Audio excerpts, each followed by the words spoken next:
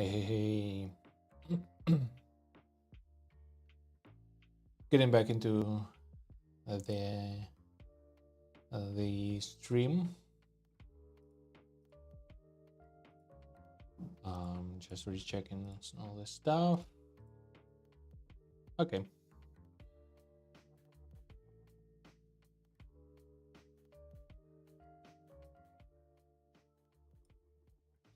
Okay.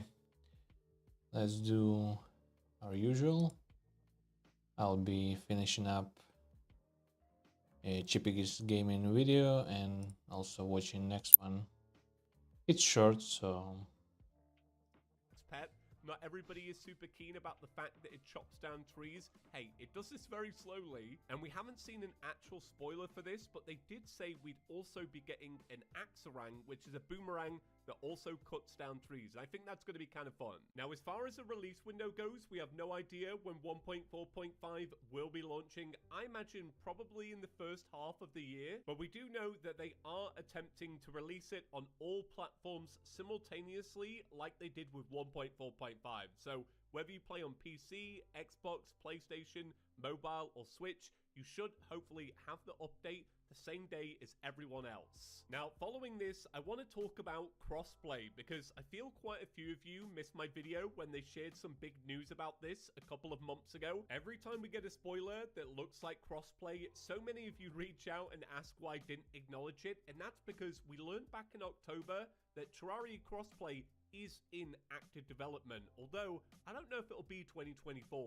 So in their last big update about the topic, they did say, please note that we do not expect crossplay to be available until a while after Terraria 1.4.5 releases and all hotfixes, etc. are complete. Crossplay will take place in 2 phases. This is only phase 1. So let's say I'm completely wrong about the release window of 1.4.5 and it comes out in January or February, which I don't believe is going to happen. That could leave a possibility where at the very end of the year, we finally get to see crossplay in Terraria. Crossplay is just one of those features where it could completely revolutionize Terraria's community because it brings players together, players that might not have had the chance to play together. It strengthens that bond, that love for the game. I hope it's a big success. Finally, there's 2 other things I'm really excited about in 2024. The first one is Starlight River. It's a mod for Terraria that I just adore, and this year I've played through what's available twice and I've fallen so deeply in love. I really hope that in 2024, we'll get to see the next chapter of this mod. Just anything. I'll take O. And this last one is complete wishful thinking, but hopefully in 2024, we'll find out if it's true. I've had a theory since the launch of 1.4.4 that Easter egg to Stardew Valley, where a portal opens up, goes both ways. I thoroughly believe that in Stardew Valley, at some point, a portal will open up to Terraria. Now, Stardew Valley is working on update 1.6, and if it does release in 2024, which I imagine it will, we will finally find out if my theory is correct. I would love it to be true so much. But that's it for today. What are you excited about in 2024? And how have you felt this year in the Terraria community has gone? There's been so much fun stuff that has happened this year. The Tree versus Axe War, Red's rise on the Terraria forums, r/plays. I got the chance to play with the developers this year. How strange was that? I even got the chance to make an official spoiler with the new Twins music track. And let's not forget, somebody built a computer inside of Terraria. It's been a great year. Right, that's about it for today. I'll see you in the next one. Hey everyone, my name is James and welcome back to Chippy Gaming. So a couple of days ago, I was having a browse through the Cutting Room Floor, which is a website that's dedicated to cataloging and archiving any unused content that can be found within game files. Now in the past, I've made a couple of videos about unobtainable items in Terraria, most notably the first fractal and the Lunatic Cultist treasure bag. But thanks to the Cutting Room Floor, I now know so much more about what never made it into Terraria, and I want to talk about that today. Now real quick, Terraria.shop's big sale ends today, and if you want to save an additional 15%, be sure to use code Chippy at checkout, or simply head to Terraria.shop/Chippy, and that code will be pre-applied. So the first thing I want to talk about is a now removed projectile that was only in the game for around a month between late June and August 2011. But what makes it special is this projectile is set to make a return a whopping 13 years later. So what you're looking at here is the original Mud Ball. Now, as stated on the cutting room floor, this was a projectile that was added in 1.0.5 and removed in 1.0.6. It's a leftover from when Mud would fall if it didn't have enough support or if it didn't have jungle or mushroom grass on it. Now, I don't remember the projectile, but I do remember when mud would fall and it was really annoying. And I just find it so interesting that they sat on this sprite for 13 years because, as we learned recently, it will be a throwable projectile in 1.4.5. So the next thing I want to talk about is the Dreadnoughtalus, or as shown in the 1.4 trailer that I created, it had an original name, Bloodnautilus. So what I didn't know until recently is that during the development of 1.4, Realogic had trouble when considering what Dreadnoughtalus was going to be. In 2021, Line 4's wrote, Dreadnoughtalus is a tricky one because it pushes the boundaries between what we consider to be a mini-boss and just an outright boss, to the extent that we had a trophy for him and a banner because we couldn't decide which one he should be yet. But yeah, once they decided it wasn't going to be an actual boss, they swapped that trophy for a banner instead. Now, on the topic of Line 4 sharing some behind the scenes info, in 2021 he wrote, back before 1.4 I did my own sprites for a baby zombie and a baby werewolf. We ended up doing a different werewolf. I'm not much of a spriter, this was just a personal fun project.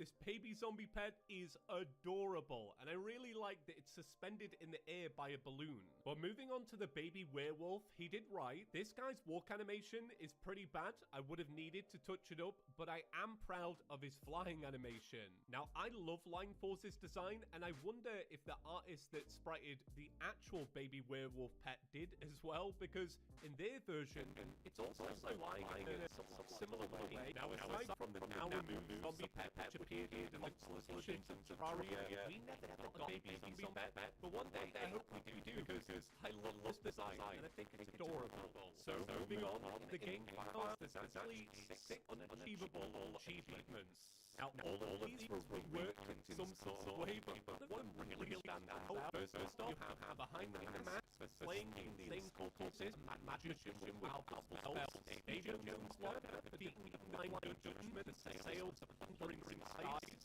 Winter Heart, defeating the Ice Queen, Wicked Witch of the Cool Knights, Pumpkin Smasher, defeating Pumpkin King, Spooked Lord, Hallows Eve, Independence Day, defeating Mothership, over the minds of the Martian Madness, and finally, I don't know how this mistaken is going really large track record, defeating Goblin Summoner, Conjurer, the Darkest Flames, one very special achievement called Hex Education. I'll leave this next one to talk about because it's interesting how Realogic interact with modders. There's some new code in the game that says all modders _ add pots to wand. And this whole thing was about pointing modders in the direction of allowing the Rubble Maker to place pots using different materials. I don't know if anybody ever made that mod, but I find it really wholesome that they just like talk to modders directly in the code. And finally, I want to talk about the Wall of Items. So there are actually 4 of these that are hidden in the game. You have the Wall of Copper Short Swords, which is actually Red's face. Wall of Boulders, which is a giant wall of boulders. Wall of Fish, which is a collection of different fish. And finally, the Wall of Stars. Now, when I first saw this, I was completely lost as to why these were added and what the context was behind them. So I reached out to one of the editors of the cutting room floor called Kirby, and they were kind enough to point me in the right direction. And it turns out the reason why these appear in Terraria's game files is not because of a hidden boss. No, it's actually just like a little joke between the developers. So back in 2019, Yorai did say on the official Terraria Discord, I just want it noted that it's a running joke for me to make a wall of something while everyone is discussing important topics and then splat it into dev chat. A year later, Yorai wrote, well no, but the boulder wall is approaching from the west. Just had some code on hand that could serve as a nice easy joke. Nope, that's running in-game. 20,000 boulders drawn in a small area. Better than the ceiling of broken copper short swords. Now that's everything I wanted to talk about today, but if you do want to learn more about unused content in Terraria, I'll leave a link to the cutting room floor down below. But that's it, thank you so much for watching, and I'll see you in the next. Alright, there was Chippy Gaming. Definitely visit his channel. If you like Terraria, it's mostly full of quick, short, to the point videos about Terraria, its updates, its mods, stuff like that. Everything about Terraria. I mean, the dude really loves the game. So yeah, be sure to check it out. Okay, let me switch to study and let me yeah, check on my stream.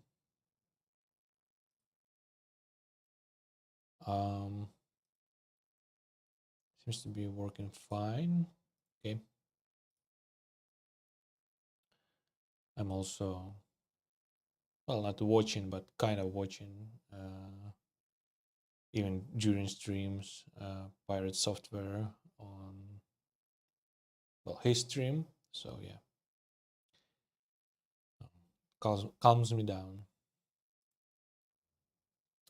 Anyway, let's get back to it.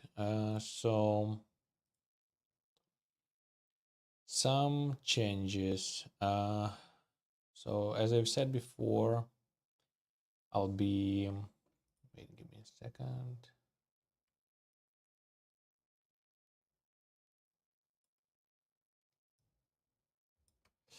I'll be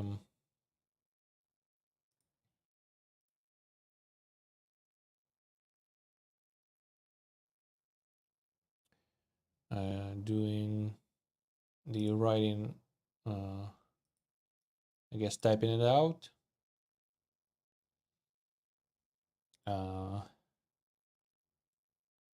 Because it's usually better for me still not to copy or anything, but just type it out, just to get a grasp on it. When I spell it out while I write it out, then it's I don't know, settles in better. So yeah. So what I'm going to do is basically copy maybe like some long stuff which is informational, but write down or type down anything like really important. So something like that. Now I've done some stuff with 1.9, but still, let's just get through it on stream once again. All right, so 1.9, introduction to literals and operators. So, oh yeah, I should. So literals. Consider the following two statements. Oh wait, let me mute. Oh no, add the music back. Like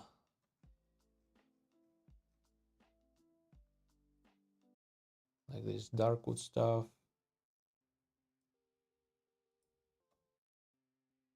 Mute, not mute, but drop some levels down.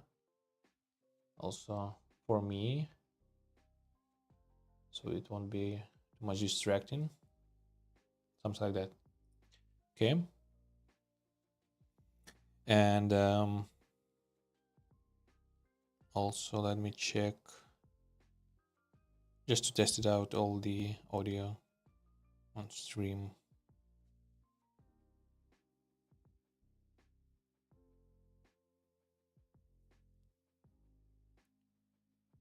Okay, 111 test to test. Okay, 111 test to test.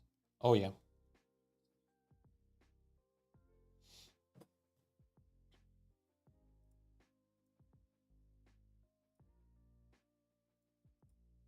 All right. So consider the following two statements: character output, then insertion operator, hello world, and then x and initialized with 5. Variable x initialized with value 5 of integer type, of course. So what are hello world and 5? They are literals. So a literal, also known as a literal constant, is a fixed value that has been inserted directly into the source code.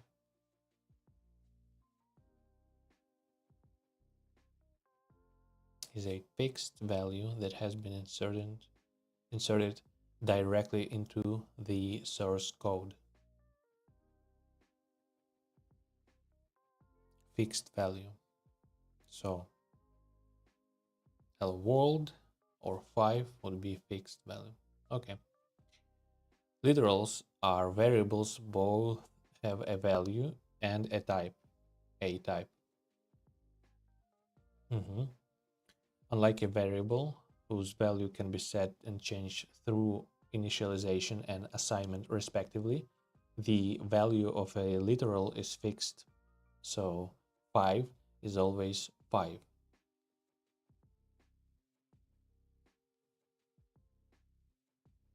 So this is why literals are called constants.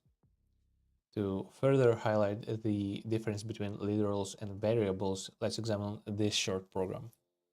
So main, then character output, and just 5, then end line. So print the value of a literal, which is 5 in itself, and then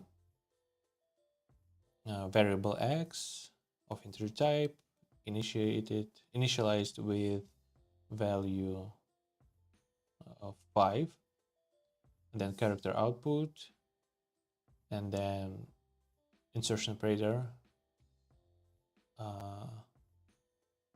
of variable x and end line, and this will print the value of a variable, okay, and return 0. So on line 5, which is okay, we're printing the value 5 to the console. So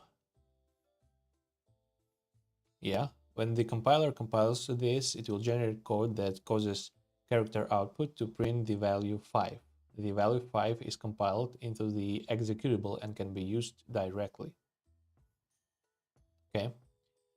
On line 7, we're creating a variable named x and initializing it with value 5. Yeah. The compiler will generate code that copies the literal value 5 into whatever memory location is given to x. Okay. So on line 8, when we print x, the compiler will generate code that causes std character output to print the value at the memory location of x, which has value 5. Okay. Thus, both output statements do the same thing, print the value 5, but in the case of the literal, the value 5 can be printed directly. In the case of the variable, the value 5 must be fetched from the memory the variable represents. Okay. This also explains why a literal is constant while a variable can be changed. A literal's value is placed directly in the executable, and the executable itself can be changed after it is created. A variable's value is placed in memory, and the value of memory can be changed while the executable is running. Okay. Yeah, okay. Key insight. Literals are values that are inserted directly into the source code. These values usually appear directly in the executable code unless they are optimized out. Okay. Objects and variables represent memory locations that hold values. These values can be fetched on demand. All right.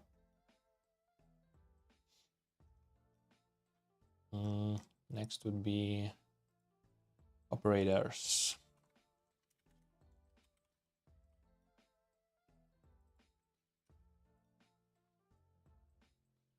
What? Oh, okay. So in mathematics, an operation is a process involving a zero or more input values called operands that produces a new value called output value. The specific operation to be performed is denoted by a symbol called an operator.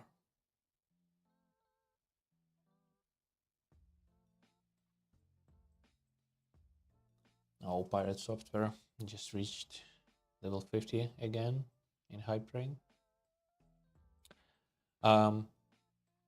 Yeah, is denoted by a symbol called an operator. For example, as children, we all learned that 2 plus 3 equals 5. In this case, the literals 2 and 3 are the operands, and the symbol plus is the operator that tells us to apply mathematical addition on the operands to produce the new value 5. In C++, operations work as you'd expect. For example,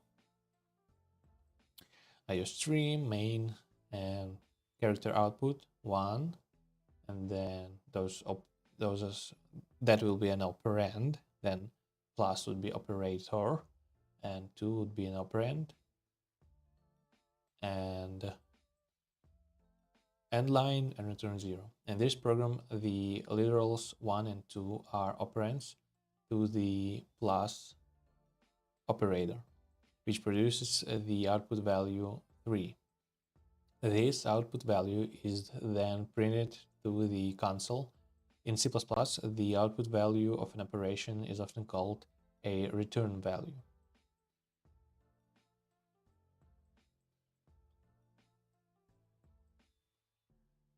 The output value of an operation is often called a return value.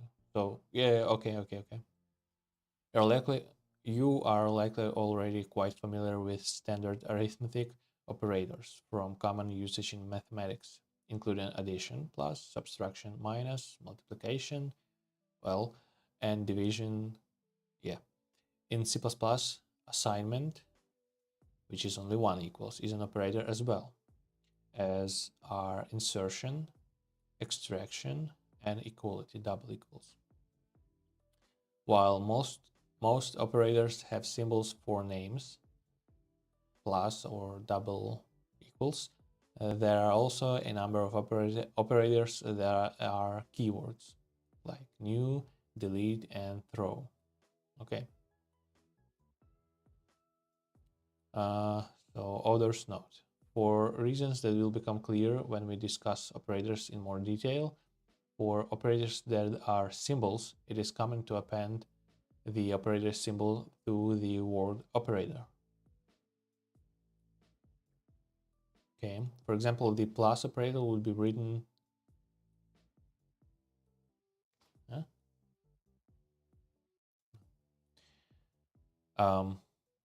for example, the plus operator would be written operator plus, and the extraction operator would be written operator double more than. Okay. The number of operands that an operator takes as an input is called the operator's arity. For people known what this word means, so few people know what this word means. So don't drop it in a conversation and expect anybody to have any idea what you're talking about. Operators in C++ come in 4 different arities. Unary, so operator acts on one operand, an example of a unary operator is the minus operator. For example, given -5, so or operator minus takes literal operand 5. Hey Kate, hey. Hey Kate, welcome. It's still just boring stuff, just learning stuff. So yeah, the games would be much later. Yeah. So yeah, but still, thank you for visiting. Hi.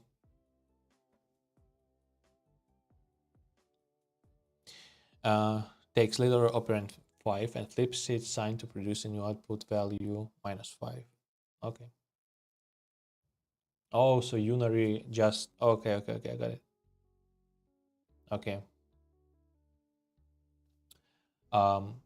Then binary operators act on two operands, often called left and right. As the left operand appears on the left side of the operator and the right operand appears on the right side of the operator. An example of a binary operator is the plus operator. For example, given 3 plus 4, operator plus takes only the left operand 3 and the right operand 4 and applies mathematical addition to produce a new output value 7. Yep. The insertion and extraction operators are binary operators, taking character output and character input on the left side and the value to output or variable. Oh no, and the value to output or variable to input to on the right side. Yeah. Ternary operators act on 3 operands. There is only one of these in C++, the conditional operator. We'll cover that later, okay? Nullary operators act on 0 operands. There is only one of these in C++, the throw operator, which we'll also cover later, okay? Note that some operators have more than one meaning depending on how they are used. For example, operator minus has 2 contexts. It can be used in unary form to invert a number's sign to convert 5 to -5 or vice versa. Or it can be used in binary form to do subtraction. So 4 minus 3. Yeah. Okay. Some stuff to write down, definitely. Okay. Oh, no. Not the... Okay. In mathematics, an operation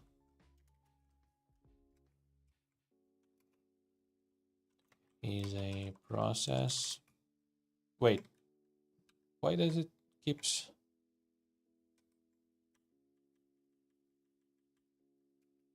Okay, is a process involving 0 or more input values. Those are called operands.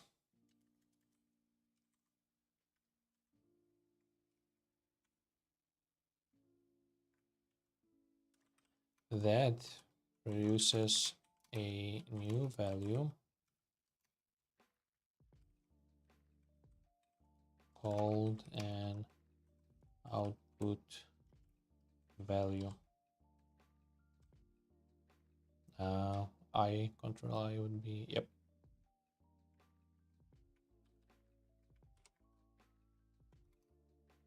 The specific operation to be performed is denoted by a symbol called an operator.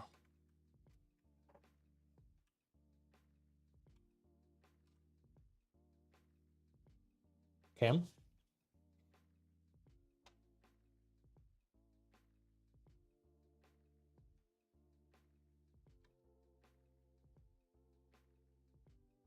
So I'll get this example.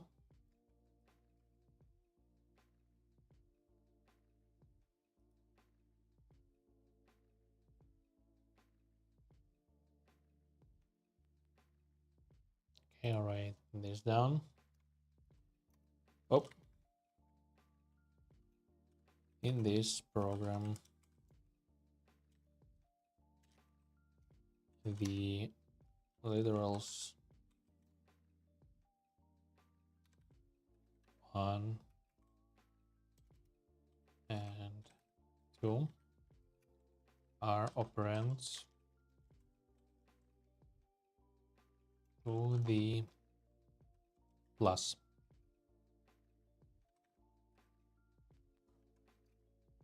Operator, which produces the output value 3.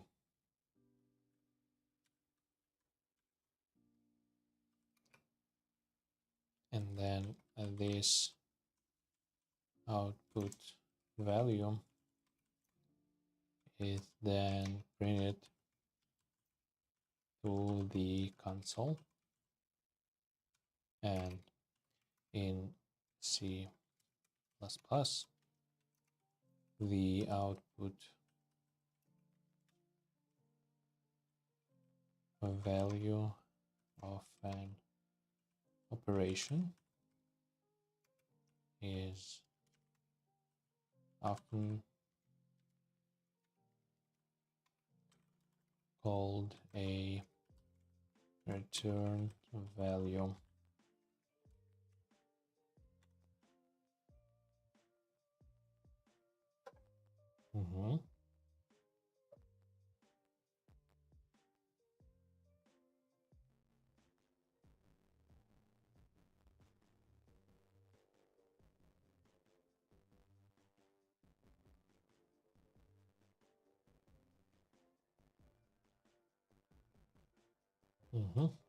Right. Next stuff also.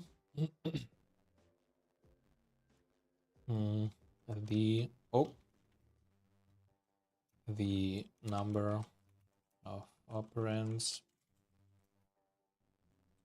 that an operator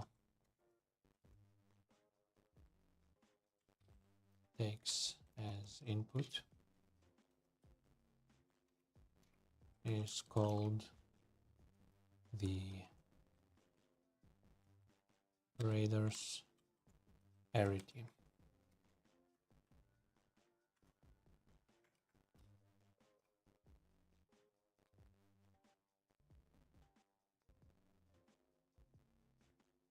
Okay, and operators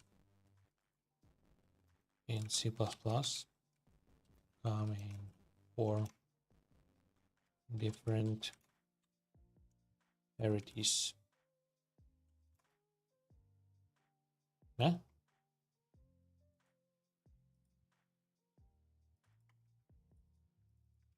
No, reading correctly. Oh, you can, okay, just ignore that.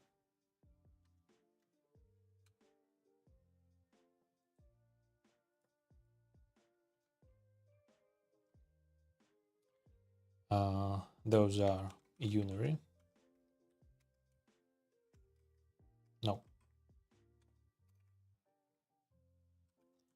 Operators act on one operand. An example of a unary operator is the minus operator.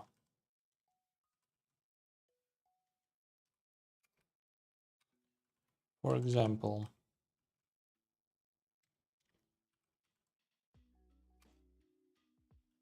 given -5,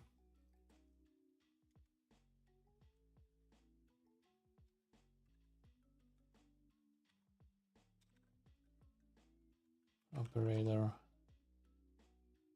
minus takes literal operand 5 and flips its sign to produce new output value -5.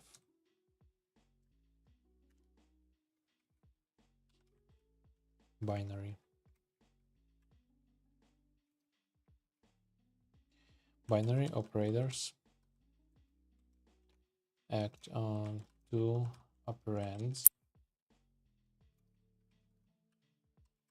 often called left and right.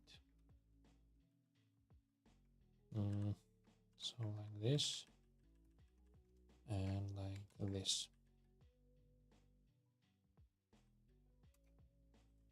As the left operand appears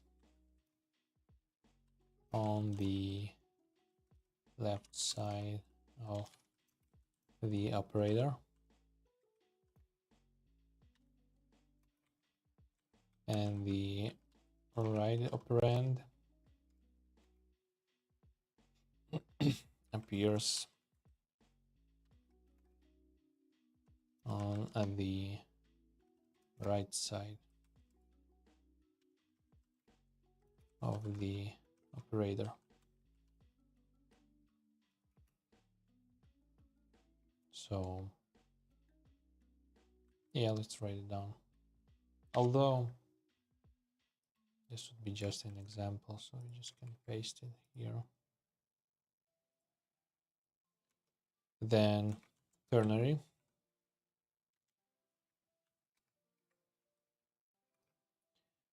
Ternary operators,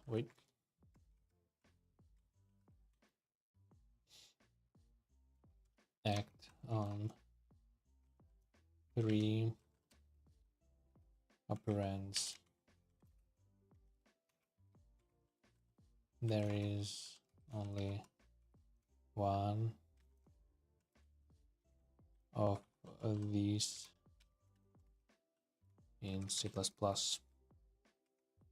That is the conditional operator and nullary.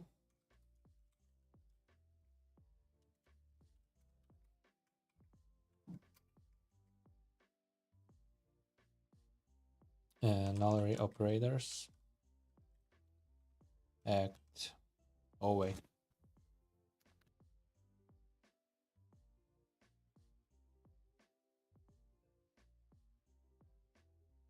oh, I had to sneeze. Act on 0 operands.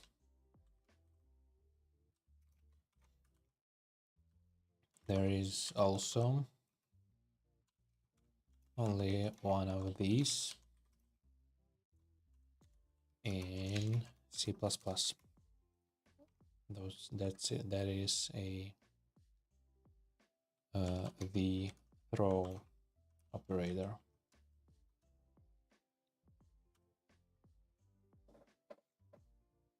And this one we just can copy. Okay.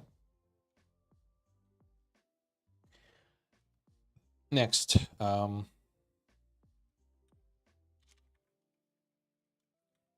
chaining operators.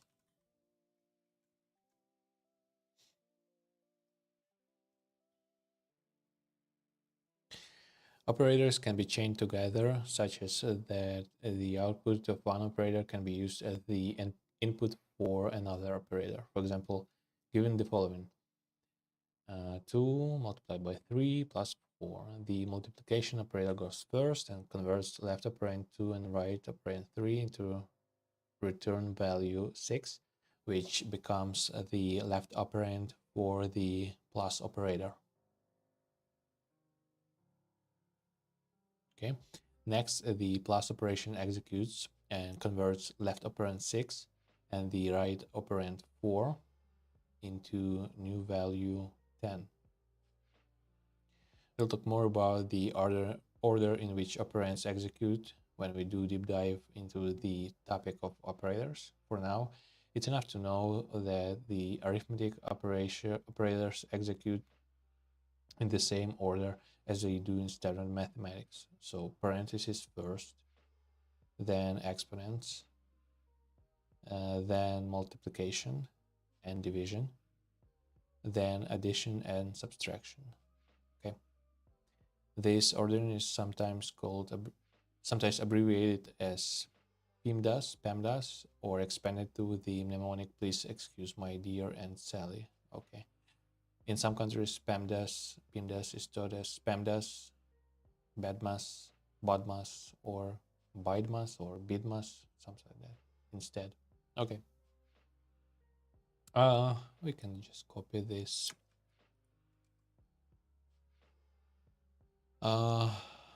Then next one. Return values and side effects.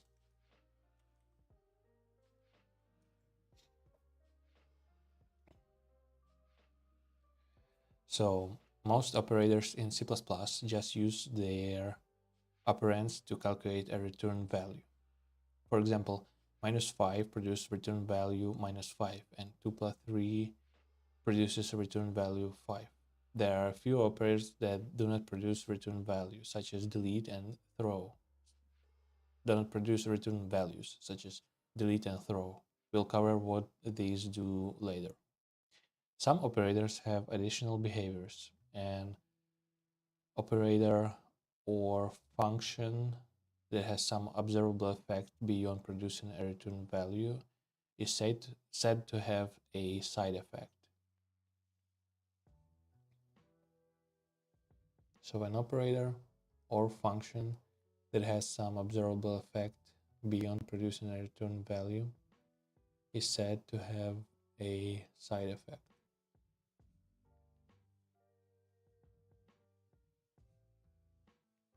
For example, when 5 is assigned to x is evaluated, the assignment operator has the side effect of assigning the value 5 to variable x. The changed value of x is observable by printing the value of x, even after the operator has finished executing. So, character output insertion operator 5 has the side effect of printing 5 to the console. We can observe the fact that 5 has been printed to the console even after character output 5 has finished executing. Operators with side effects are usually called for the behavior of the side effects rather than for the return value. Okay, again, operators with side effects are usually called for the behavior of the side effect rather than for the return value. Oh, okay. If any, those operators produce.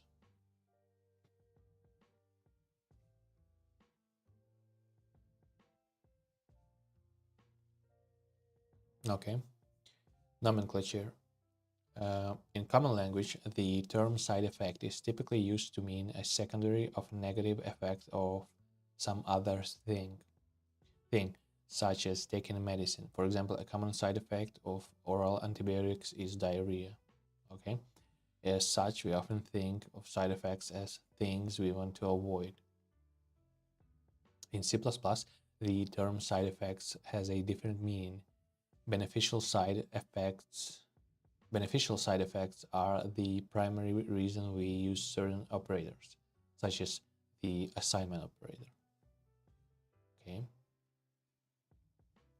For advanced readers, for the operators that we call primarily for their return values, operator plus or operator multiply, it's usually obvious what their return values will be, the sum of product of the operands.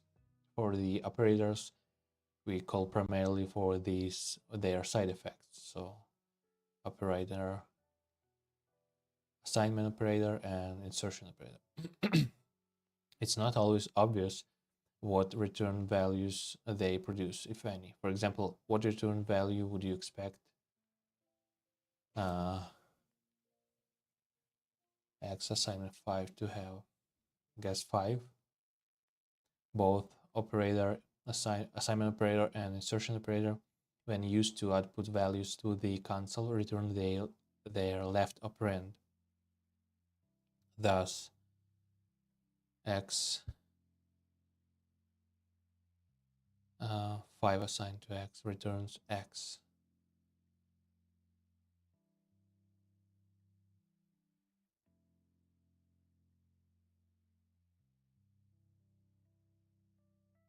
And character output, insertion per 5 returns character output. This is done so that these operators can be chained. For example, X assignment operator, Y assignment operator 5 evaluates as X, then parentheses Y assignment operator 5. First, Y assigns, Y assignment operator 5 assigns 5 to Y. This operation then returns Y, which can then be assigned to X. Okay, so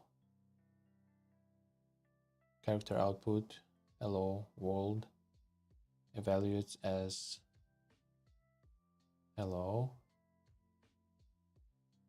as std, as character output, and then insertion per hello, and then from there insertion per of world. This first prints hello to the console. This operation returns character output, which can then be used to print world to the console as well. Okay, well, kind of, but it's advanced, so okay.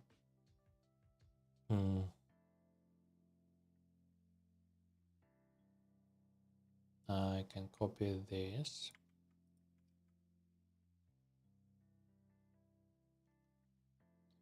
And I'll write down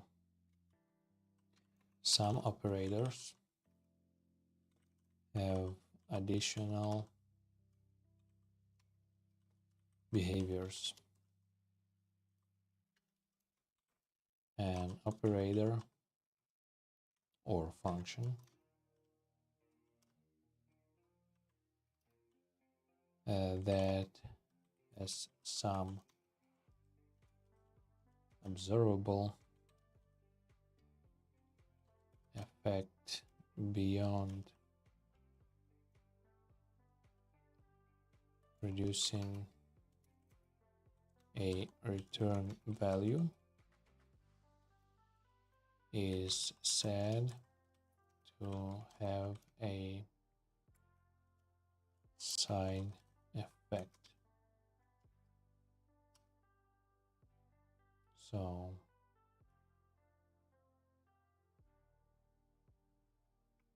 and then copy this like this. All right. Quiz time. For each of the following, indicate what output they produce. So character output 3 plus 4 will just show 7. for 3 plus 4 and minus 5. This will just show 2. Yeah. And this will show 14. Yeah, because multiplication goes before addition, so 3 goes first, producing the result 12. 12 plus 12, 2 plus 12 is 14. Okay, extra credit.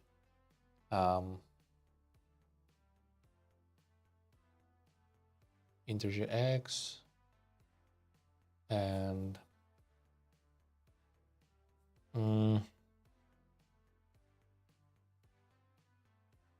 initialized with 2, but then x with assignment operator of 5 in parentheses.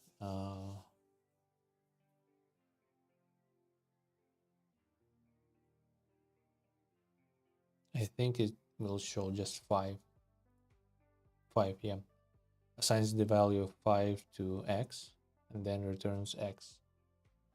The value of x, now 5, is then printed to the console. Okay. Great. Okay, next lesson. These will be expressions.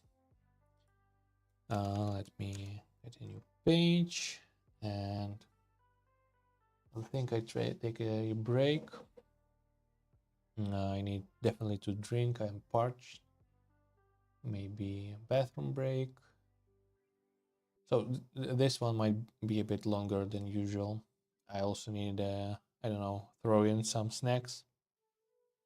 Because, I mean, I've eaten, but not,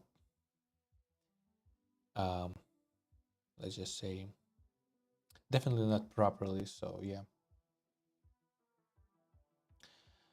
So I will switch you to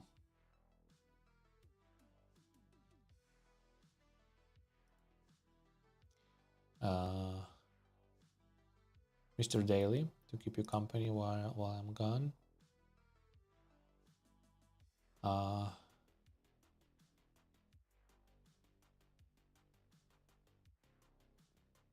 mean, I hoped I could show someone else's stream, like Pirate Softwares, but yeah, I know that's like leeching or something, but it's just more fun for you to be watching him while I'm gone.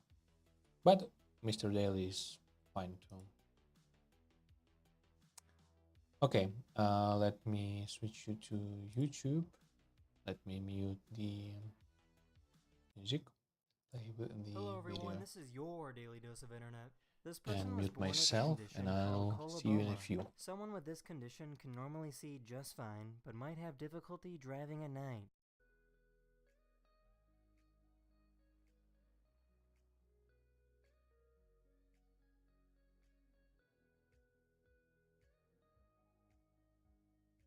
This customer was being rude to this cashier, and the cashier wasn't having it. 567.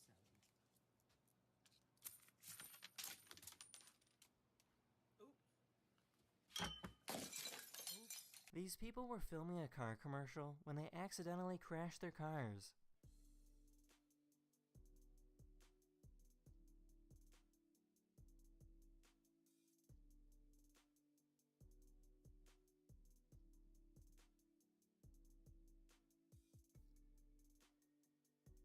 What do you think these turkeys are talking about?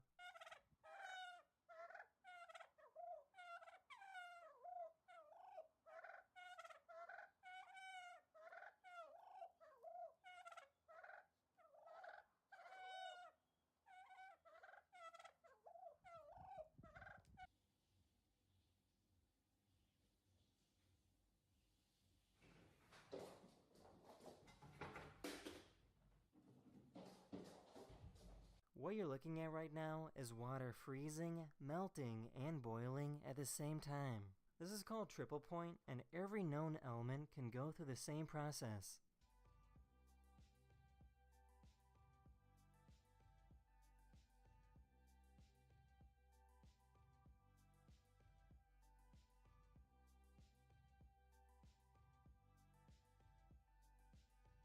This is what it's like to go paragliding off the coast of Morocco.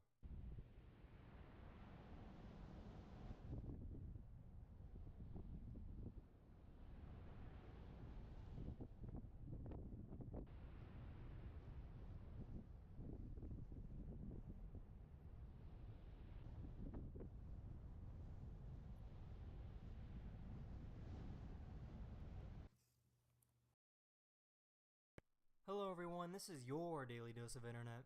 There's a type of cream you can put on your body that matches your skin color and hides your tattoos.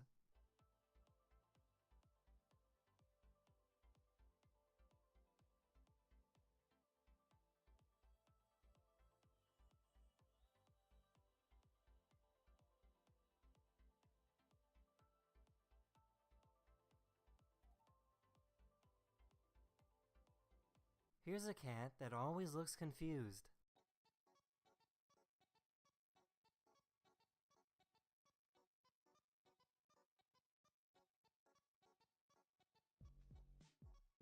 Using deepfake computer technology, this person had the opportunity to interview various celebrities at the same time.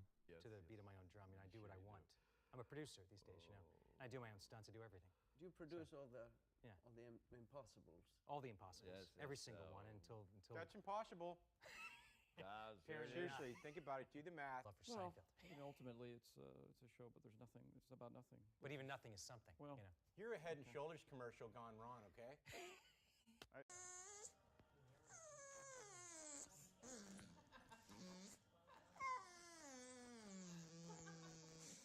What else? Sneezed on me. This is what a beach in Pakistan looks like.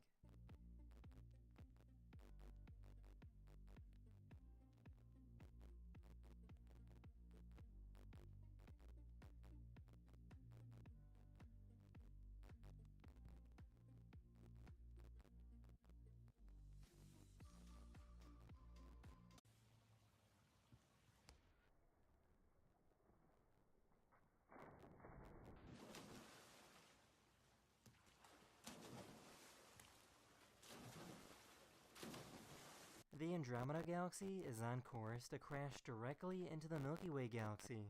The collision of the two galaxies is expected to happen in about 4 billion years.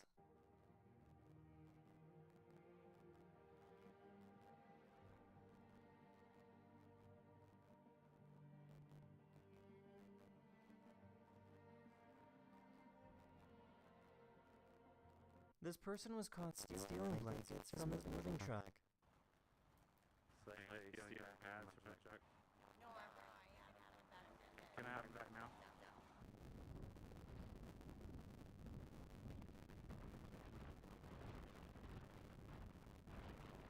Here's a really good boy that loves to get pet.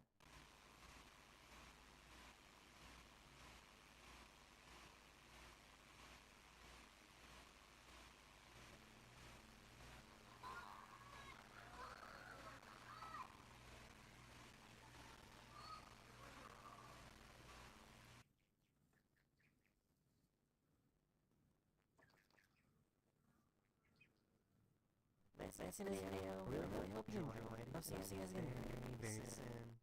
Later.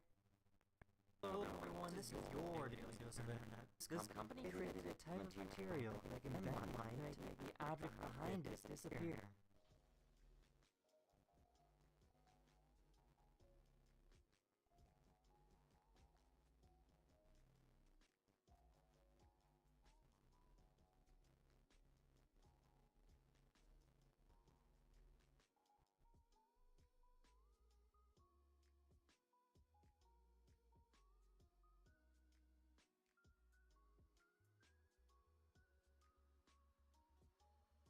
This hunting dog was searching for prey when it accidentally bumped into a pack of wolves. The wolves didn't attack the dog and were just a little curious.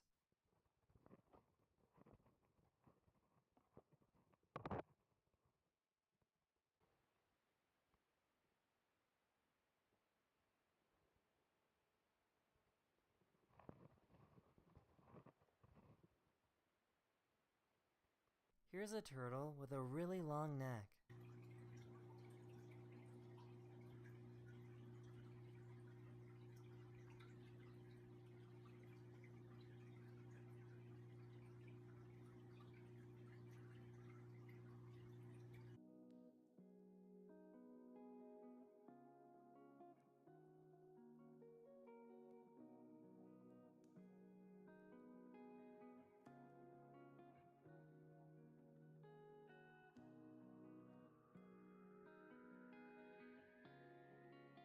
This artist has the incredible ability of creating two portraits at the same time. One portrait is made with her left hand and the other is made with her right.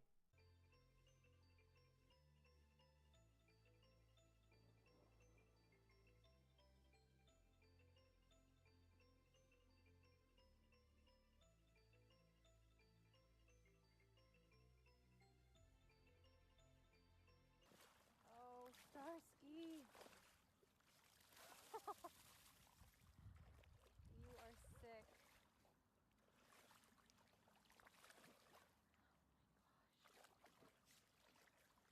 Starsky. Here's some beautiful footage of a helicopter coming to refuel while also carrying some heavy cargo.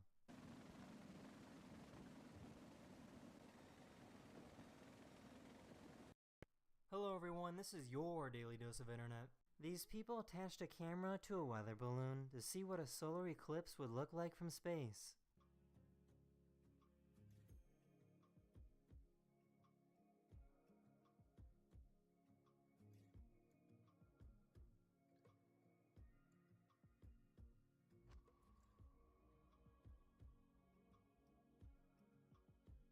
Yeah, you guys too. Have a good night.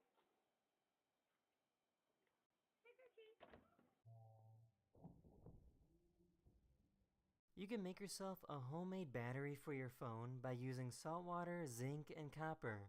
It might take longer than using your power cord, but it could be a fun science experiment.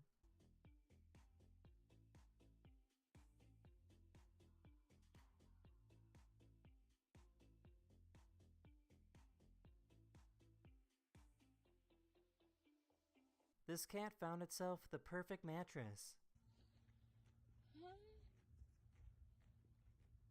Oh, she's like the best bed ever. She's a great big wool blanket. Look at that. Look at you.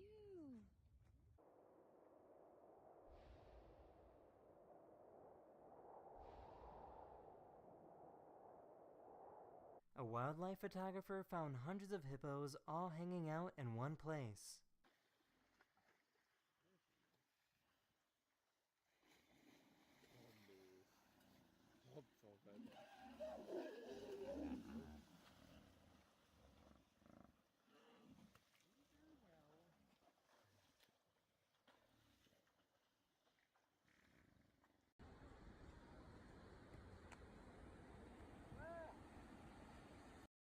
Hello everyone, this is your Daily Dose of Internet.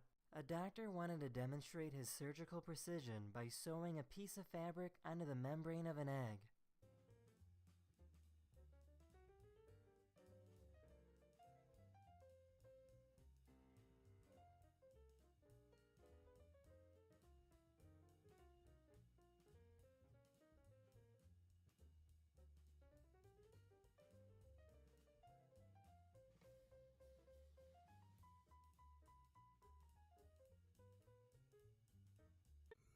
Here he comes.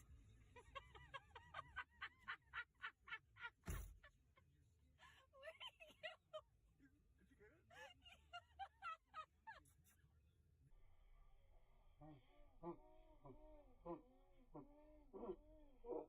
This person created a plastic cup that expands when exposed to hot liquids. The plastic can expand to create specific designs on the cup.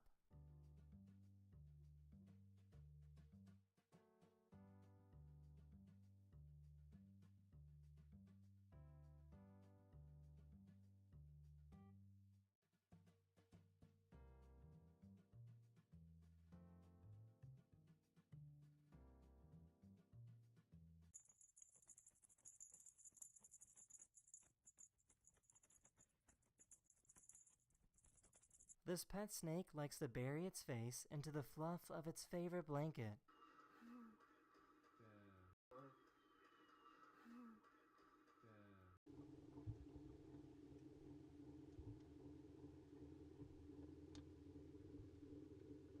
This artist makes tattoos that glow when exposed to ultraviolet light.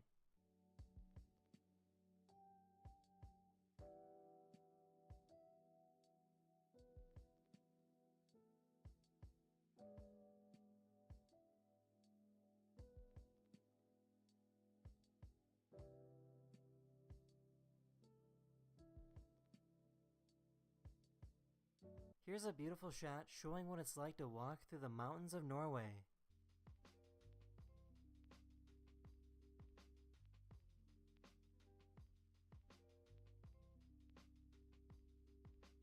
In the spirit of Halloween, here's a spooky jellyfish that looks like a ghost. The red sphere you see is an isopod that wanted to go for a ride. What is that? That is so cool. This is their ghost coming. What are we looking at? The ghost of Picnic Past. It's got to be a jelly. What? How big is this? Is it? Let me paint it with a laser.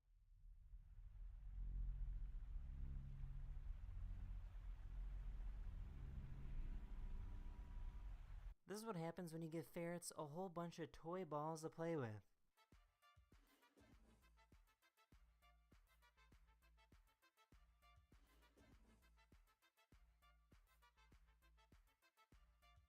That's in this video. Hopefully I was able to make your day just a little better, and I'll see you guys again very, very soon. Later. Hello everyone, this is your Daily Dose of Internet. These people were diving off the coast of Norway when they discovered a giant egg sac. The sac belongs to a squid, and the sac contains thousands of individual baby squid.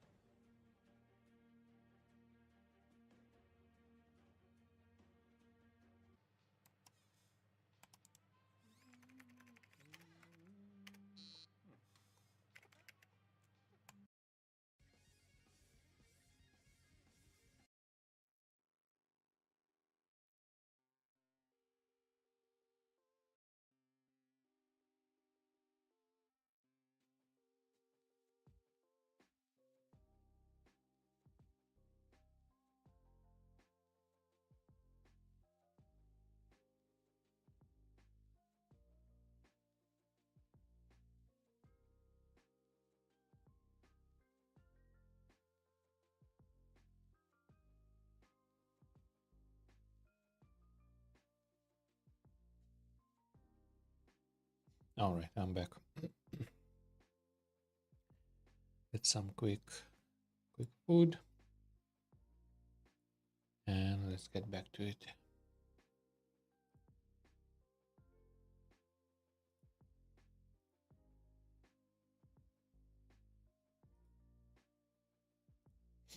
All right, so yeah, introduction to expressions. There's going to be this.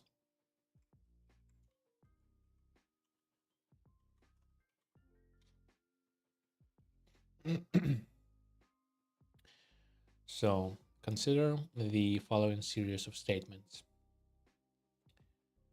5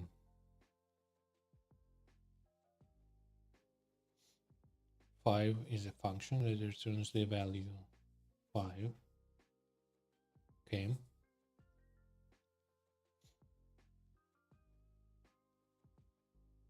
Then int main, and then variable a that's initialize variable a with literal value 2. Okay. Then we have variable b and 2 plus 3 that will be initialized variable b with computed value 5. Okay, and then we have parentheses, and then 3 plus 4.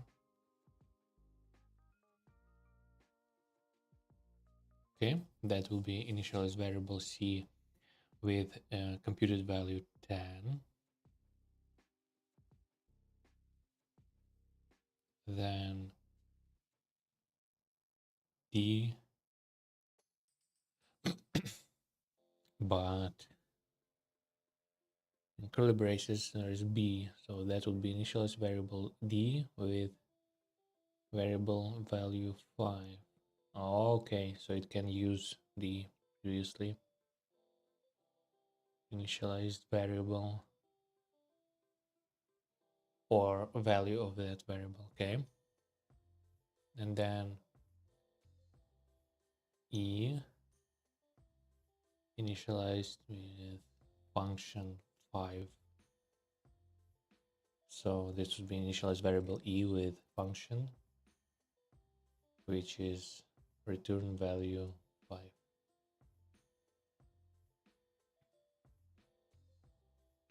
Okay, so each of these statements defines a new variable and initializes it with a value.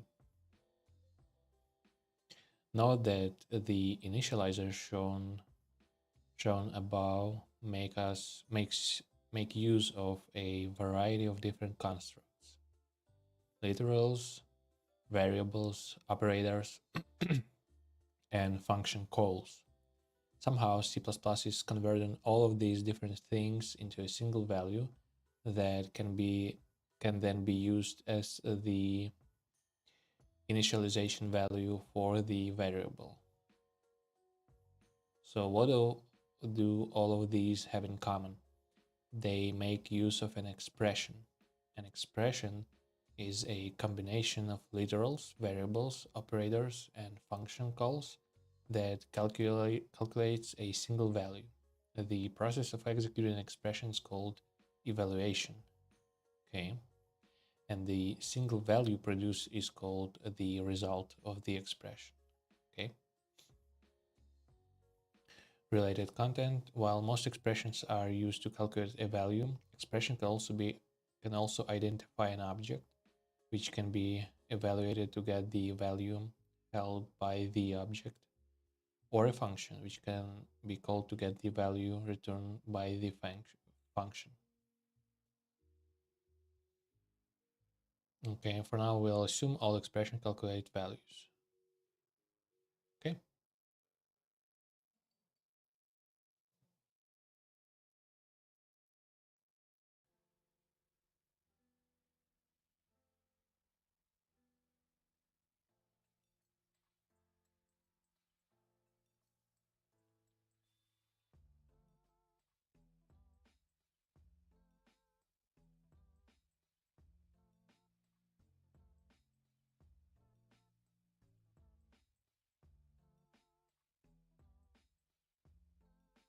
Okay.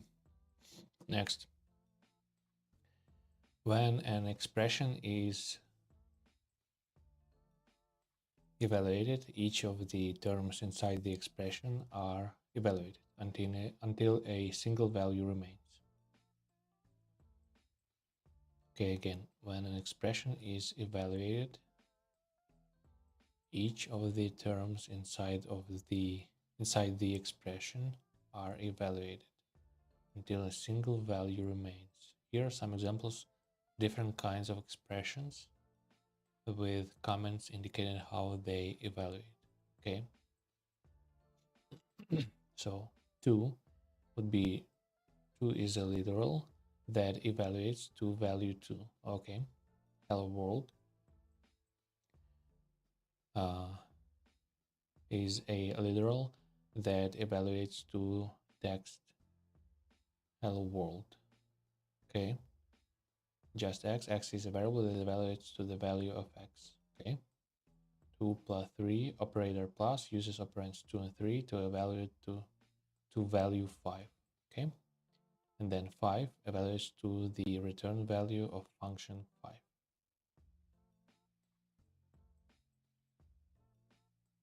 Okay. As you can see, literals evaluate to their own values. Variables evaluate to the value of the variables.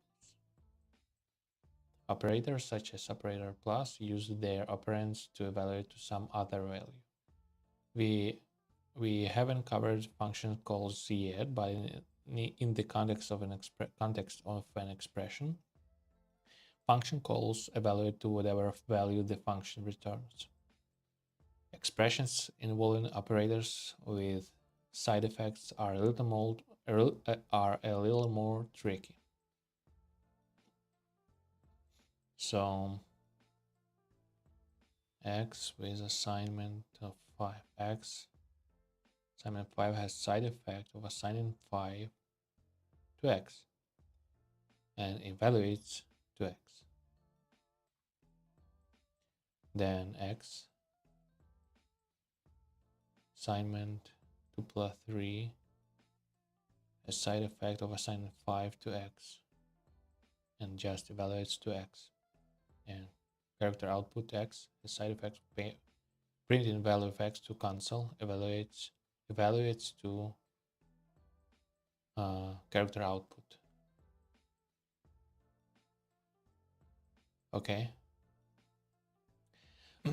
A note that expressions do not end in semicolon and cannot be compiled by themselves.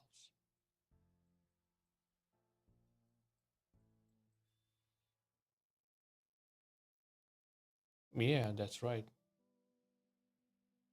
For example, if you were trying to try compiling the expression x assignment operator 5, your compiler would complain probably about missing semicolon, or other expressions are always evaluated as part of statements. For example, take this statement. Integer x and initialized with operands 2, 3 and plus operator. 2 plus 3 is an expression that has no semicolon. The semicolon is at the end of this statement containing the expression. If you were to break this statement down into its syntax, it would look like this. Type, identifier, expression. Okay. Type could be any valid type, which we chose integer. Identifier could be any valid name, we chose x. An expression could be any valid expression. We chose 2 plus 3, which uses 2 literals and an operator. Okay, key insight. Wherever you can use a single value in C++, you can use a value producing expression instead, and the expression will be evaluated to produce a single value. Okay.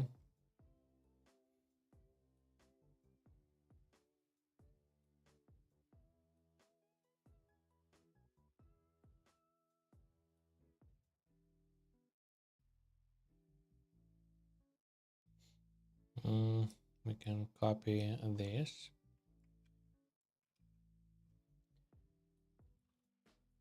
And I'll write down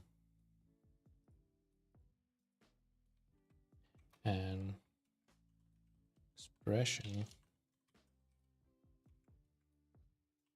is a combination of literals, variables, operators,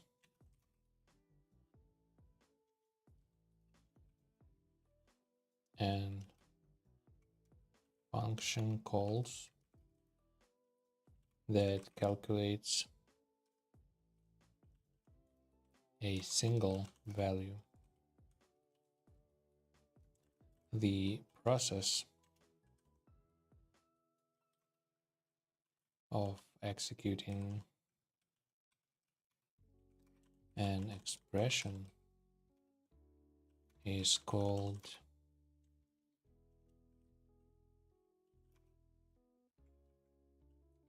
evaluation.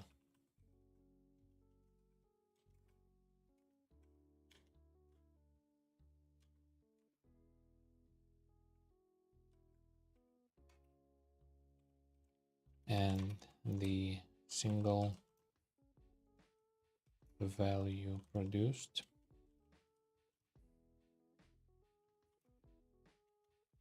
is called the result.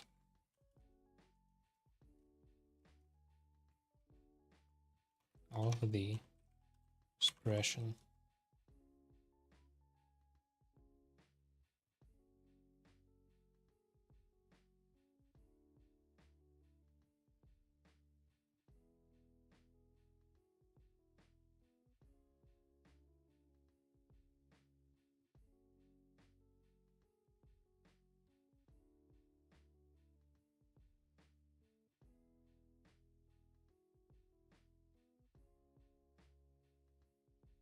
in the process called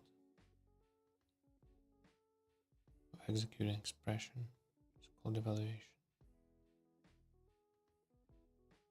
Okay. Now give me a second. No.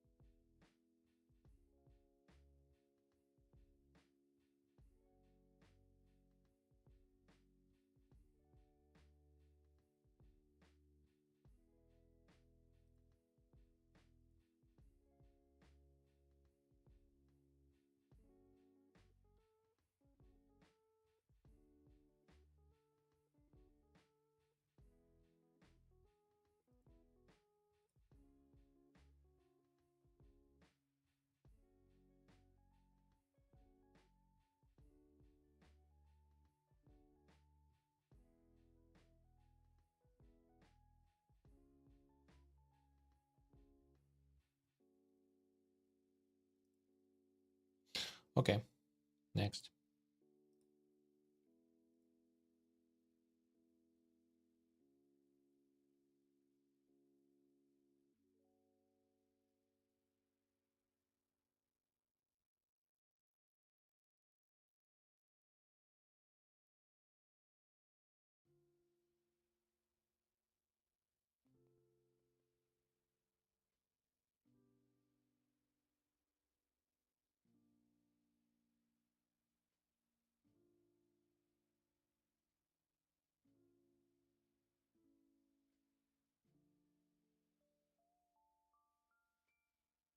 Wherever you can use a single value in C++, you can use a value producing expression instead, and the expression will be evaluated to produce a single value. Okay.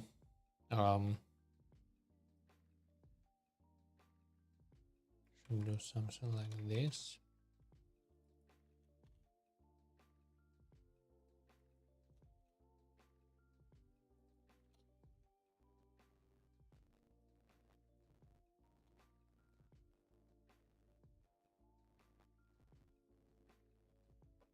Okay, next. Expression statements.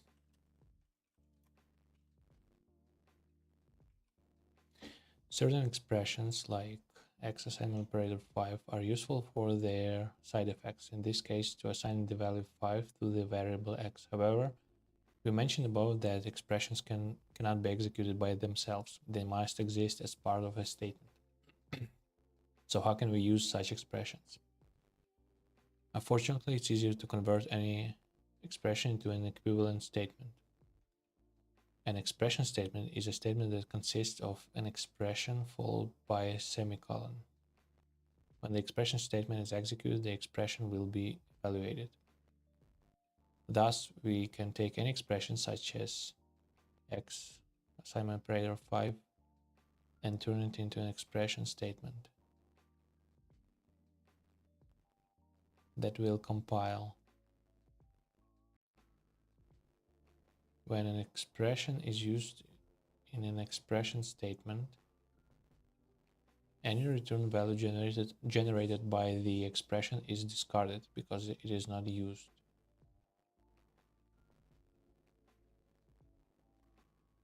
Okay, kind of get it, but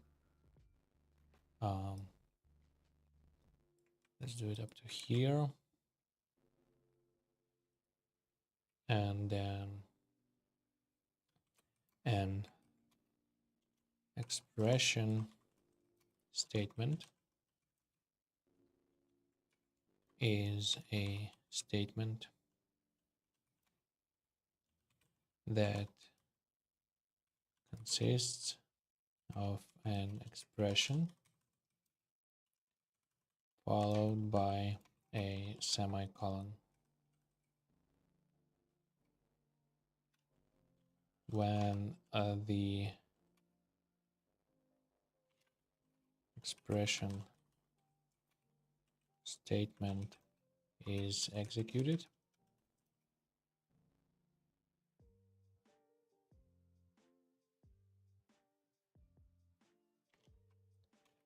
The expression will be evaluated.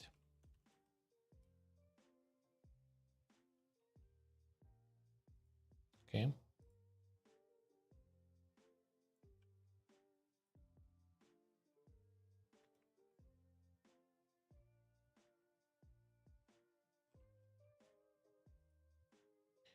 Next would be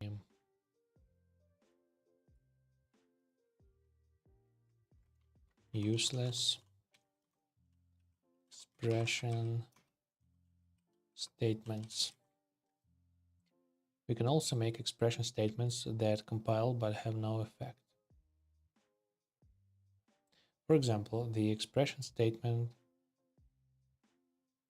2 multiplied by 3 semicolon in parentheses is an expression statement whose expression evaluates to the result value of 6, which is then discarded. While syntactically valid, such expression statements are useless. Some compilers, such as GCC and Clang, will produce warnings if they can detect that an expression statement is useless.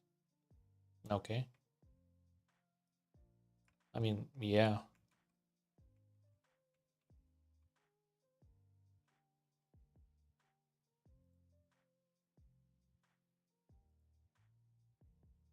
Next would be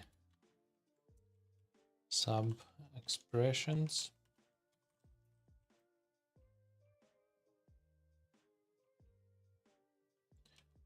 Full expressions and common expressions.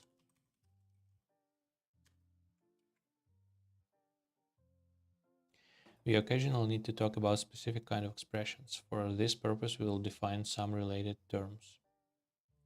Consider the following expressions. 2. 2 is a literal that evaluates to value 2. Okay. 2 plus 3. Plus 3 uses operator plus to evaluate to value 5. Okay. X assignment operator 4 plus 5. 4 plus 5 evaluates to value 9, which is then assigned to variable x. Okay. Simplifying a bit, a sub-expression is an expression used as an operand.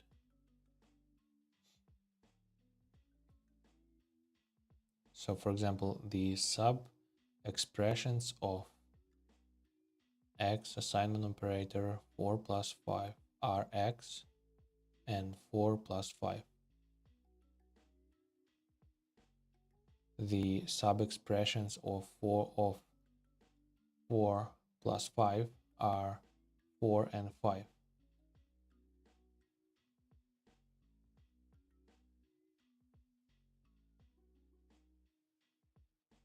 A full expression is an expression that is not a sub-expression. All three expressions above, 2 plus 3, and x, assignment 4 plus 5 are full expressions. In casual language, a compound expression is an expression that contains 2 or more uses of operators. So assignment operator and addition or plus operator is a compound expression because it contains 2 uses of operator assignment and plus operator. 2 and 2 plus 3 are not compound expressions. Okay.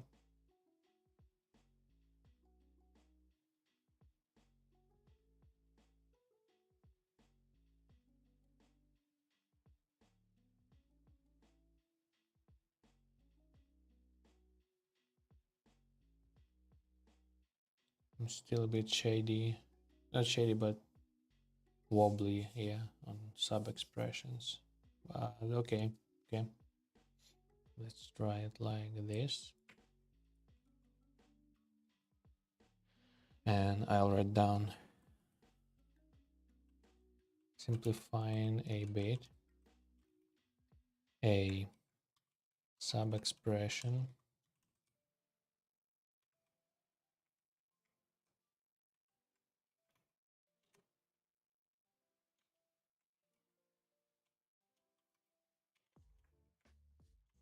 is an expression used as an operand.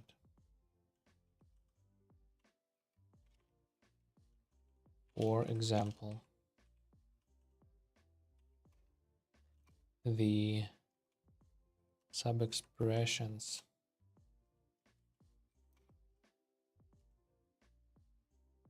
of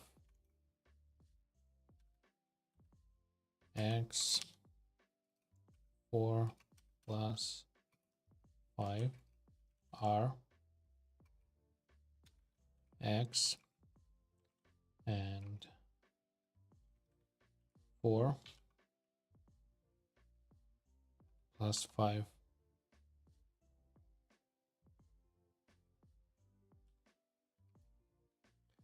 The sub-expressions of 4 plus 5 are 4 and 5.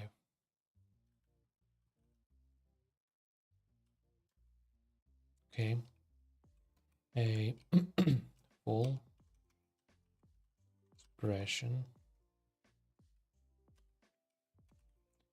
is an expression that is not a sub-expression.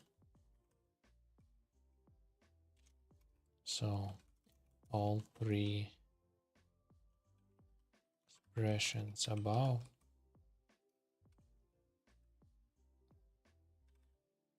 like 2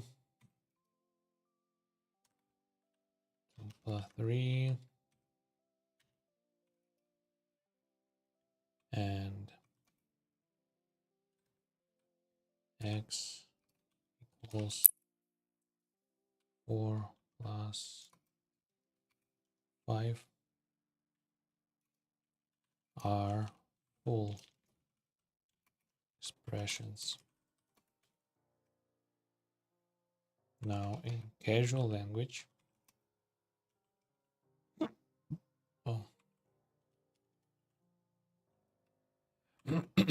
a compound expression is an expression that contains two or more uses of operators. So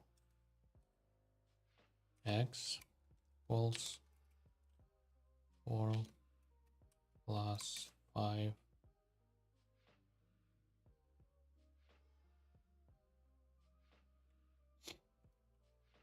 is a compound expression because it contains two uses of operators. So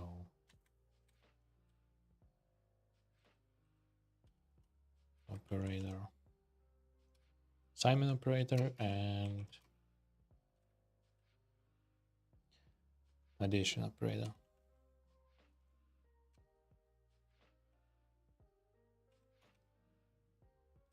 Now 2 and 2 plus 3 are not compound expressions.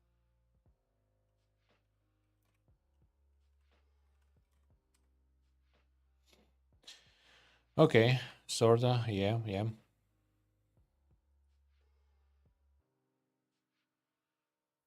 Okay, question. What is the difference between a statement and an expression?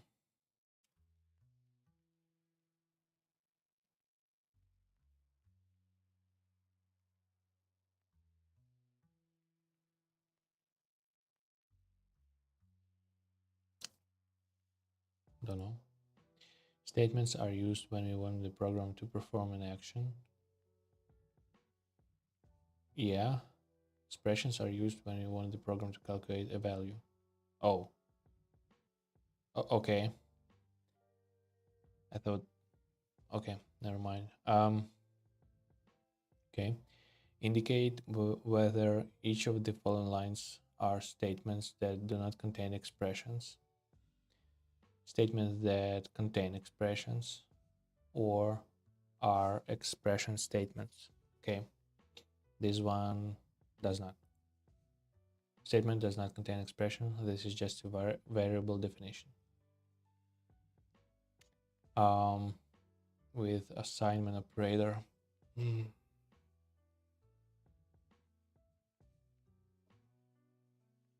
That would be probably that tricky one.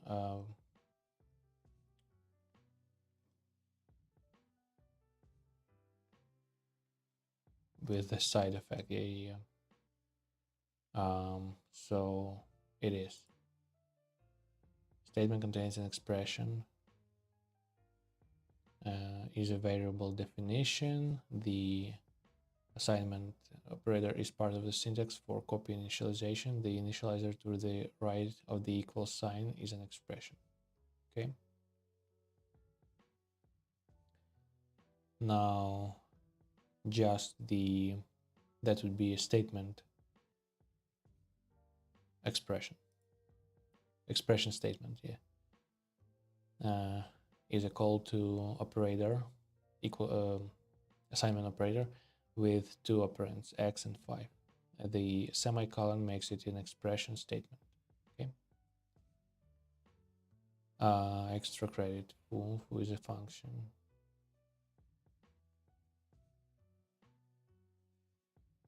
I mean, it's neither expression neither expression statement.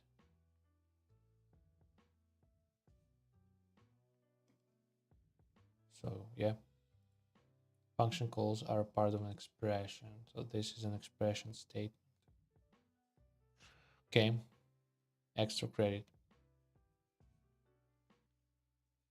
Hint. Okay, character output. Hint operator is a binary operator.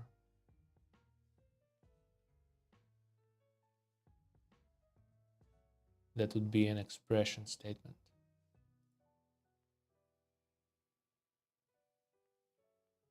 So insertion operator is a binary operator, so character output must be the left-hand operand and the x must be the right-hand operand. Since that's the entire statement, this must be an expression statement. Okay. And determine what values the following program outputs. Do not compile this program, just walk through it line by line in your head. Okay. Okay, so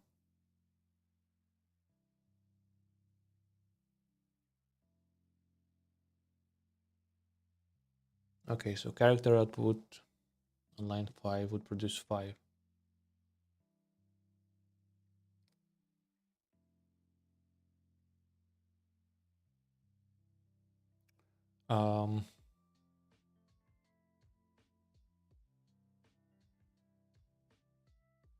Y is variable x initialized with this 6 and y initialized with x minus 2.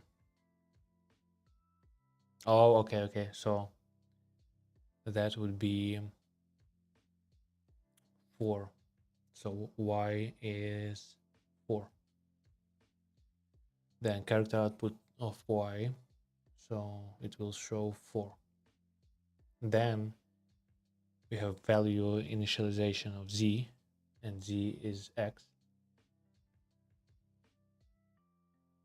the assignment operator of x. So 6 is assigned to z, and then 0. Okay. So it will show 5,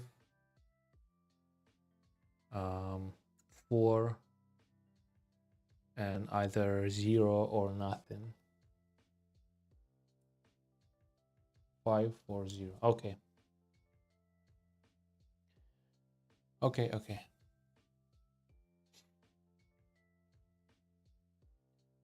Yeah, we got through this one also.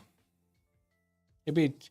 I mean, the trickiest part, I think, at least for me, is the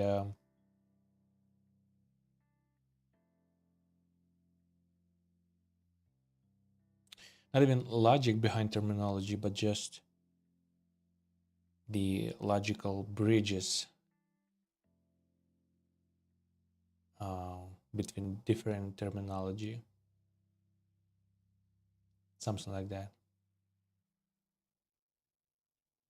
Which is still important because, yeah. Wait, did I sub expressions? Yeah, I wrote down some stuff. Okay.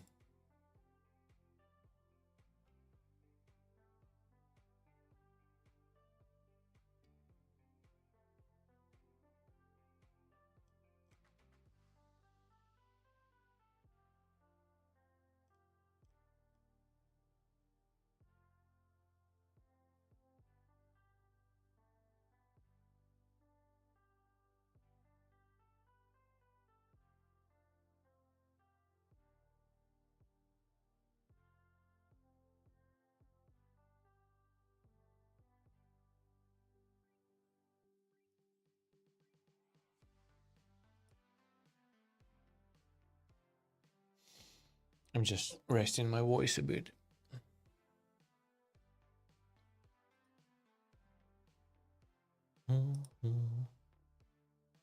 Man, it's chaos at Pirates Stream.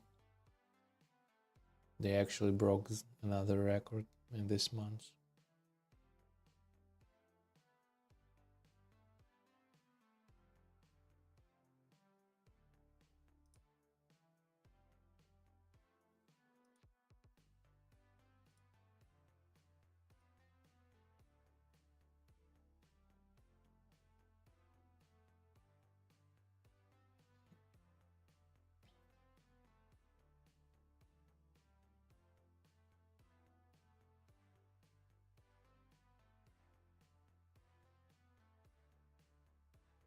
Okay, I'm still parched. I need to drink some water and maybe take a remedy. Okay, this will be quick, so I won't put you on it. No. Won't leave you with Mr. Daly, just with my chair.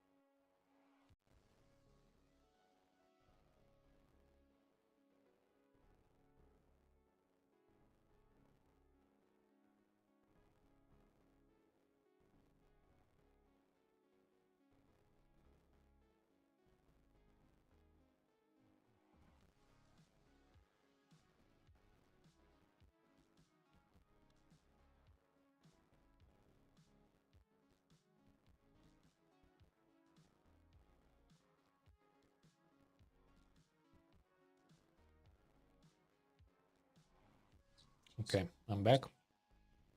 But I'll switch to... Oh, wait. To YouTube. Just for the time being.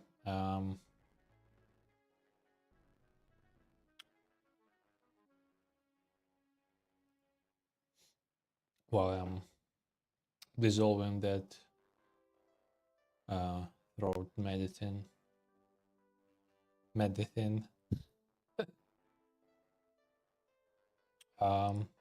Let's watch some more cheapy gaming. Terraria is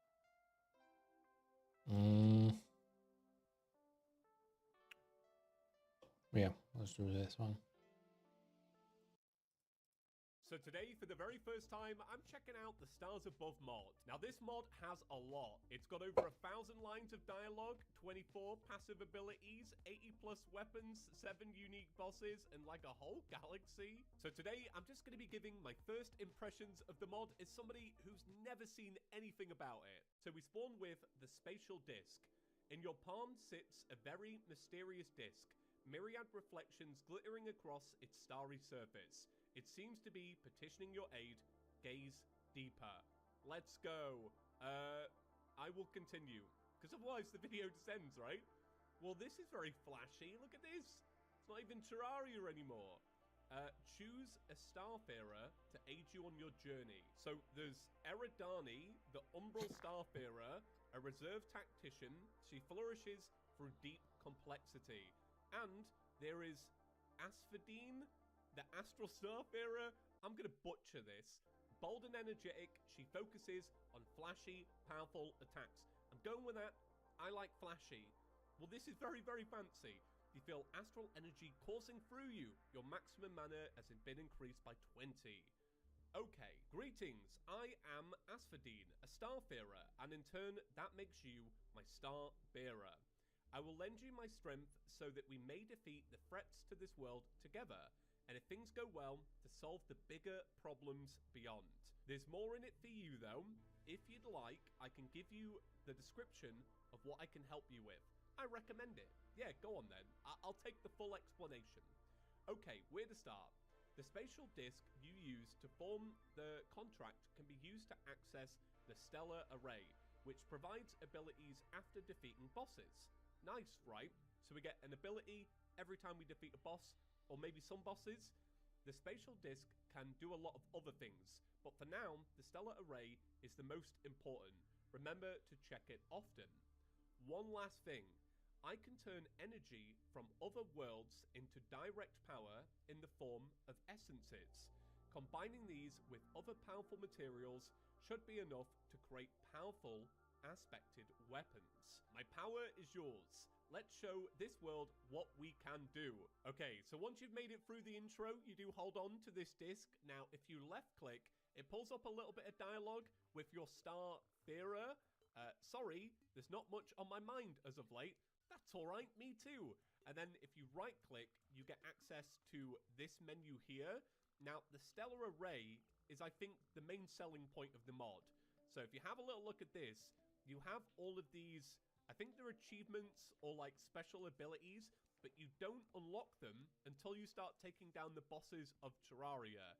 I'm assuming here you can have 5 active at a time, so you'll have to pick and choose the ones you like. And then down here, there's this little thing for aspected weapons, which we don't have yet. Anyway, once I realized this, I thought, oh, this mod is meant to be kind of a companion to a vanilla adventure, but I don't think it really gets going until you start taking down bosses. So I just thought to make today simple, we'd skip straight to the King Slime and the Eye of Cthulhu, so we can get this mod going and check out what it has to offer. Okay, so regen, iron skin, and I think this is going to be a very classic King Slime fight with a little bit of dialogue. It's the Lord of the Slimes. I think it has teleportation-like ability. The funny thing is, the last time I fought King Slime, it was in Terrariacraft. Like, it wasn't even this game, which is kind of funny. We're doing pretty good, though. I mean, we're using the Star Fury, Stars Above mod. It's all very thematical, I'm sure. So let's see, then, what happens once we finish up this fight. Okay, the spatial disc begins to resonate. Left-click to interact.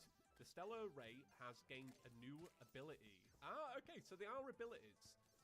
So let's go inside. Let's left click. You've defeated Slime King, huh? Good job. Well, thank you, all right? Somebody's going to be egging me on. It may be rather weak, but it's a surefire step towards nevertheless.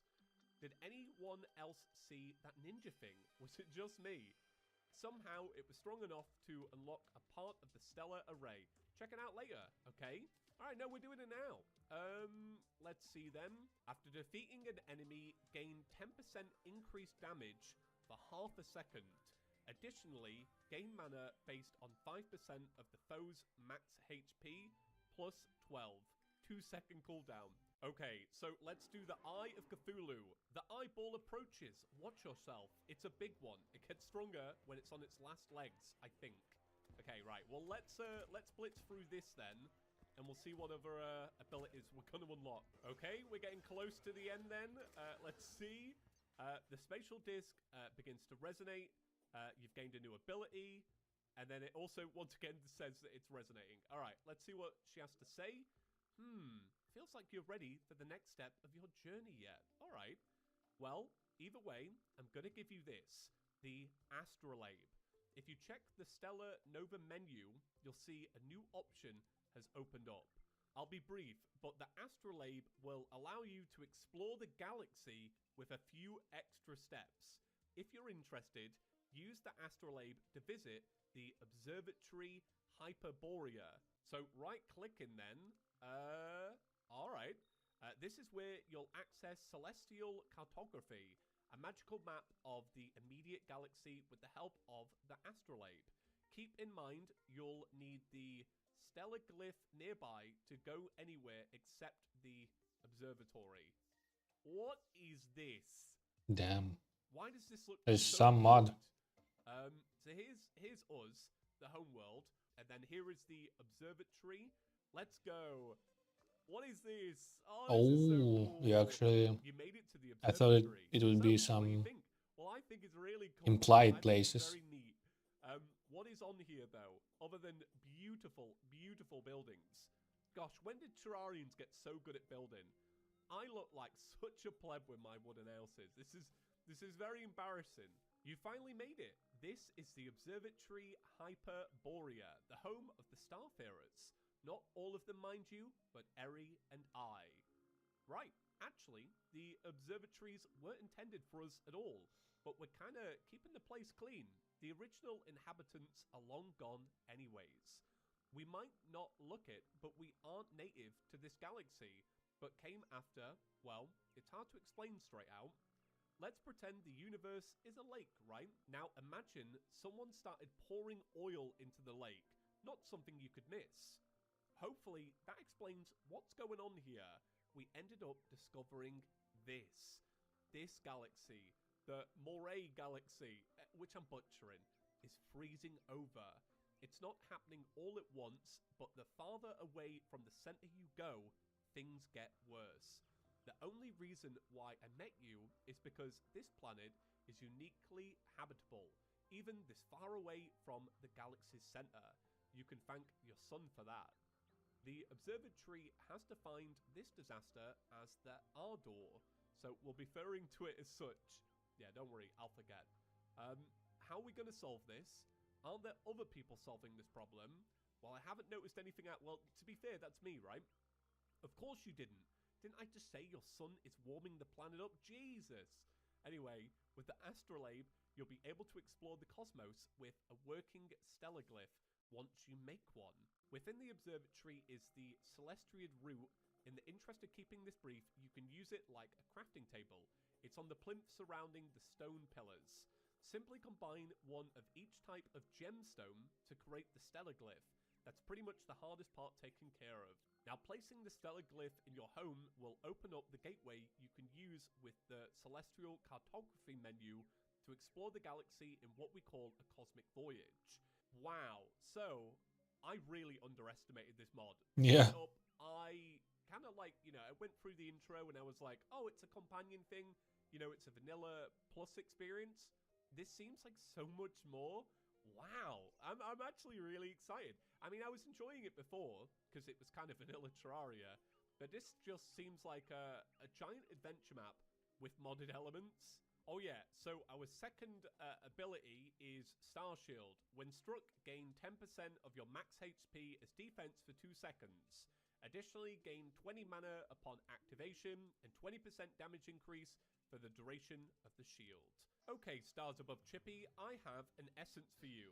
It seems to create a magic type weapon with powerful piercing damage. Sounds rather helpful. So this gave us an item. It gave us Essence of the Dark Moon. Material, a gift from your Starfarer. So we got 3 gifts from our Starfarer. They gave us the Essence of the Aegis, a gift from your Starfarer utilized in the creation of Aegis Driver, which I might be pronouncing wrong.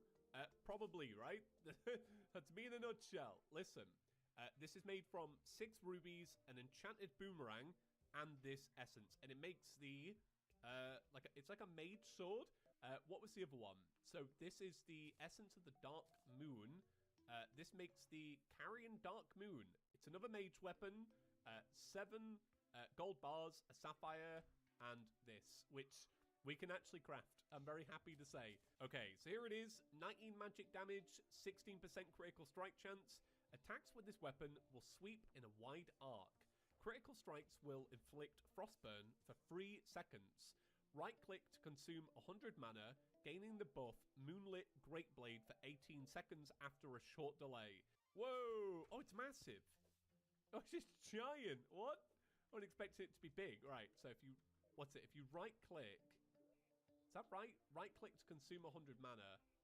We don't have 100 mana yet. So we also got the Shattered Disc. This disc is both familiar and frightening. Summons the Vagrant of Space and Time. Now, I think this is a boss. The Vagrant of Space and Time. Defeat this strange foe through the Shattered Disc attained from your Starfarer after the Eye of Cthulhu is defeated. This fight will be critical for progression later.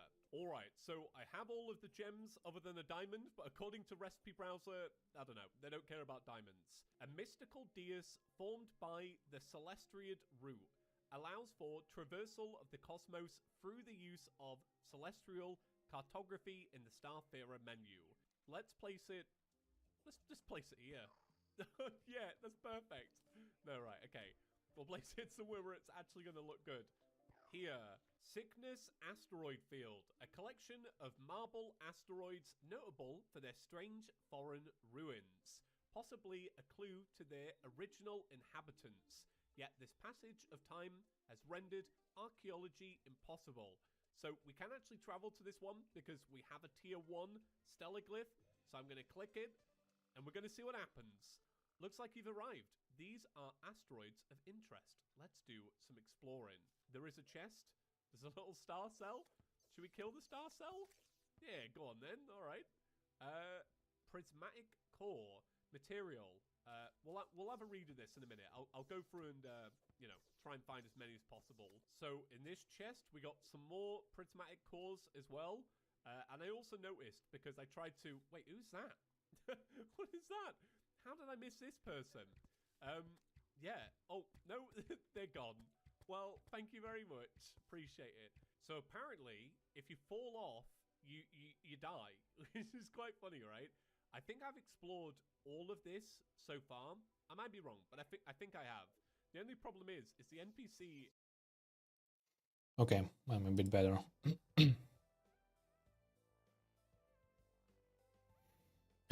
Let's get back to study. Let me also check on stream.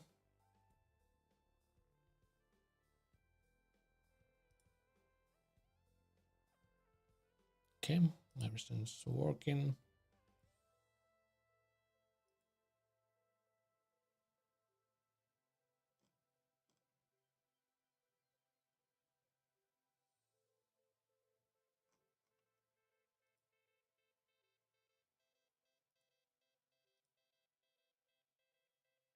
Okay.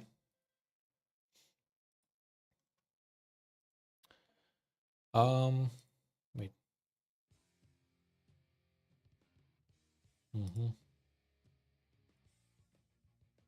All right. That would be 1.11. Ooh. And that is developing your first program. Okay. The preceding lessons have introduced a lot of terminology and concepts that we'll use in just about every program we create. In this lesson, we'll walk through the process of integrating this knowledge into our first program. So multiply by 2.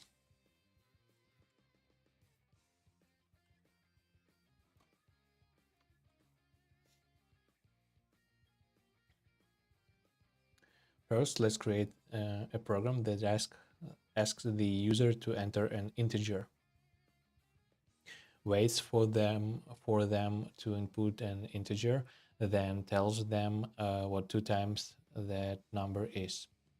The program should produce the following output. Assume I entered 4 as an input. So enter an integer 4, double that number is 8. So how do we tackle this in steps? Okay, best practice. New programmers often try to write an entire program all at once and then get overwhelmed when it produces a lot of errors. A better strategy is to add one piece at a time, make sure it compiles and test it. Then when you're sure it's working, move on to the next piece. We'll leverage that strategy here. As we go through each step, type. Don't copy paste each program into your compiler, compile and run it. First, create a new console project. Okay, let me open up the Visual.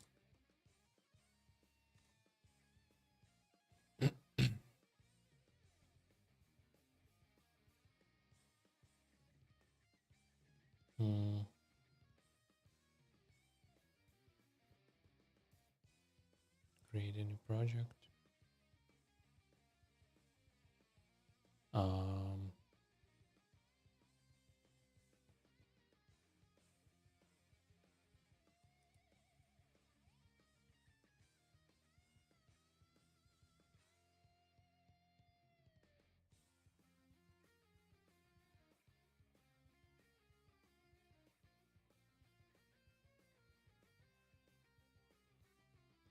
Yeah, console app.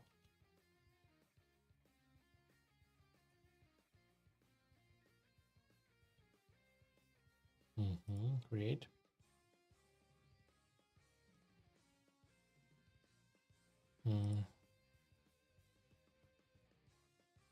Like this. And we get everything from here. And now let's start with some basic scaffolding. We know we are going to need a main function since all C++ programs must have one. So if your IDE didn't create a blank one when you create a new project, let's create one. Yep, let's do it. So int main and what was it? Like this, and return. Wait.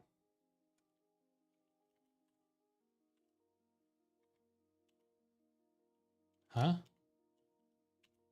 Return. Oh, okay. 0.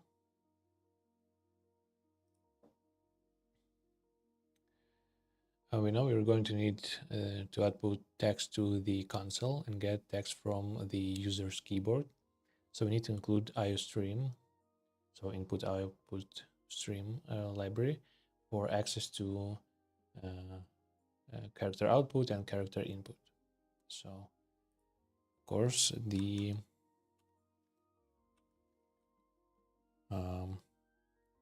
pound sign include IOStream. Okay. Now let's tell user what we need them to enter that we need them to enter an integer. So this will be std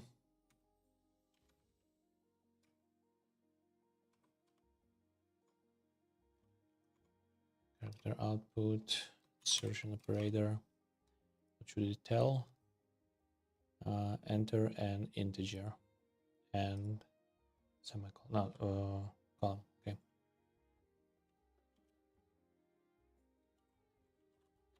Enter an integer and is there any space? There is. Yeah. So there should be space.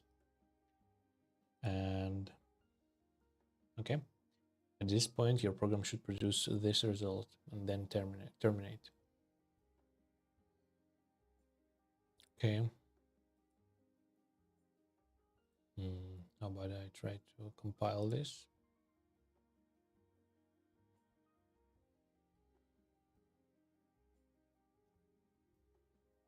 Oh yeah. See, I made my first, well, not first, but no mistake. Now it's okay. And now let me try to start without debugging. Exit it and yep. All right.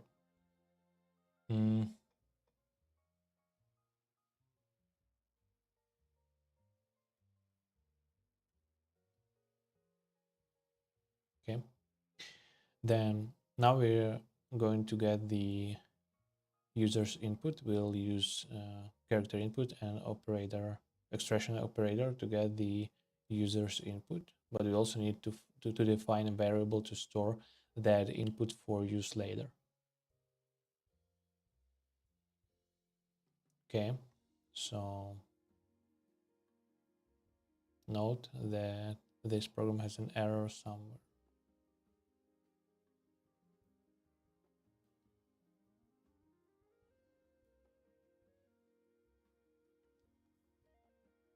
Okay, so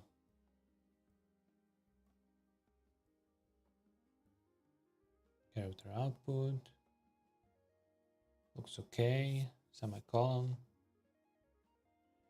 and then variable num, which of type int, value initialized,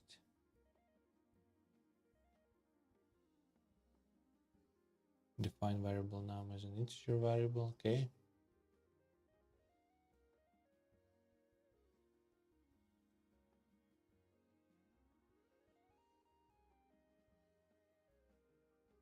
Okay, something might not work. Okay, let's try anyway. So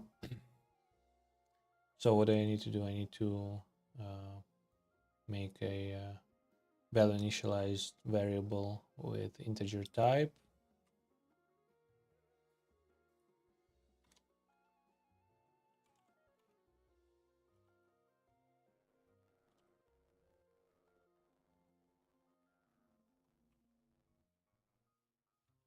And then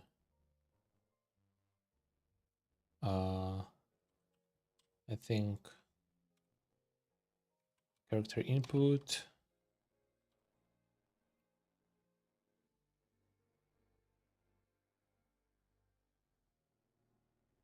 of what? Of num, yeah.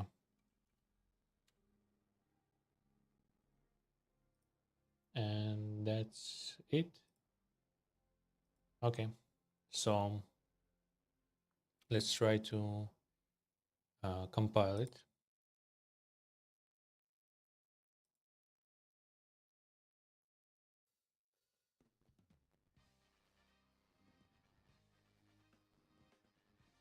Oh, I forgot. Okay.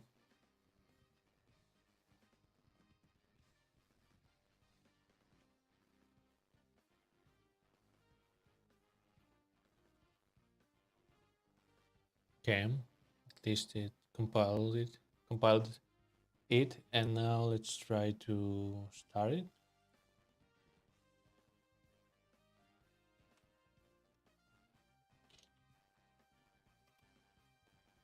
Okay, so here's what the author got on Visual Studio 217. I didn't. Okay. Project failed. No operator found. Oh, character output. Okay, you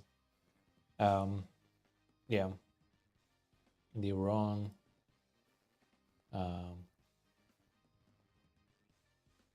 right?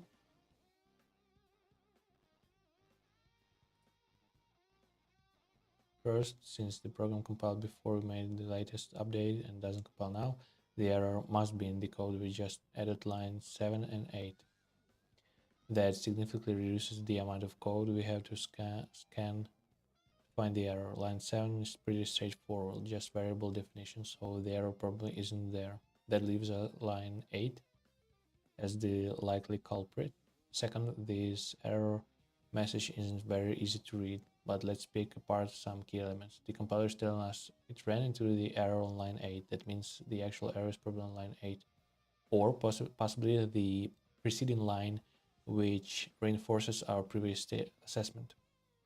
Next, the compiler is telling you that it couldn't find an insertion operator that has a left-hand operand of type iStream, which is the type of character input. Put another way, extraction operator doesn't know what to do with character input. So the error must be either with our use of character input or use of operator. See the error now. If you don't take a moment and see if you can find it. There's the program that contains the corrected code.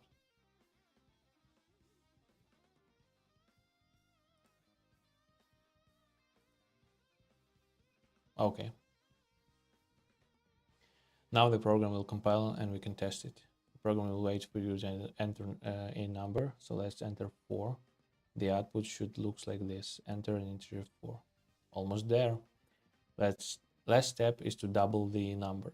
Once we finish this last step, our program will compile and run successfully, producing the desired output. There are at least 3 ways we can go about this. Let's go from worst to best.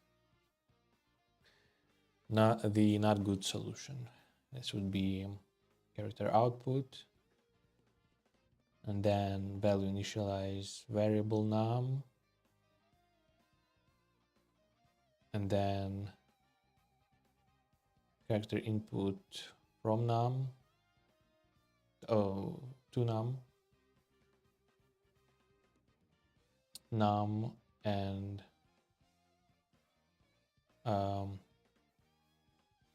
with assignment operator of this expression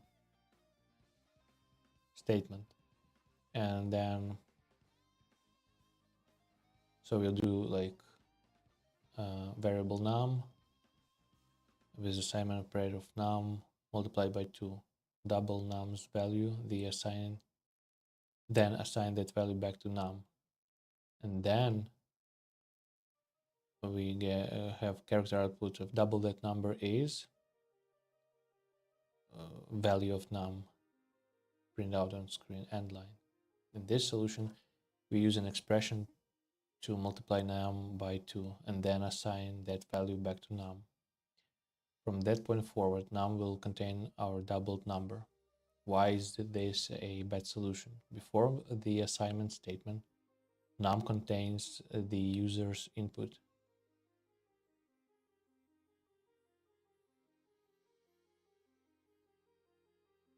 After the assignment, it contains a different value. That's confusing. Oh, okay.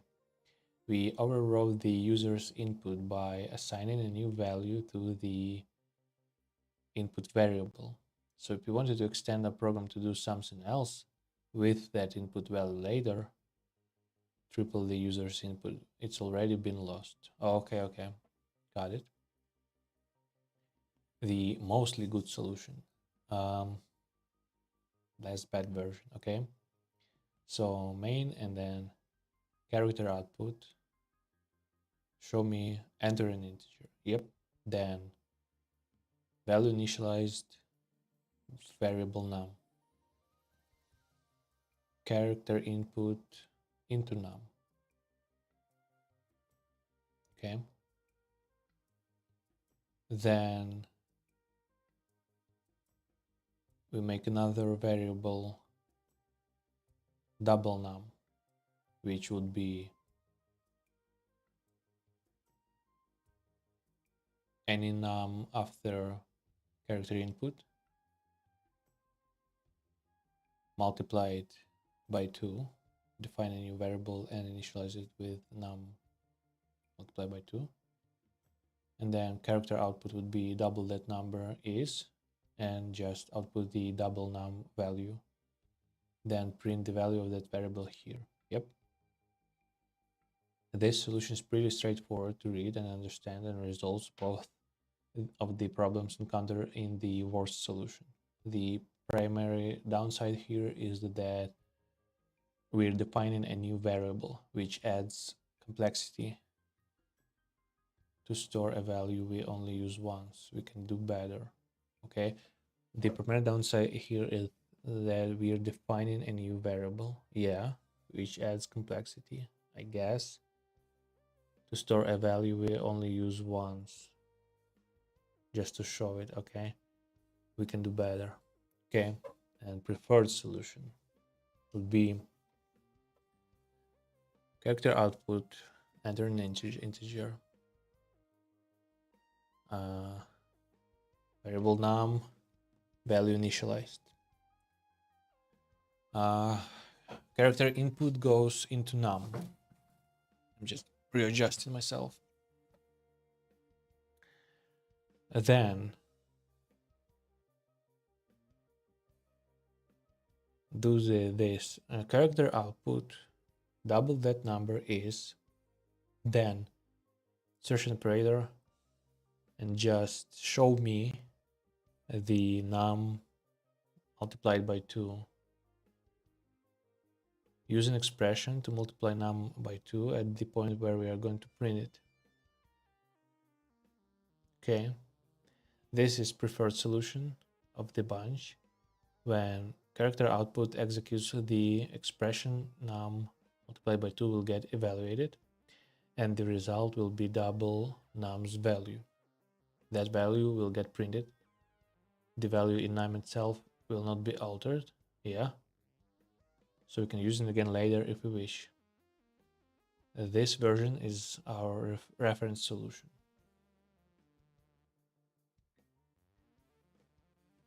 Okay, let's try it, I guess. So we have undefined value initialized num, and character input goes into num, and then all we do is just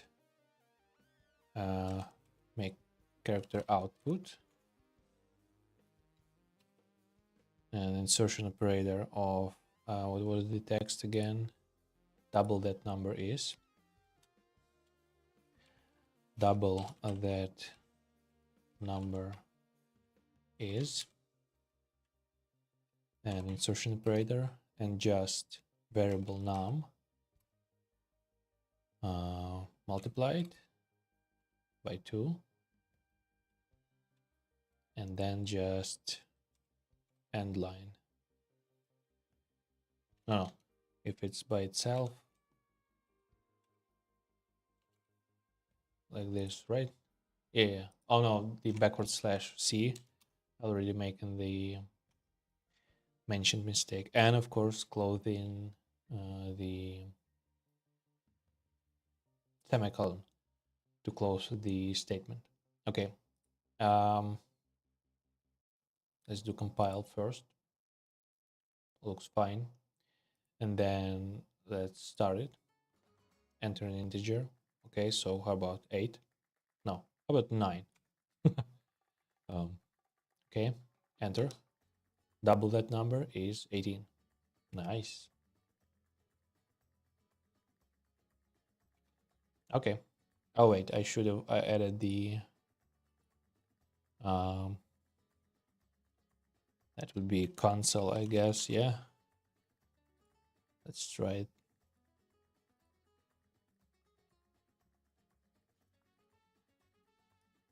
Let's try it like here. Okay. So press any key to close this window, and it's closed. Okay. Now I see. You really need to think about stuff.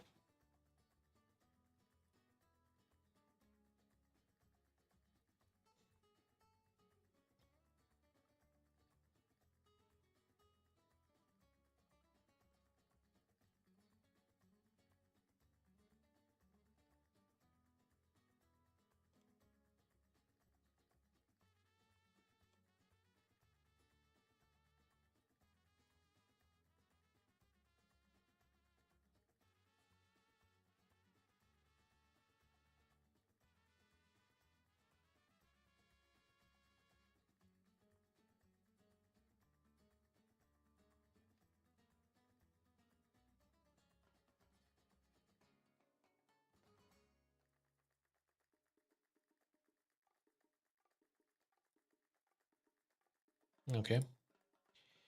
Anyway, let's continue. No,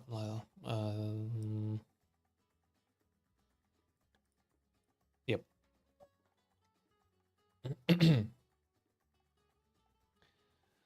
This version is our reference solution. Okay. So author's note.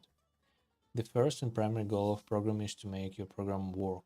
A program that doesn't work isn't usually, regardless of how well it's written. However, there is a saying I'm fond of. You have to write a program once to know how you should have written it the first time.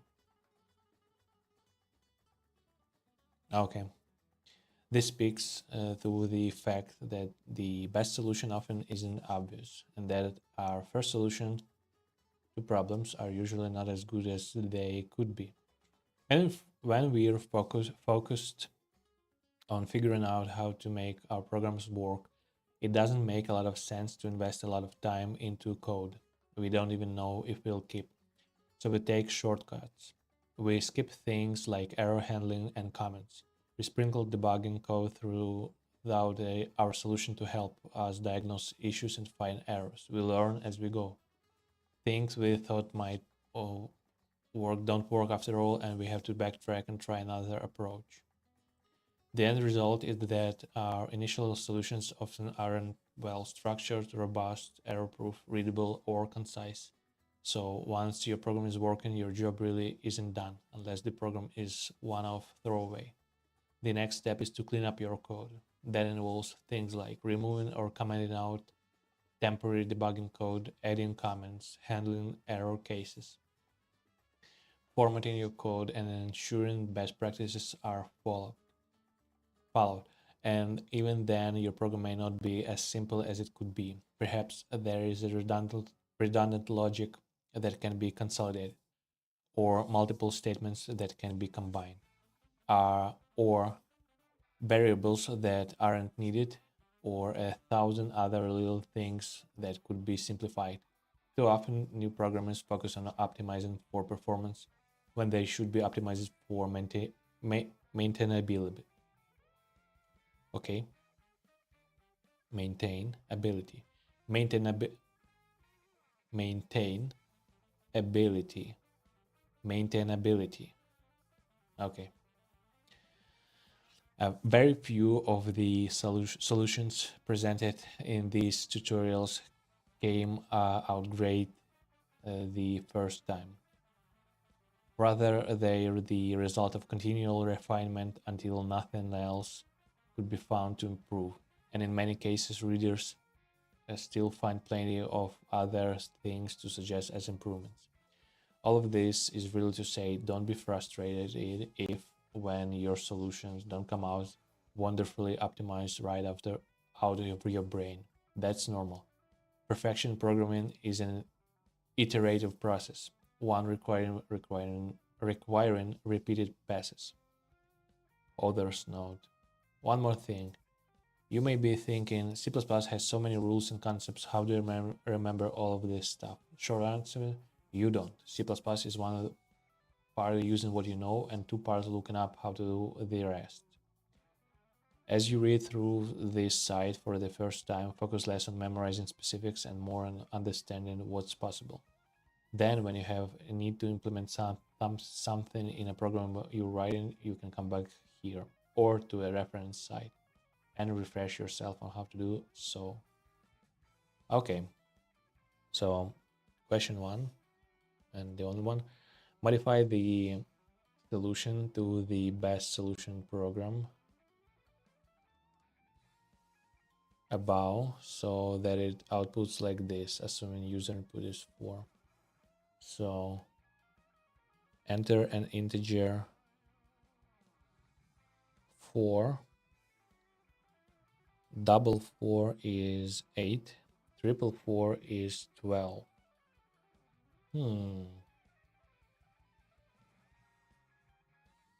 Okay, let me check code. So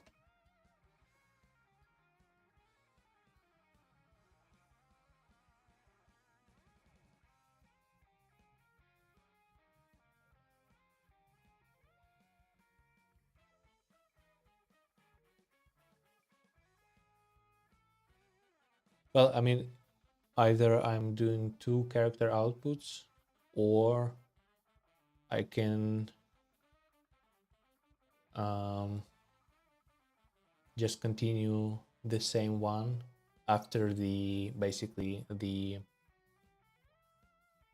new line. Let's try that. Oh wait, that's not 4, that's just okay. So just the another not just but the another character output used here. Okay.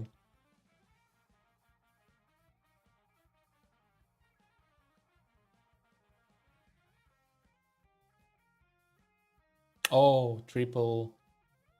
Oh, I missed the num. Yeah, that also should. Yeah. So if I wanted, like, I'm entering a digit and then it would say double of your entered digit. So this would be double num is num by 2, and then triple num is num by 3. Okay. Yeah, sure.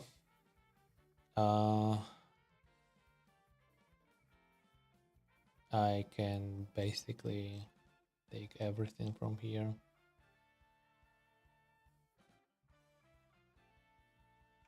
Like this.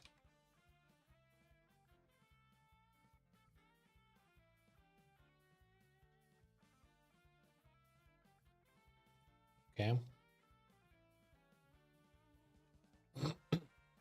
So yeah, chapter 1 summary and quiz. Chapter review. So a statement is a type of instruction that causes the program to perform some action. Statements are often terminated by a semicolon. Yeah. A function is a collection of statements that execute sequentially. Yeah, curly braces, and yeah. Every C++ program must include a special function named main. Yep. When you run your program, execution starts at the top of the main function. Okay. In programming, the name of a function or object, type, template, etc. is called its identifier. Name of the function, object, type, template, its identifier. Yep. The rules that govern how elements of the C++ language are constructed is called syntax. Syntax error occurs when you violate the grammatical rules of the language. Yep. Comments allow the program to leave notes in the code. C++ supports two types of comments. Line comments start with a double slash and run to the end of the line. Block comments start with slash star sign and go to the period star sign slash symbol. Don't nest block comments. Don't nest block comments. Yeah, because it breaks. Yep. You can use comments to temporarily disable lines of section of code. This is called commenting out your code. Okay. Data is any information that can be moved, processed, or stored by a computer. A single piece of data is called value. Yep. Common example of values include letters, numbers, and text. Okay. A variable is a named piece of memory that we can use to store values. In order to create a variable, we use a statement called a definition statement. When the program is run, each defined variable is instantiated, which means it is assigned a memory address. Yep. A data type tells the compiler how to interpret a piece of data into a meaningful value. Yeah. An integer is a number that can be written without a fractional component, such as 4, 27, 0, -2, or -12. Yep. Copy assignment via assignment operator can be used to assign an already created variable a value. Yeah. Initialization can be used to give a variable a value at the point of creation. C++ supports three types of initialization. Copy initialization, yep. Direct initialization, also called parenthesis initialization, yeah. And list initialization, also called uniform initialization or brace initialization. Yep. You should prefer brace initialization over the other initialization forms, and prefer initialization over assignment. Yeah. Although you can define multiple variables in a single statement, it's better to define and initialize each variable on its own line in a separate statement. Although you can define multiple variables in a single statement. Oh, yeah. The define initial on its own line. Yeah. In a separate statement. Yep. Character output and insertion operator allow us to output an expression to the console as text. Endl or endline outputs a new line character, forcing the console cursor to move to the next line. Character input and extraction operator allows us to get a value from the keyboard. A variable that has not been given a value is called uninitialized variable. Trying to get the value of an initialized variable will result in undefined behavior. Yep, which can manifest in any number of ways. C++ reserves a set names called keywords. These have special meaning within the language and may not be used as variable names. A literal constant is a fixed value inserted directly into the source code. Examples are 5 and hello world. An operation is a process involving 0 or more input values called operands. The specific operation to be performed is denoted by the provided operator. Yep. The result of an operation produces an output value. Unary operators take an operand. Binary operators take 2 operands, often called left and right. Ternary operators take 3 operands. Nullary operators take 0 operands. An expression is a combination of literals, variables, operators, and function calls that are evaluated to produce a single output value. The calculation of this output value is called evaluation. The value produced is the result of the expression. An expression statement is an expression that has been turned into a statement by placing a semicolon at the end of the expression. When writing programs add a few lines or a function. Oh, just a few lines or a function, compile, resolve any errors, and make sure it works. Don't wait until you've written an entire program before compiling it for the first time. Yep.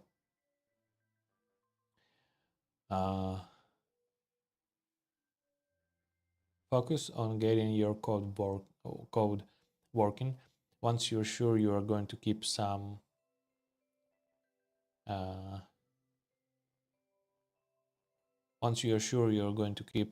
bit of code, then you can spend time removing or commenting out, temporary debugging code, adding comments, handling error cases, formatting your code, ensuring best practices are followed, removing redundant logic, etc. First draft programs are often messy and imperfect. Most code requires cleanup and refinement to get to great. Okay. Hey, Kate. Kate. Hi.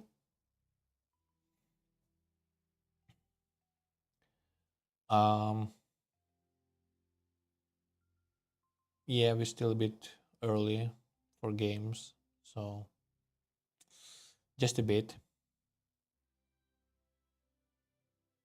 Maybe another hour, I guess. Something like that.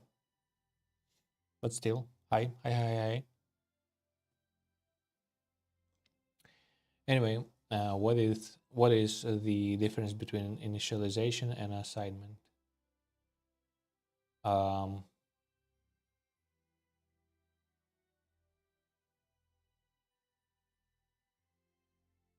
Well, assignment would copy initialize variable, and initialization would assign value to a variable from the beginning.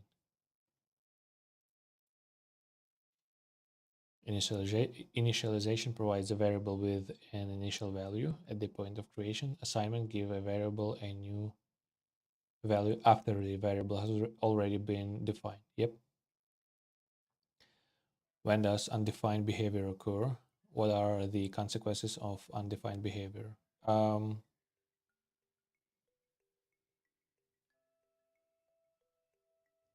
It occurs when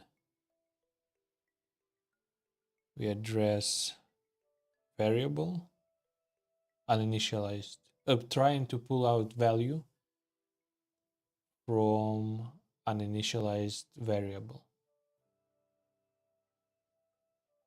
And the consequences of it can be from wrong results to crashes, everything in between.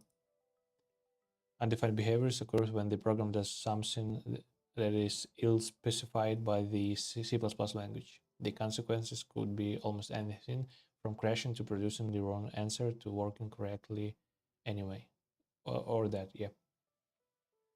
All right.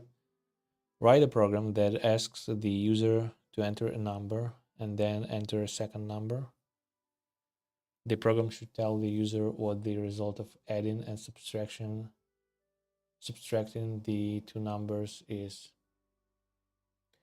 The output of the program should match the following, assuming inputs of 6 and 4. Okay.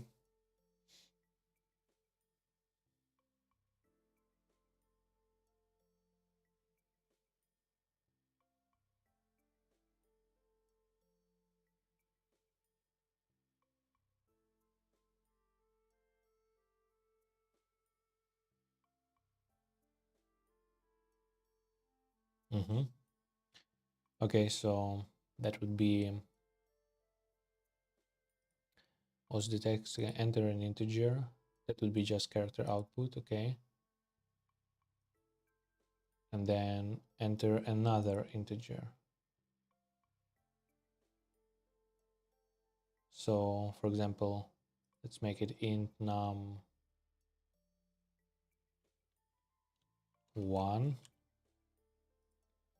and then like this, and enter another integer,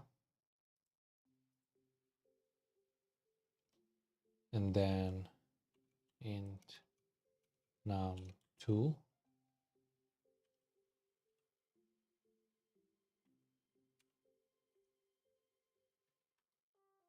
and then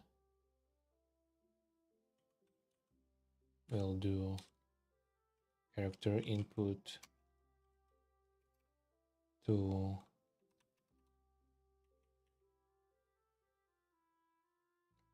num1, and this will be character input to num2. Wait, no, not like this, to num2.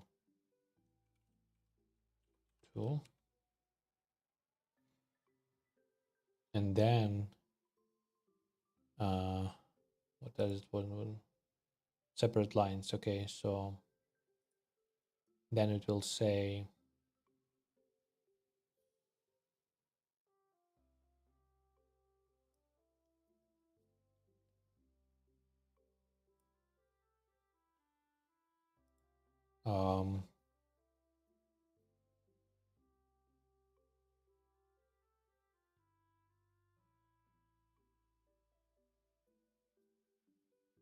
plus and minus should be text,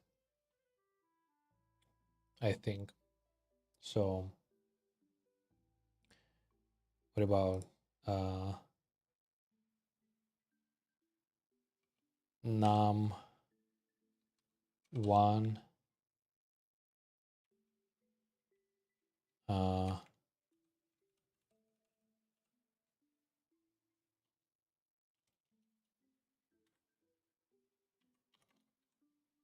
plus num2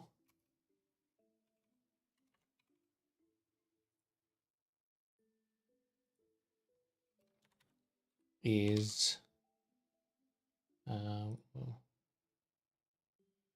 okay, just the okay is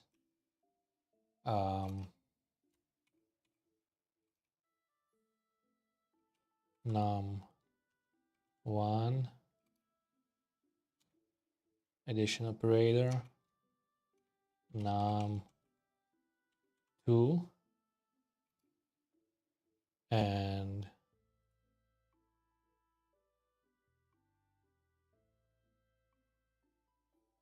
you want dots after that.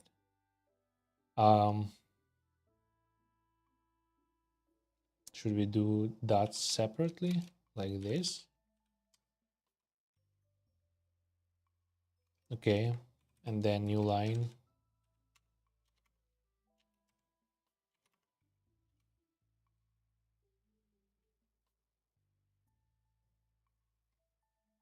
And then same thing just for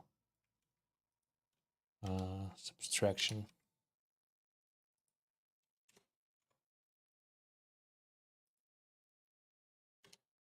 Minus.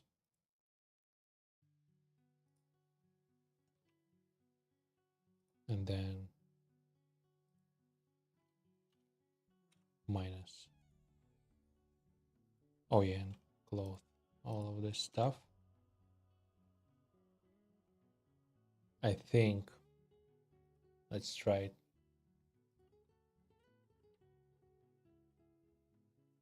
Compiled, okay. Okay, let's run it. Okay, so for example, 6, 4, and then 6 plus 4 is 10, but no spaces.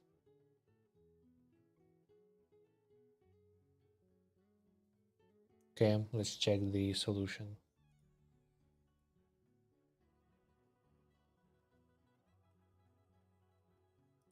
Oh, the spaces are literal. Damn. Okay. And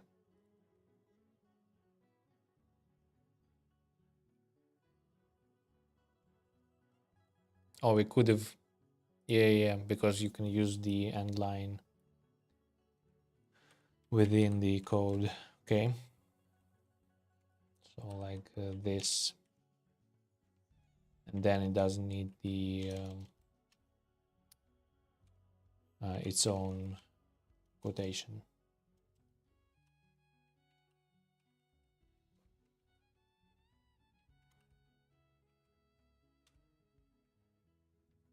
Okay. And also we can do definitely spaces for with.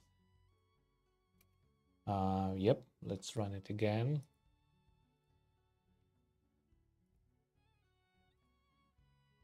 So 6, 4. Yep. And what else?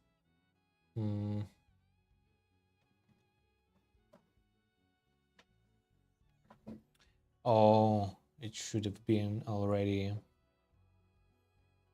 Yeah, I've separated too much stuff.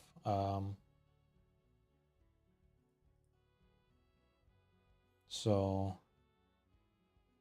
character output.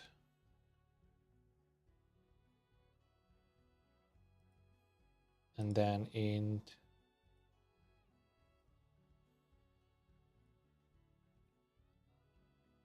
Oh no, I just didn't write them together like this. Okay. But pretty much. Yeah. Yeah. Okay. Nice. Let's give ourselves a little round of applause.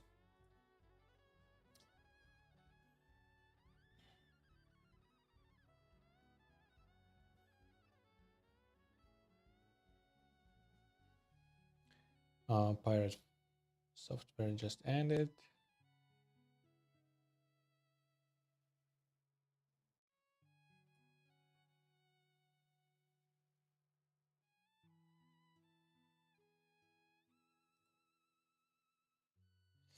My leg. Ow.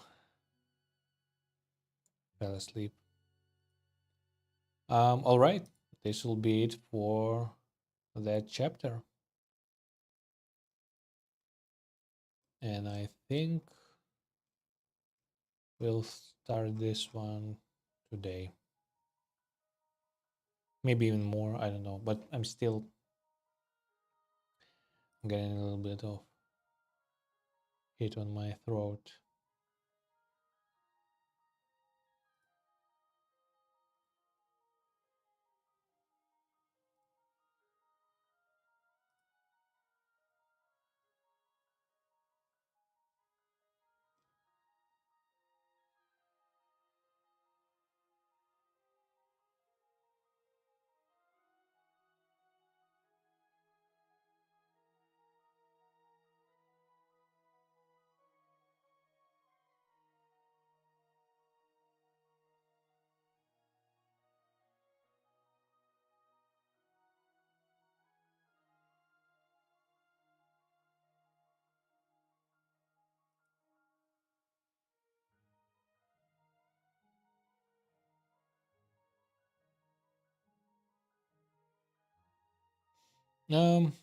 You know what? I'll take a small break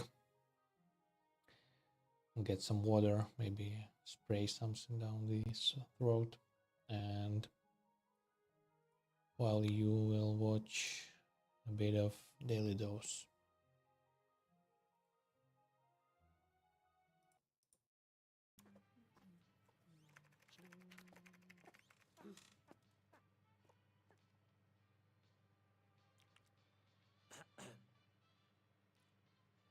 Hast du Hunger, Stefan? Iss mich. No, no. Ah, Stefan! Iss mich! I don't understand.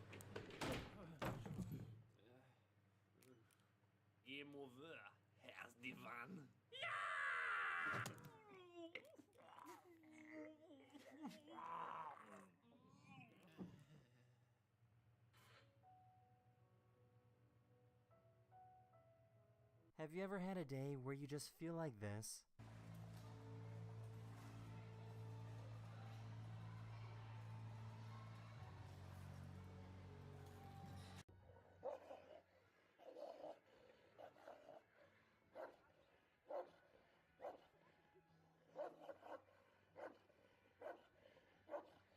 This is a moon snail, and this is what the egg sac of a moon snail looks like.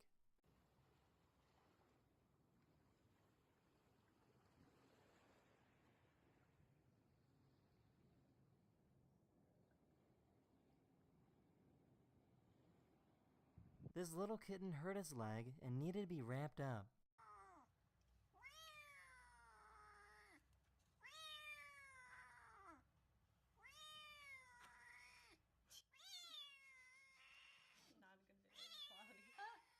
Every time this dog gets pets, it makes a funny face.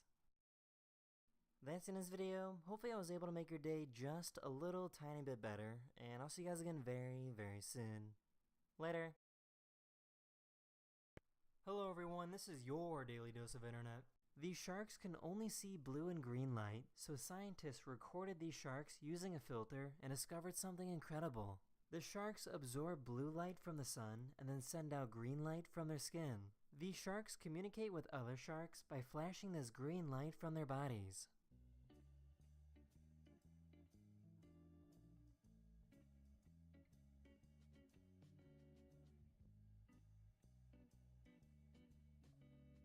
This person was born with a really, really long thumb.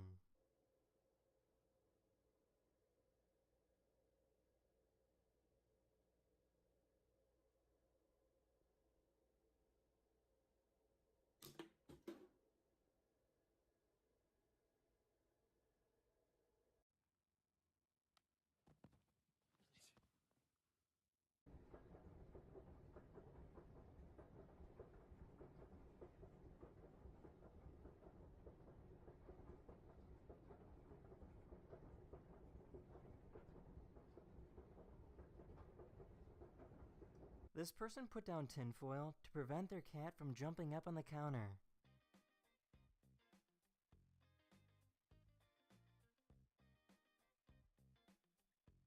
This person jumped off the top of an old ship from over 70 feet up.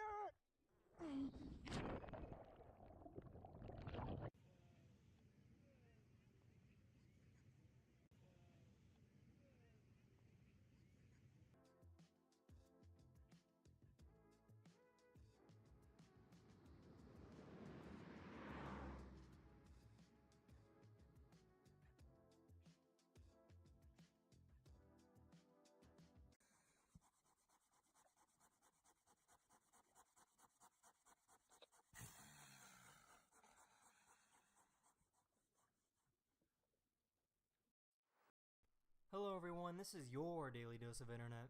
There's a type of mineral called sodalite that glows when you shine UV light on it.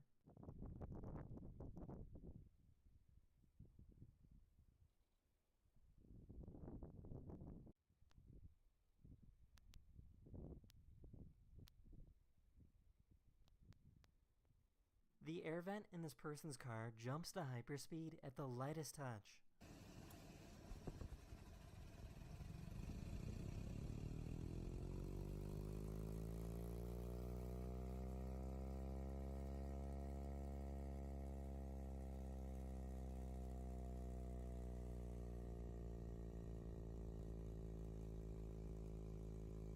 Here's an extreme close-up of what the surface of the sun looks like. This is actual video footage recorded from NASA.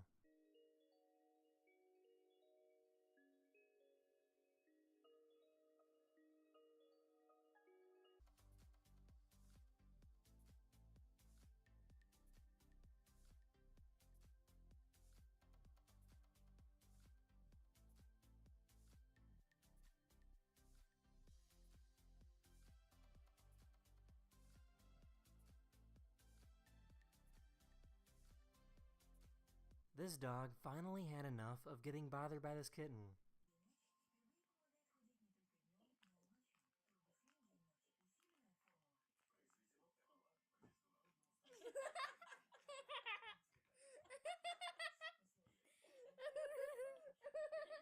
This person got off the train and sprinted as fast as they could to try and make it over to the next stop in time.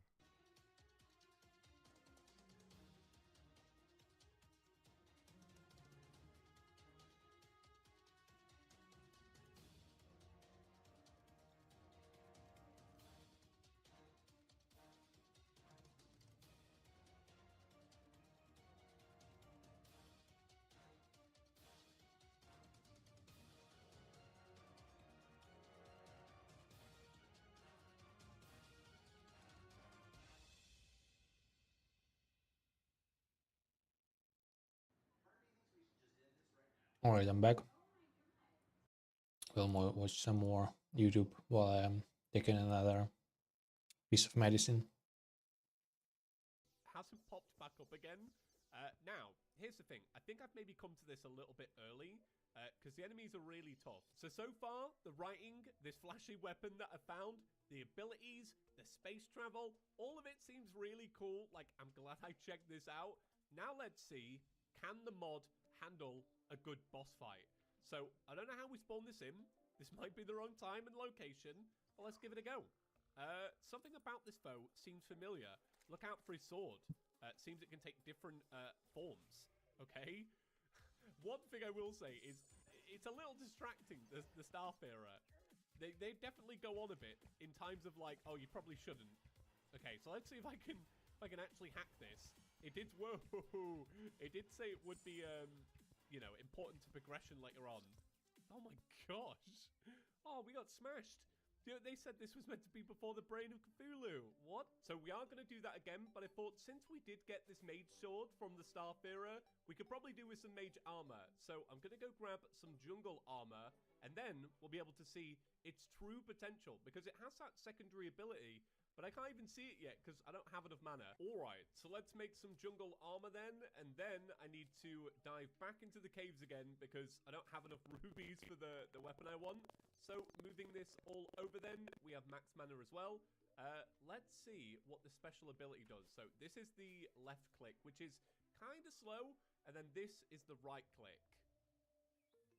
It's very fancy.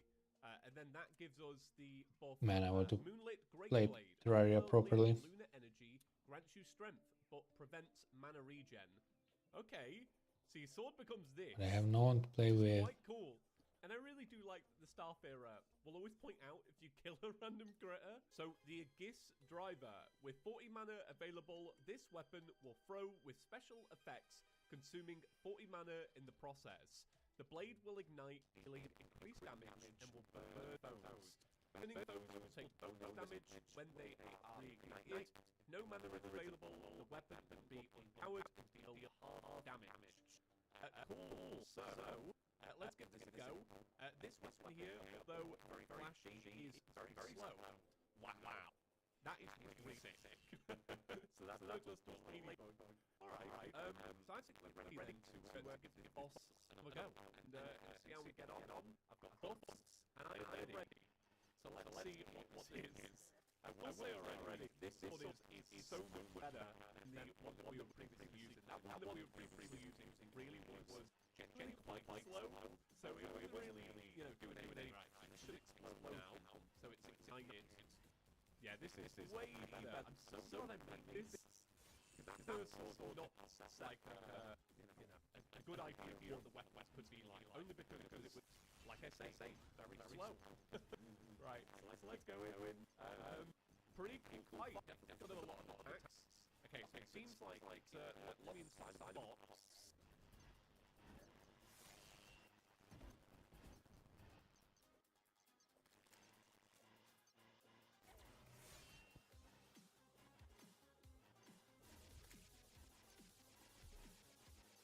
Gosh, it really does have a lot of attacks.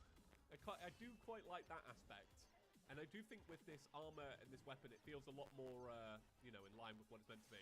Whoa, okay. So it's put me inside of a smaller box.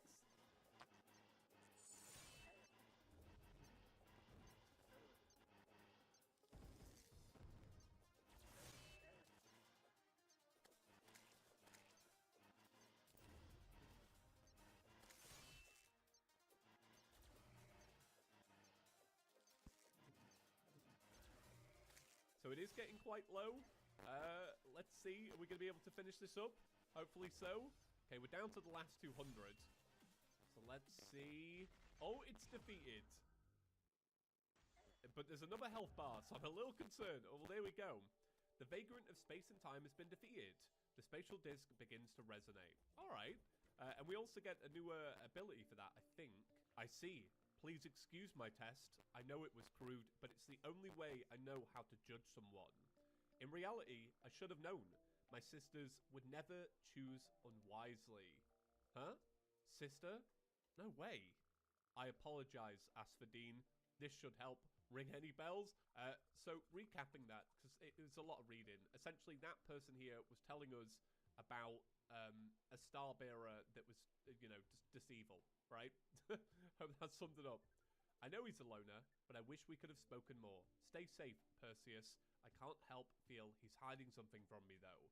Just me? So we now have access to this menu here, and you can see Proto. I'm gonna say like it's like Nokia, but with a T. Tokia, Proto-Tokia, Aster. Conjure a colossal blade to cleave foes in twain. Okay. So this is our like special ability. I don't know how to actually summon this. Okay. So we need to bind a button. So I'll use mouse 5. Let's see this in action then. Nothing happened. Oh, I think I've got to charge this up to be able to use it. So I've got to charge it up in combat. Okay, it's filled up. Let's see it. Whoa, what is that? Wow, that is really flashy. Oh my gosh. Wow. Okay. Has voice acting as well. Wow, that is really, really cool. So I'm going to wrap things up there only because I just wanted to give my first impressions today. And so far, I'm really enjoying this mod. If you do want to see a part 2, let me know in the comment section down below. And I'll do like an extended episode and we'll just play until the end of the mod or something like that. But yeah, I can definitely see why people were excited for this one. From all of the dialogue to the special weapons to that like special attack that we just saw. I think it's all really cool and yeah, definitely different. But that's it. See you in the next one. Peace.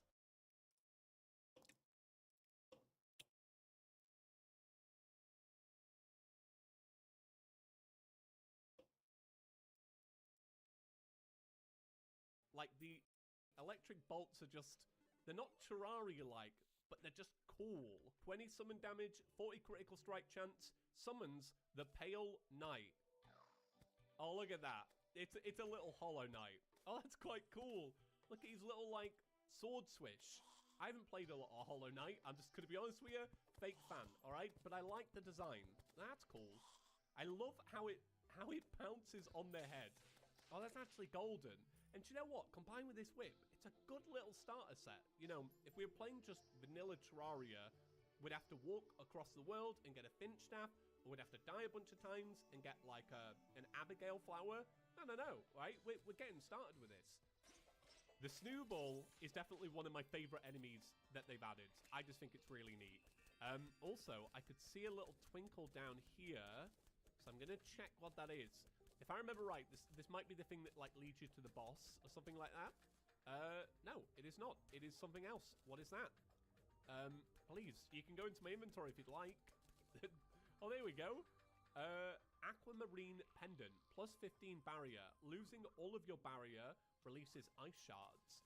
So when we initially played the mod, we couldn't use anything like this because the barrier system, or like the UI, the way it warps around the player, was broken. So I just ended up turning it off. Oh, yeah, okay, right. This is the thing that leads you to the boss.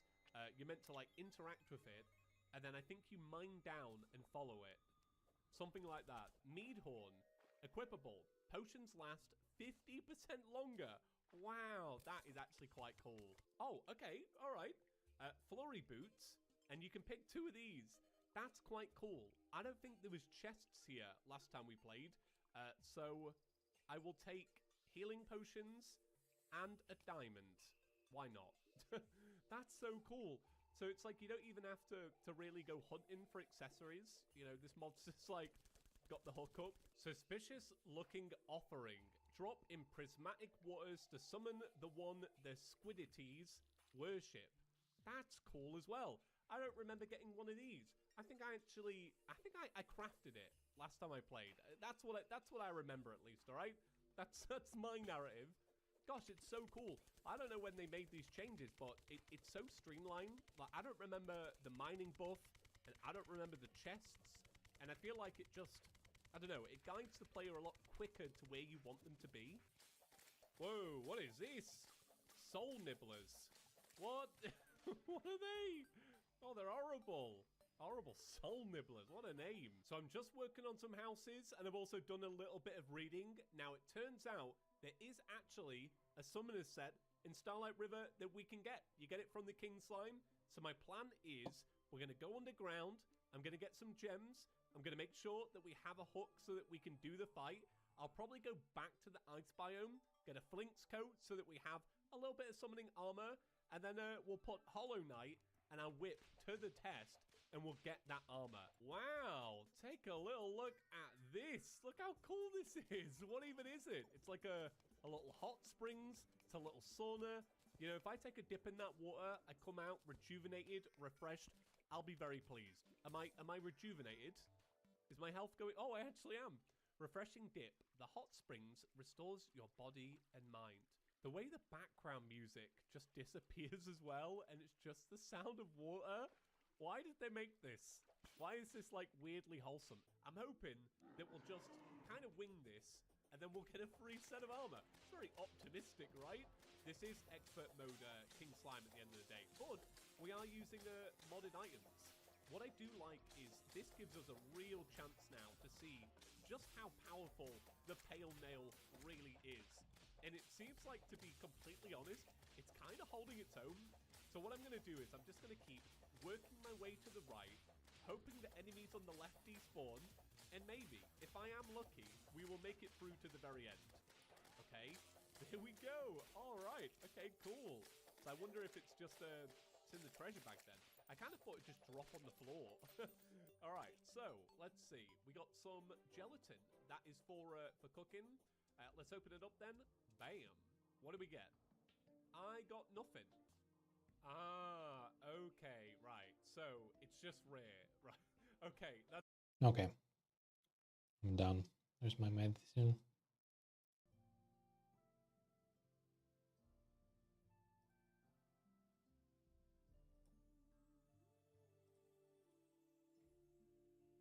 Let's switch to study.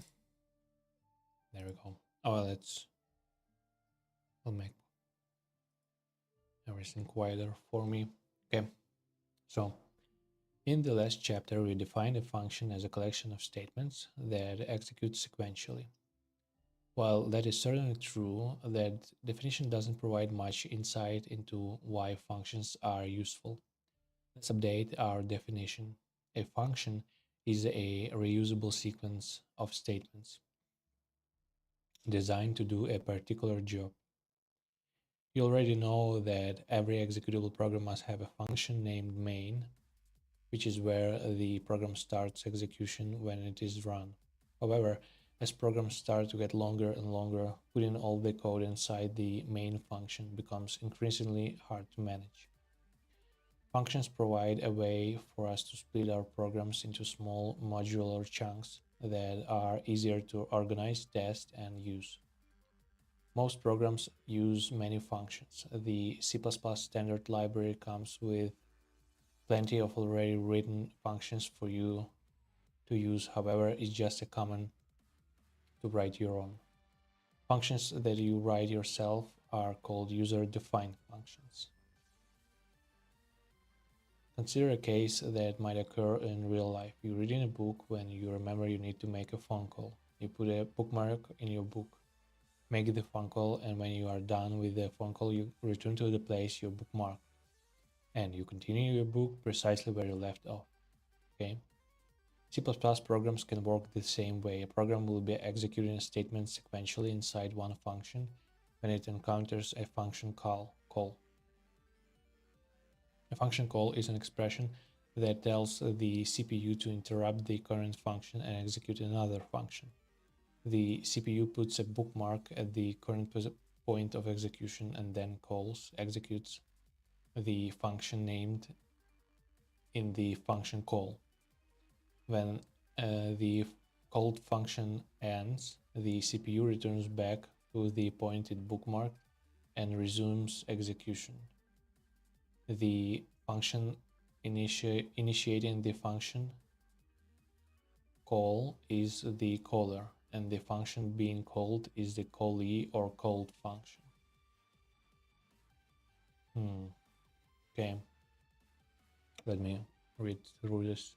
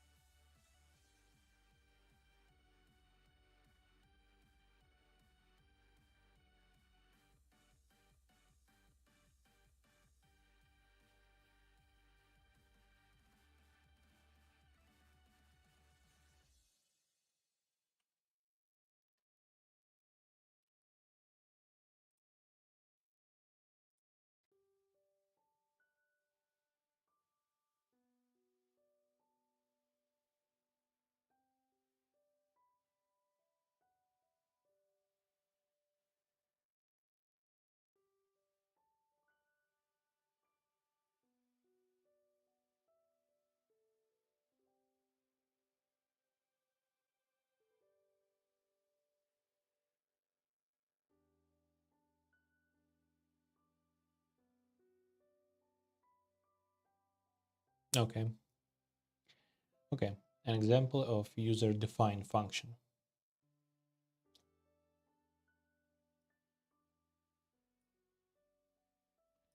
First, let's start with the most basic syntax to define a user-defined function. For the next few lessons, all user-defined functions will take the following form. Return type, function name. Okay, this is the function header, tells the compiler about the existence of the function. This is the function body, tells the compiler what the function does. Okay. The first line is informally called the function header, and it tells the compiler about the existence of a function, the function's name, and some other information.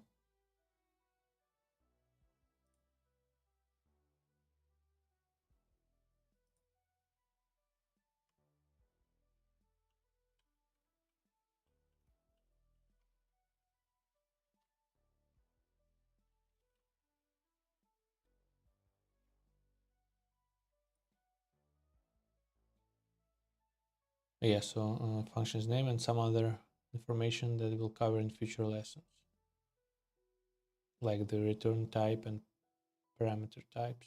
Okay. In these lessons, we'll use a return type of int for function main or void otherwise. We'll talk more about return types and return values in the next lesson. For now, you can ignore these. Just like variables have names, so do user-defined functions. The function name is the name identifier of your user-defined function. Parentheses after the identifier tell the compiler that we're defining a function. Oh, okay. That's important then. The curly braces and statements in between are called the function body. This is where the statements that determine what your function does will go. Here is a sample program that shows how a new function is defined and called. So IOStream, that will be for character output, then definition of user-defined function, do print. So void do print How come the music is a bit louder? Let's do those quieter tracks.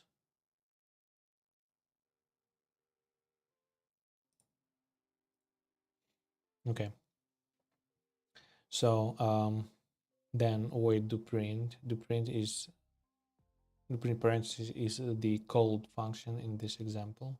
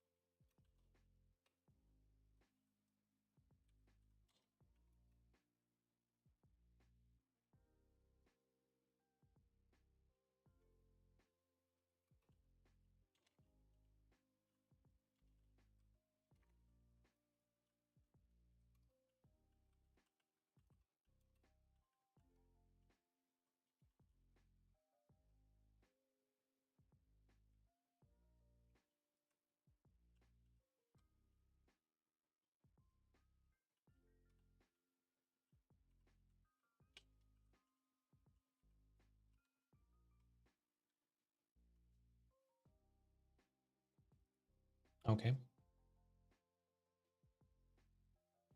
So yeah, so is called function in this example.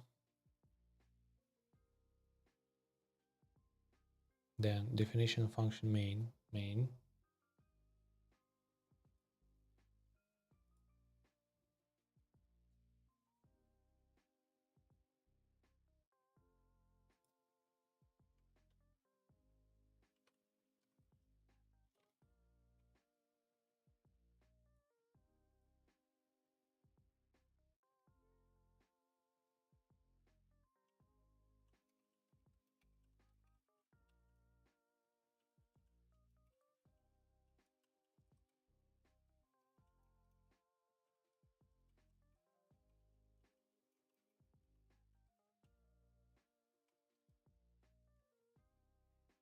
Okay.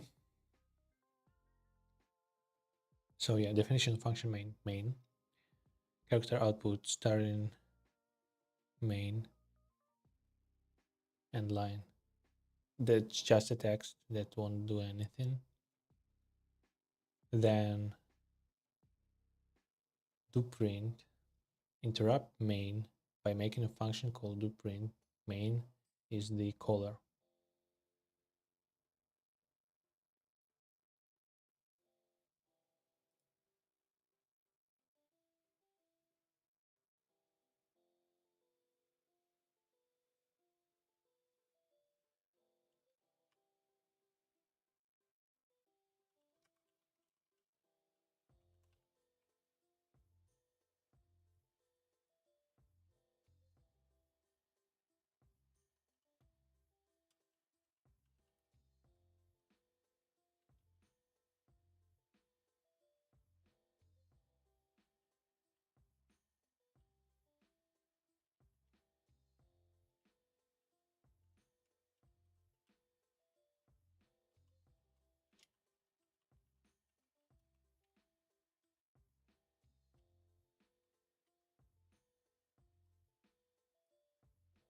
Okay.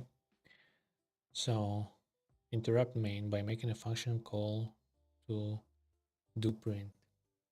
Main is the caller.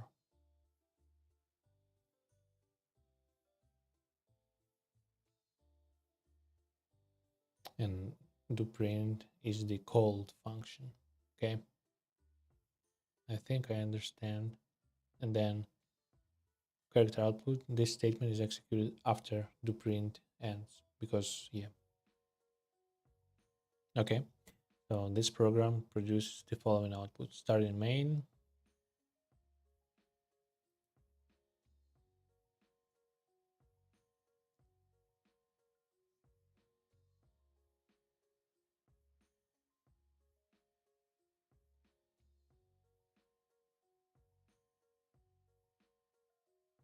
Oh, because the in doPrint,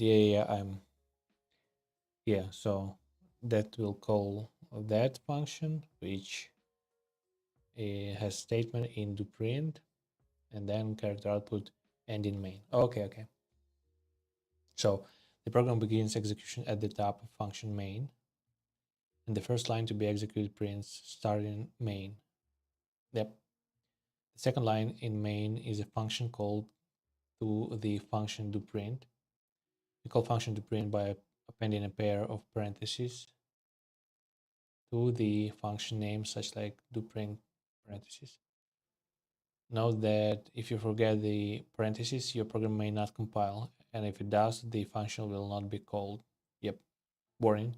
Don't forget to include parentheses after the function name when making a function call. Okay. Because a function call was made, execution of statement in main is suspended. And execution jumps to the top of called function do print. The first and only line in do print prints in do print.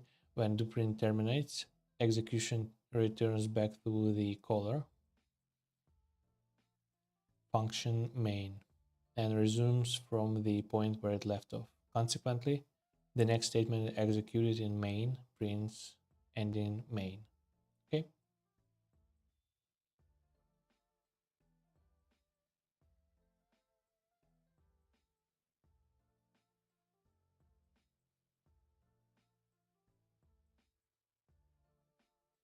Okay.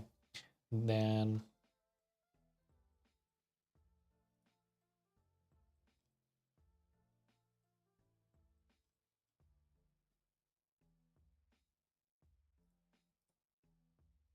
calling functions more than once. One useful thing about functions is that they can be called more than once. Here's a program that demonstrates this.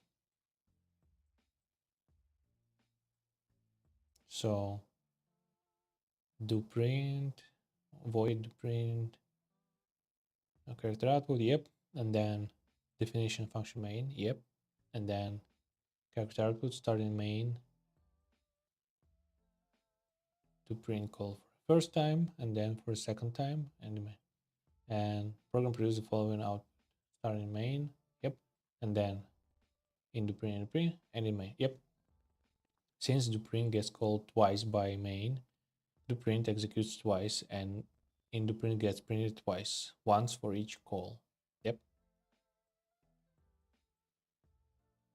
Functions, calling functions, calling functions. You've already seen that function main can call another function, such as function do print in the example above.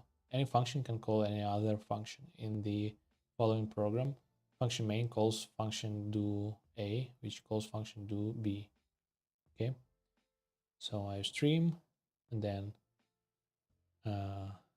function do B, which would be character output in do B, then do A, character output, do A, and then do B, which will be character output, and then character output, and in do A, then definition function main, and then main would be character output, do A, and in main. And so it will be starting main, starting do A,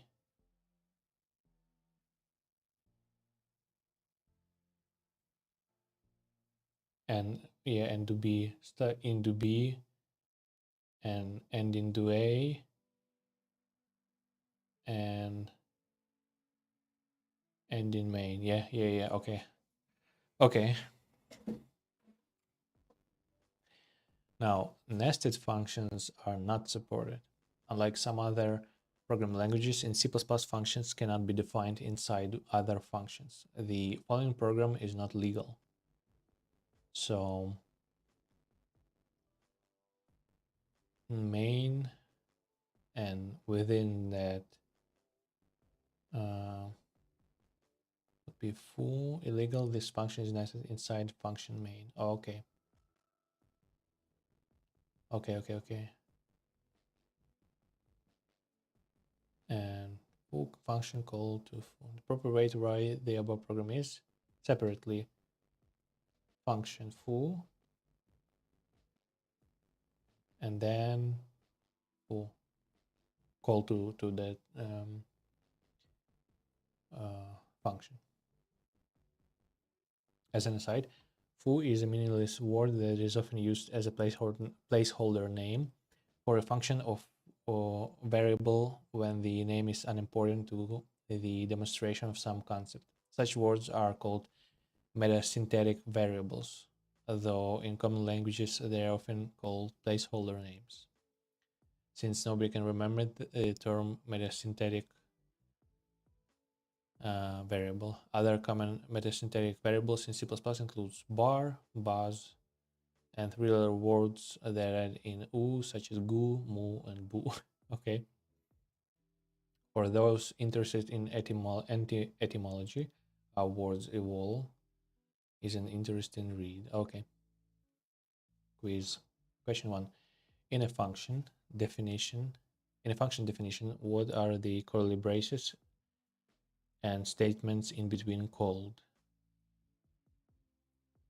Curly braces and statements in between called? Oh, the body of the function. The function body. Oh, okay. Question 2. What does the following program print? Do not compile this program, just trace the code yourself. Oh, again with that. Okay, so do B would be in do B. Okay, do A is in do A, but it also calls for do B. And so the definition of my function main, and then so it will print out starting main end line. Then it will print out into A, then into B, and then end in May.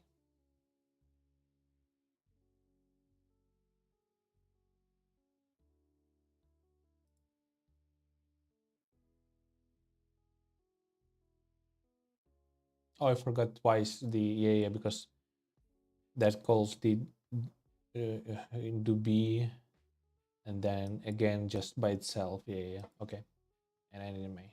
Okay. Got it. I mean, it's like everything from here, definitely.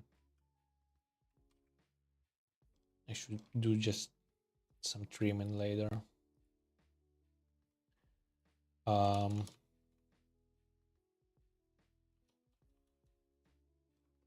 Okay.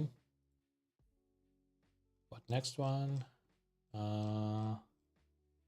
Pretty long one.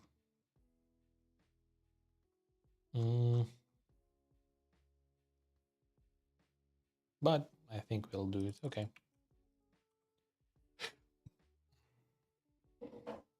Just resting my voice a bit.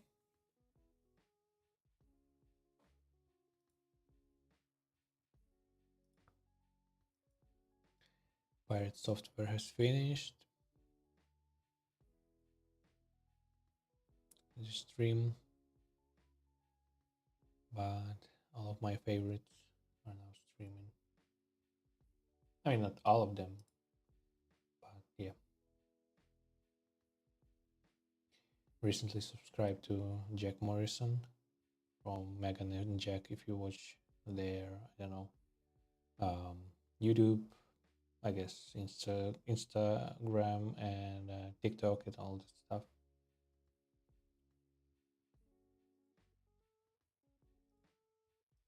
Oh, great couple, great, I don't know, chemistry, humor, all that stuff. Love them. Love them.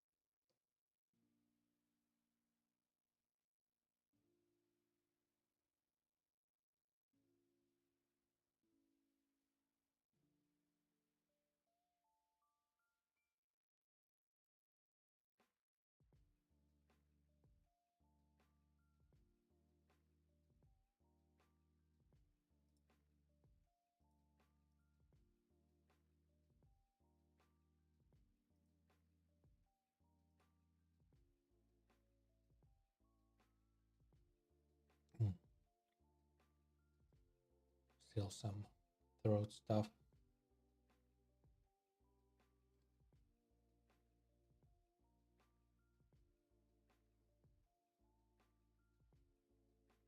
Okay. Consider the following program. So main get a value from the user. So enter an integer, then variable num, a value initialized, and then character input, extraction operator, extract input from user to num, and then print the value double. So character output num double is num multiplied by 2. Okay. So this program is composed of two conceptual parts. First, we get a value from the user. Then we tell the user what double that value is. Yep. Although this program is trivial enough that we don't need to break it into multiple functions, well, what if we wanted to? Getting an integer value from the user is a well-defined job that we want our program to do. So it would make a good candidate for a function. So let's write a program to do this.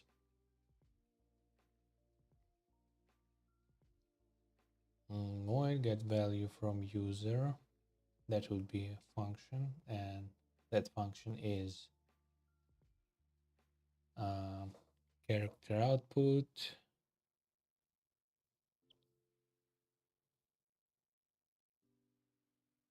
and then variable input, value initialization, and get the input into input. Okay, and then in main call to that function, so it executes this and waits for input.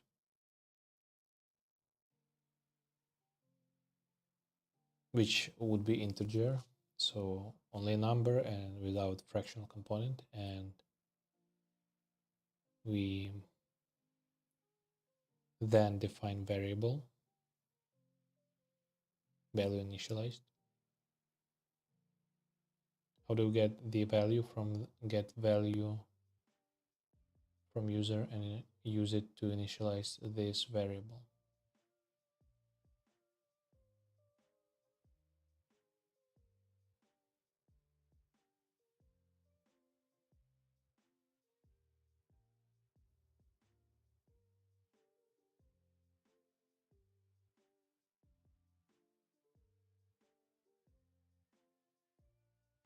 Yeah, how do we do that? Okay, well, the program is a good attempt at a solution. It doesn't quite work. Okay. When a function gets value from user is called, the user is asked to enter an integer as expected. Yep. But the value they enter is lost when get value from user terminates. Yeah. And control returns to main. Yep. Variable num never gets initialized with the value the user entered, and so the program always prints the answer 0. Yep. So what we're missing in some way for get value from user to return the value the user entered back to main, so that main can make use of that data. Oh, okay. And so return values. Okay. When you write a user-defined function, you get to determine whether your function will return a value back to the caller or not. To return a value back to the caller, two things are needed. First, your function has to indicate what type of value will be returned. Your function has to indicate what type of value will be returned. Okay.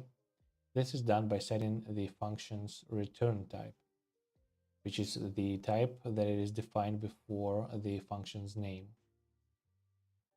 In the example above, function getValue from user has a return type of void. Oh, meaning no value will be returned to the caller. Oh, okay. And function main has a return type of int, meaning a value of type int will be returned to the caller. Note that this doesn't determine what specific value is returned. It only determines what type of value will be returned. Okay, so if even but it will extract, I guess, all the integers even if I type like maybe some fractional stuff and letters.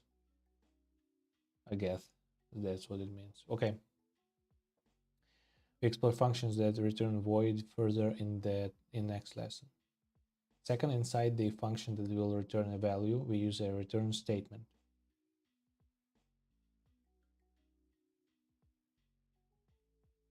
To indicate the specific value being returned to the caller. The specific value returned from a function is called the return value.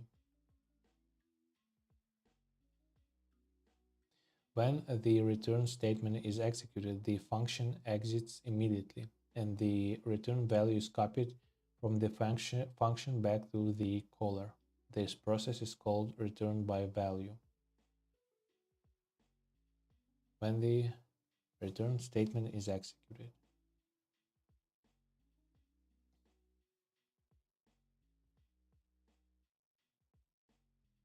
The function exits immediately, and then return value is copied from the function back to the caller. This process is called return by value. Let's take a look at a simple function that returns an integer value and a sample program that calls it. Okay. So int would be is the return type. A return type of int means the function will return some integer value to the caller. The specific value is not specified here.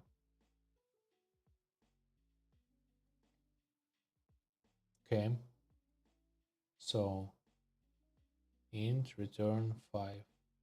The return statement indicates the specific value that will be returned.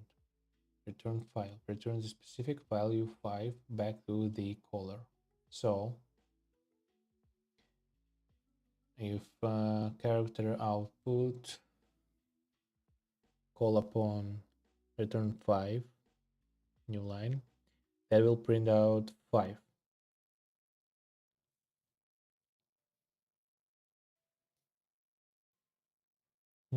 Okay, so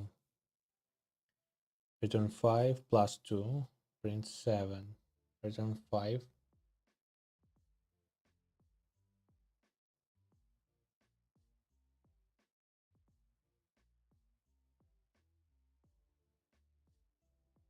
okay, the value 5 is returned, but it is ignored since main doesn't do anything with it. When run, this program prints 5, 7. Okay. Execution starts at the top of main. In the first statement, the function called to return 5 is evaluated, which results in function return 5 build called. Function return 5 returns the specific value of 5 back to the caller, which is then printed to the console via character output. In the second function call, the function call to return 5 is evaluated, which results in function return 5 build called again. Function return 5 returns the value 5 back to the caller. The expression 5 plus 2 is evaluated to produce the result 7, which is then printed to console via character output. In the third statement, function return 5 is called again, resulting in the value 5 being returned back to the caller. However, function main does nothing with the return value, so nothing further happens. The return value is ignored. Okay. Return values will not be printed unless the caller sends them to the console via character output. In the last case above, the return value is not sent to character output, so nothing printed. Okay. Tip: when a called function returns a value, the caller may decide to use that value in expression or statement, like by assigning it to a variable or sending it to character output, or ignore it by doing nothing else. Okay. So fixing our challenge program. With this in mind, we can fix the program we presented at the top of the lesson. Which one was that?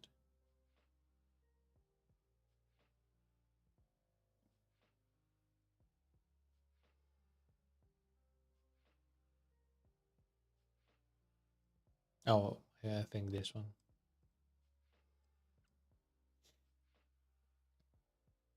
So, get value from user, and that is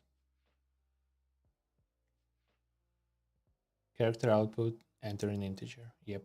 Then variable input, value initialized. Then extract character input into variable input. And then return input. Return the value the user entered back to the caller. Okay. So main executes.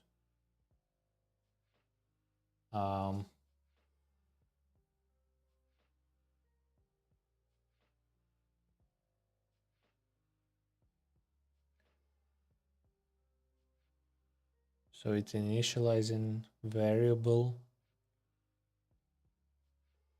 with a call to the function that ends up in return input.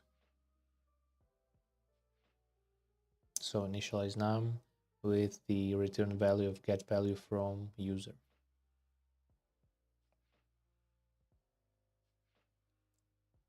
So, and then character output num, which will be user input. So like 7 and double is, and that would be again 7 by 2 multiplied. Okay, when this program executes, the first statement in main will create an int.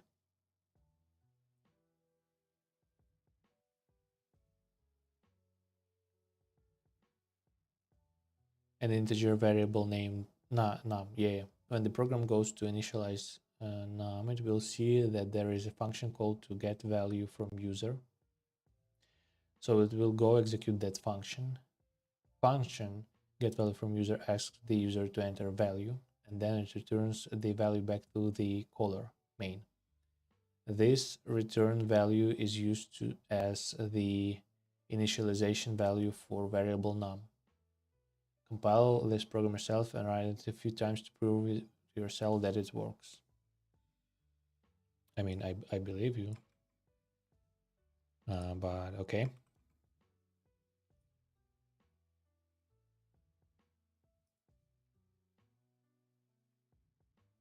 And let's run it.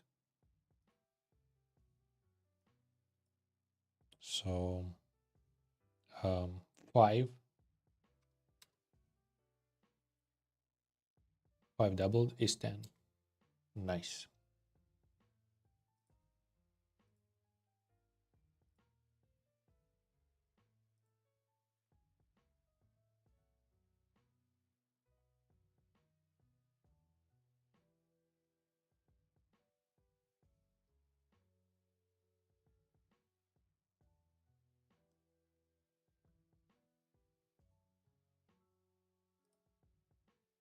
Okay, next. Revisiting main. We now have the conceptual tools to understand how the main function actually works. When the program is executed, the operating system makes a function call to main. Execution then jumps to the top of main, The statements in main are executed sequentially. Finally, main returns an integer value, usually 0, and your program terminates. The return value from main is sometimes called a status code.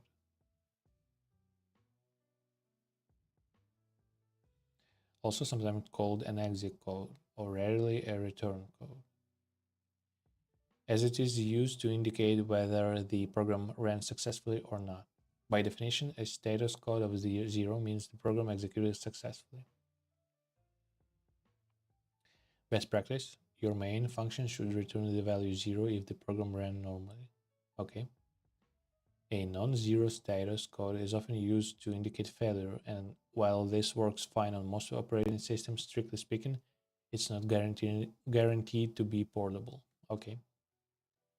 For advanced readers, the C++ standard only defines the meaning of 3 status codes: 0, exit success, and exit failure. Failure.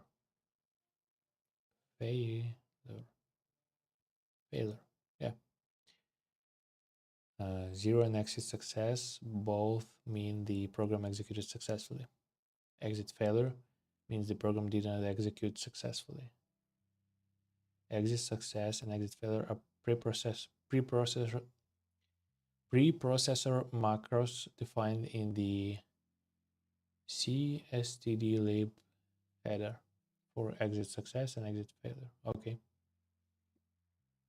If you want to maximize portability, you should only use 0 or exit success to indicate a successful termination, or exit failure to indicate an unsuccessful termination.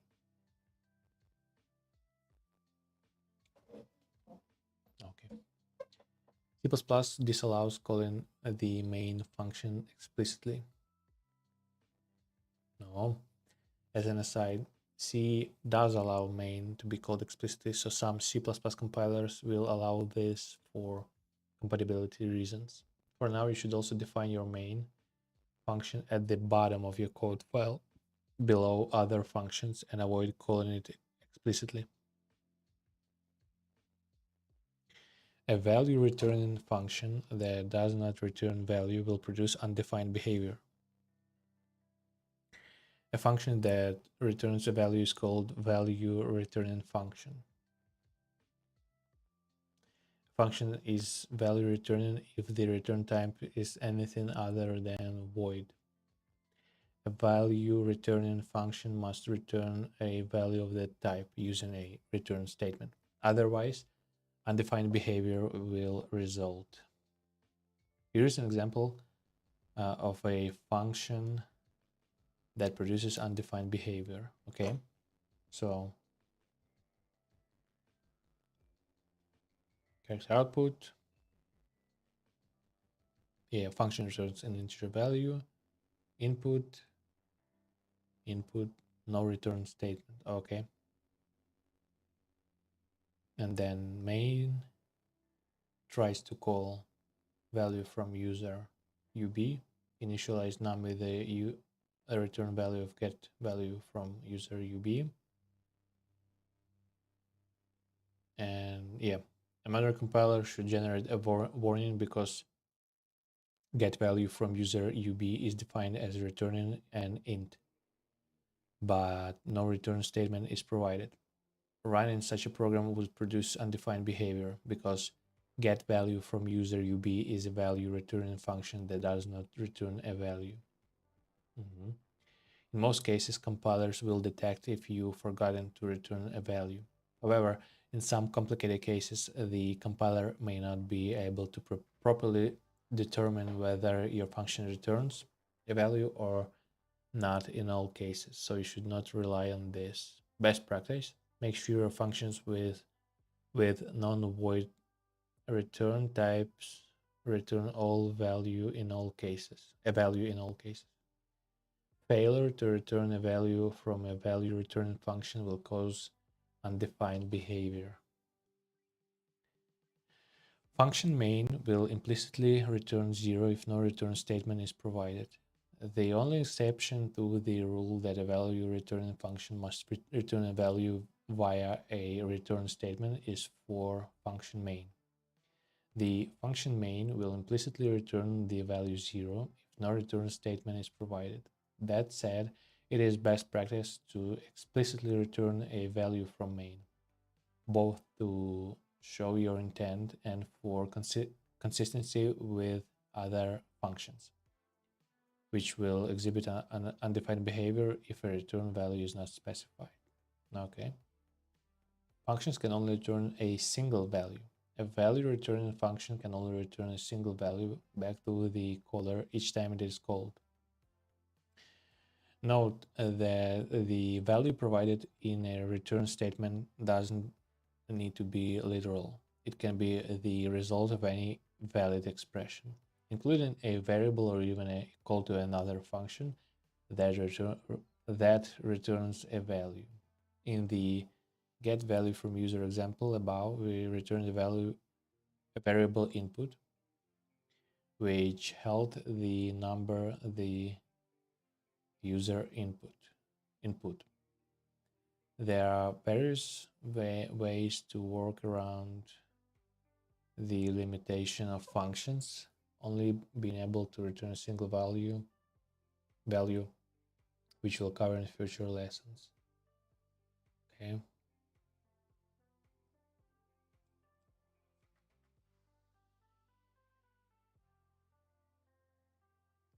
The function author can decide what the return value means.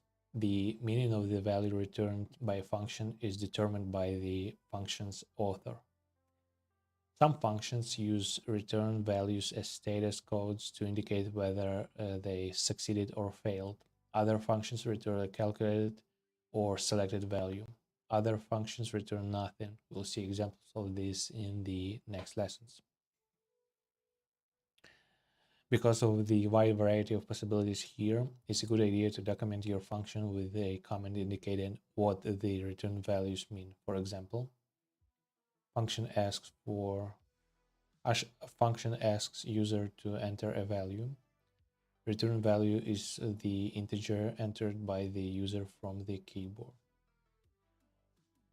So, yeah, then return the value the user entered back to the caller. Okay. Reusing functions. Now we can illustrate a good case for function reuse. Consider the following program. Okay.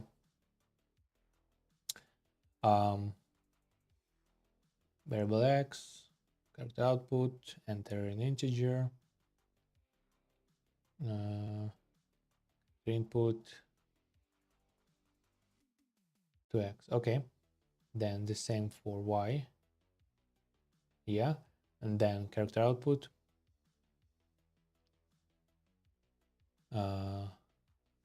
basically input plus another input, and basically text, and then the sum of those two. Okay. While this program works, it's a little redundant. In fact, this program violates one of the central tenets of good programming. Don't repeat yourself, often abbreviated dry. Why is repeated code bad? If we wanted to change the text enter an integer to something else, we'd have to update it in 2 locations. And what if we wanted to initialize 10 variables instead of 2? That would be a lot of redundant code, making our programs longer and harder to understand, and a lot of room for typos to creep in. Let's update this program to use our getValue from user function that we developed above.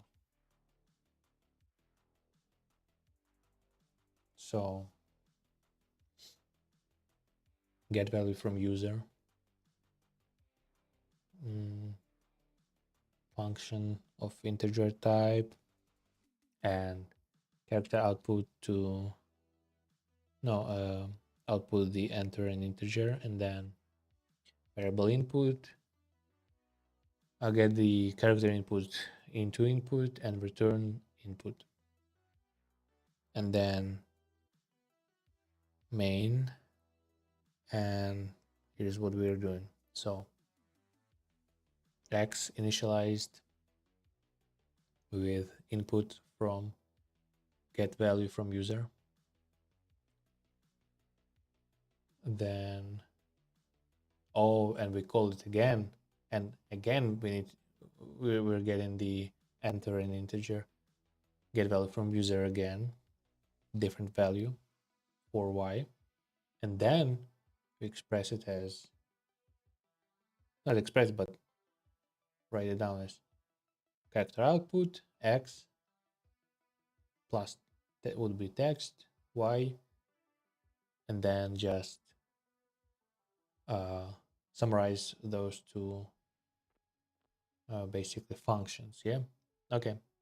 The program will produce the following output: enter an integer, yeah, and then you'll get and 12. Yep, okay.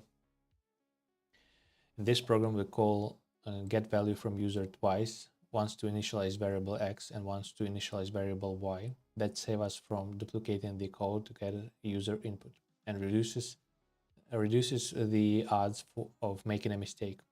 Once we know get value from user works, we can call it as many times as we desire. This is the essence of modular programming, the ability to write a function, test it, ensure that it works, and then now that we can reuse it as many times as we want, and it will continue to work, so long as we don't modify the function, at which point we'll have to retest it. Best practice. Follow the dry best practice. Don't repeat yourself. If you need to do something more than once, consider how to modify your code to remove as much redundancy as possible. Variables can be used to store the results of calculations that need to be used more than once, so we don't have to repeat the calculation. Okay. Functions can be used to define a sequence of statements we want to execute more than once. And loops, which we'll cover in a later chapter, can be used to execute a statement more than once. Okay, as an aside, the opposite of dry is wet. Write everything twice. Okay. Conclusion. Return values provide a way for functions to return a single value back to the function's caller. Functions provide a way to minimize redundancy in our programs. Okay. Question 1. Inspect, do not compile each of the following programs. Determine what the program will output or whether the program will generate a compiler error. Assume you have treat warnings as errors turned off. Okay. So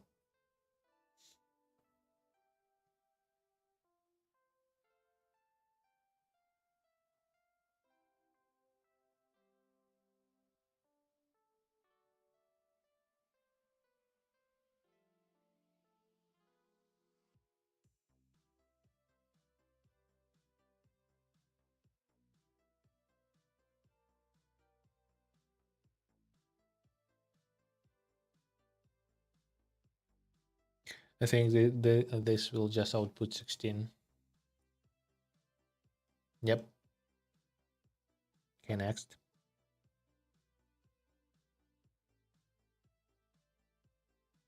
Nesting functions.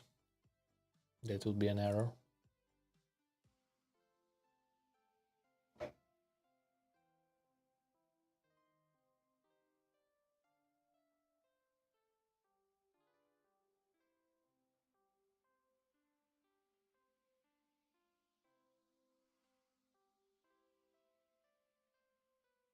Nothing. Yeah, just nothing. Main doesn't do anything with these numbers. Yeah, does not produce any output. The return values from the functions are not used for anything and thus discarded. Okay. Get numbers, return 5, return 7. You can only return one value. This program prints twice on separate lines, both times when function is called. The values return when they're return 5 statement executes, the function is exited immediately, so the returns 7 statement never executes. Okay. I thought it will get an error, but okay. Then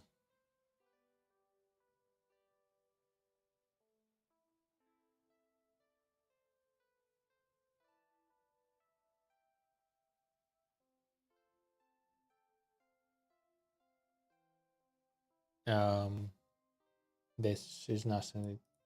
It's not a function. There's an invalid name. Yeah, we talked about naming rules. Yeah. What will the following program compile? Okay.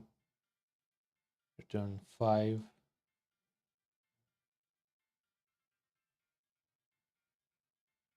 And then return 5 but and nothing. There's no variable of return 5, so nothing.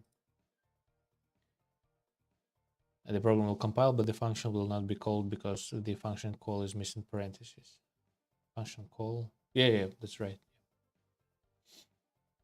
What does dry stand for and why it is useful practice to follow?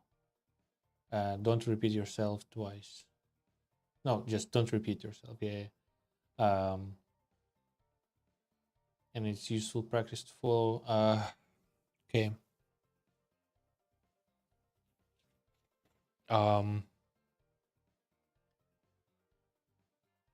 So later on, any changes can be made, for example, to function and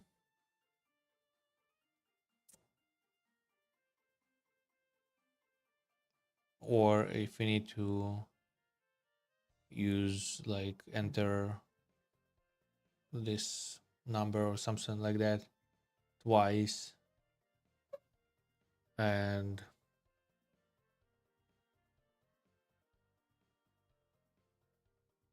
so everything would be readable, I guess, something like that. This practice involves writing code in such a way to minimize redundancy. It makes your program more concise, less error prone, and more maintainable. Sure. Okay. Let me rest my voice, and I guess I'll switch to some games. My voice today is spent, and not in a good way. Something with my throat.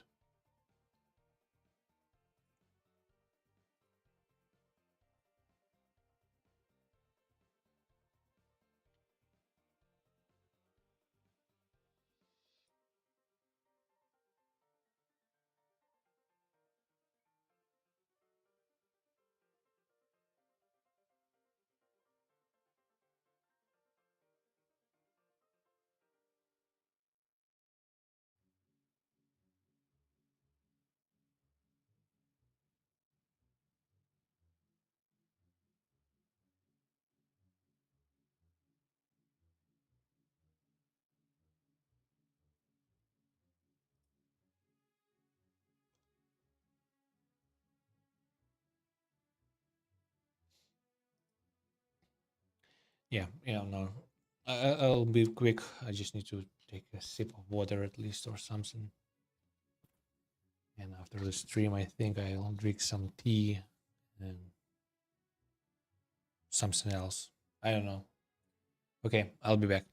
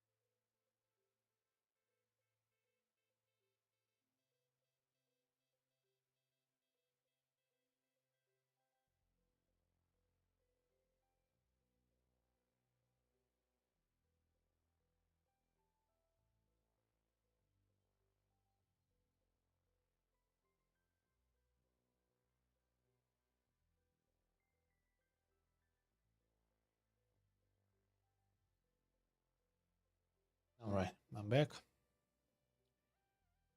And let's do a bit of gaming and I'll be done for today.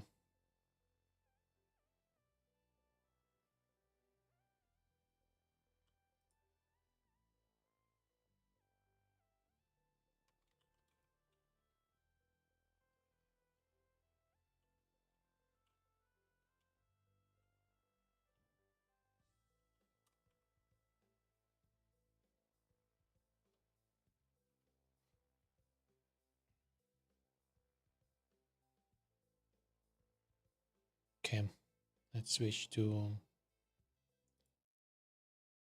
gaming like here, and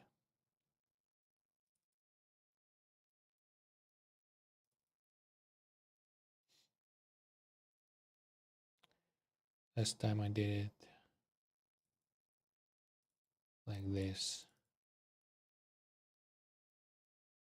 using DX, W, and D.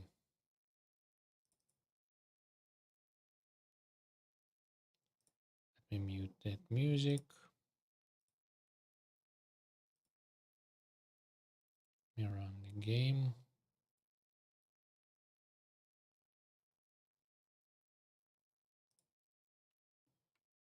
Okay.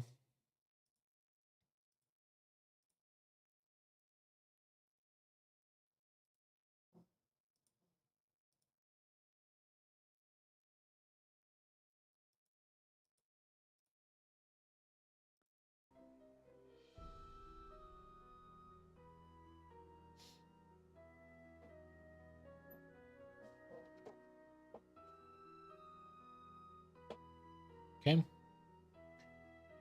And yeah, let's continue. I think this one.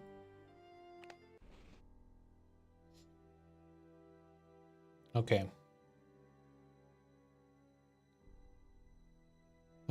Let's check what could I have missed like this.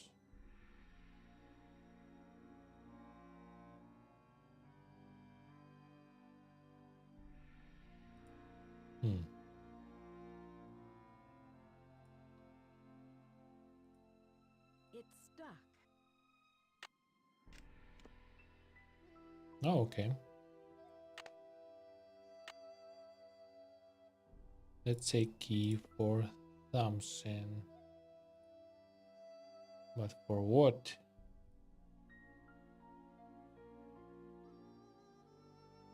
I don't know.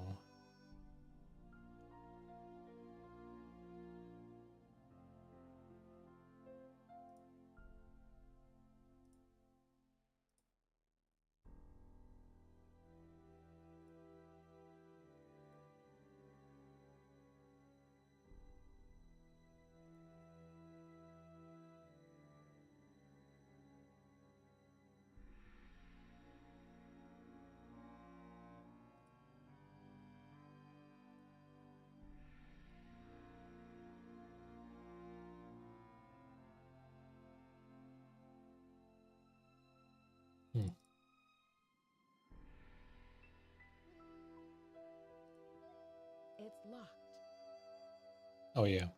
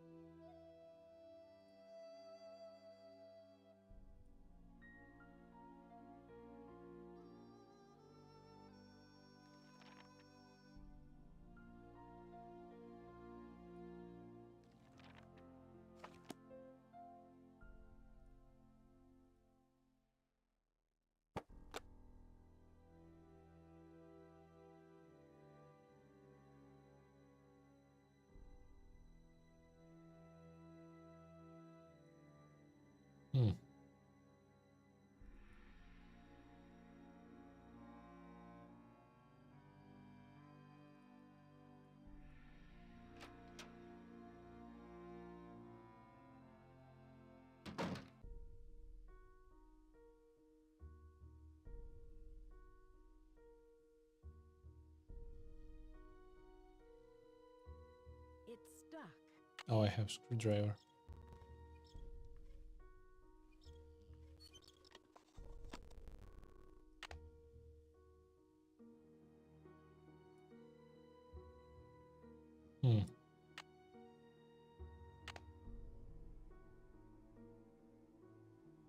So it goes somewhere, but where?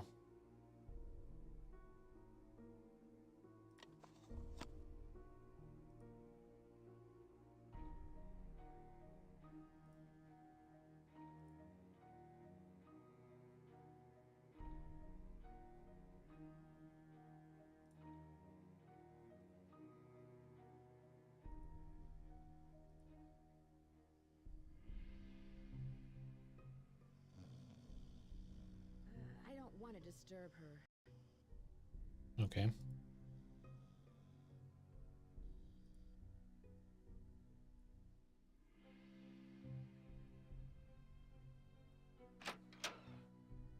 Oh yeah, the dining.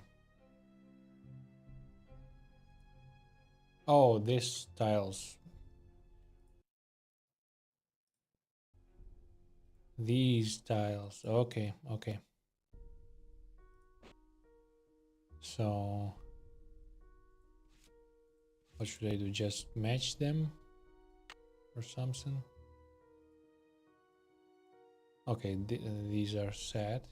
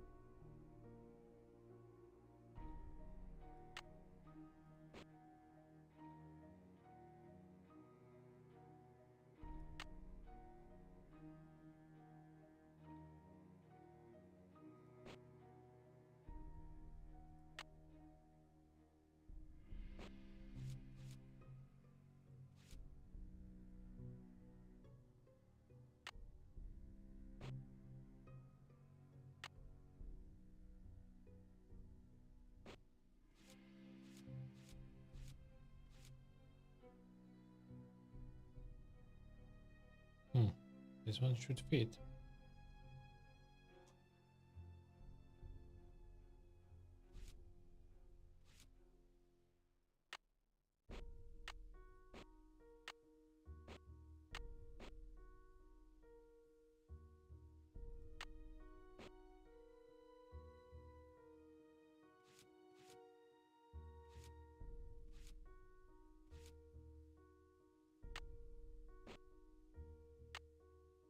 Okay, now it fits.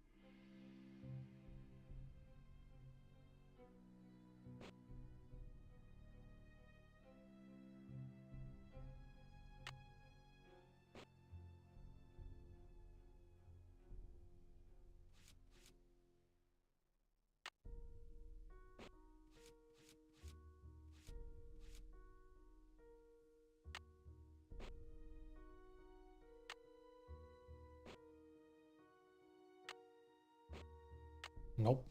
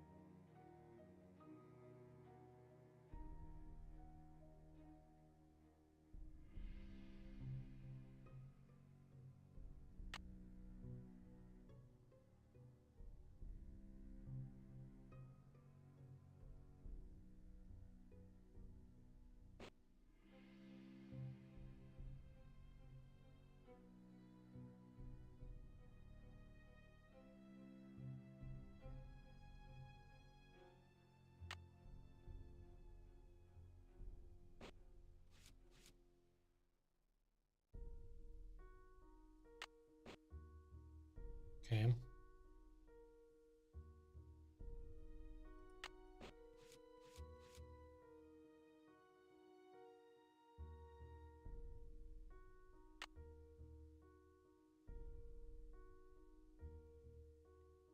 Hmm.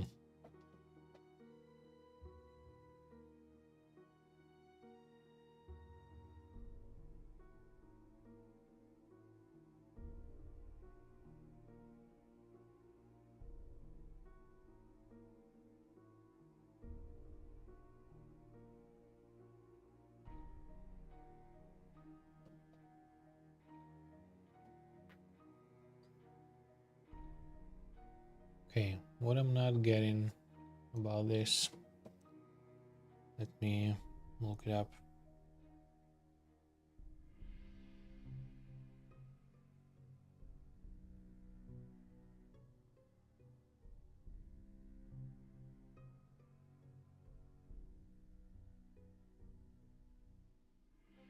Oh, okay.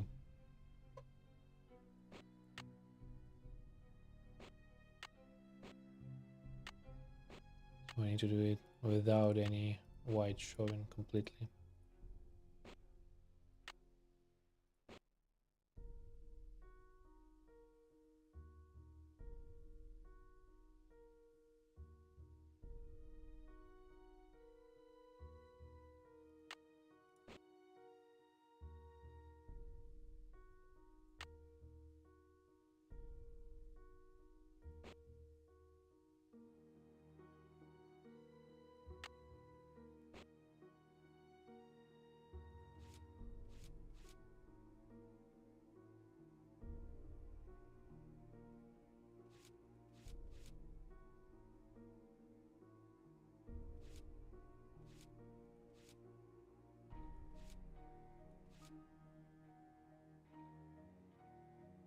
probably not this one.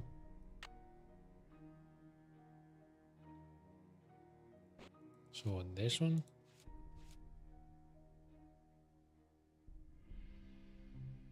No.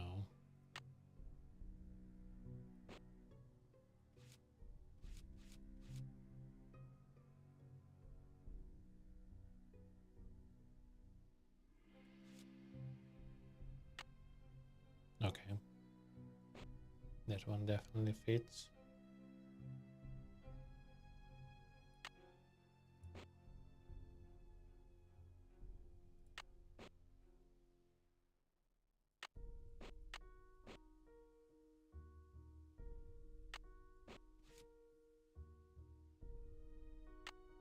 Okay, that's probably a wrong move.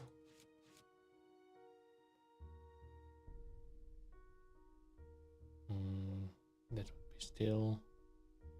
Oh, something like that probably, okay. But then what?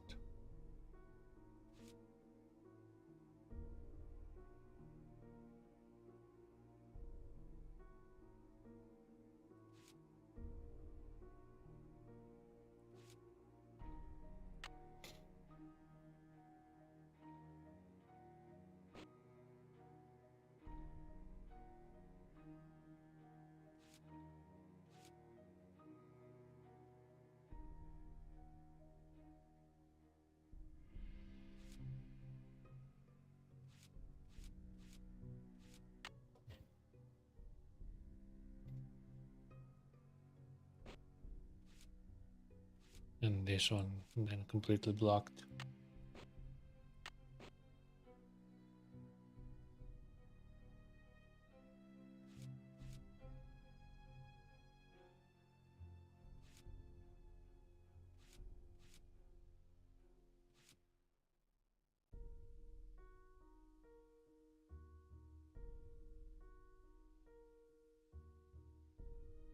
Okay, I definitely need to find place for this one first, as this one is, well, biggest one.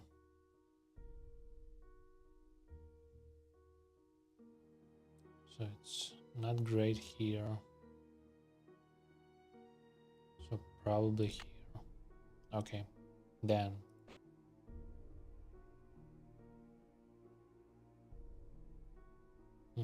Yeah, but it'll still leave the open space stuff. Not this one.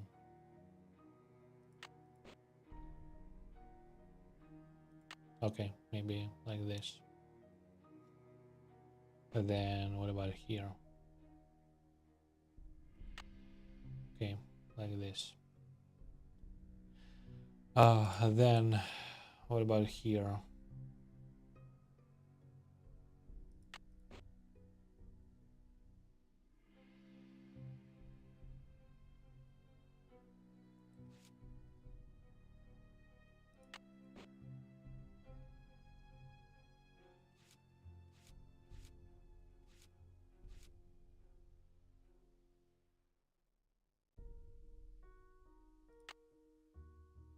Oh.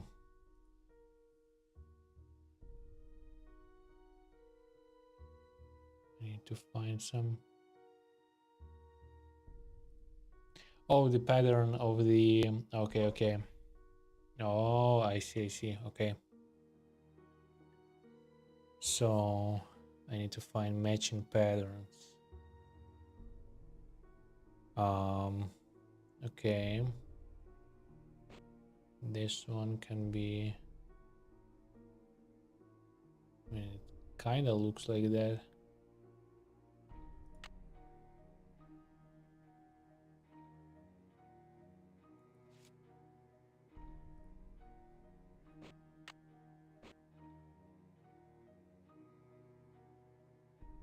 Nope.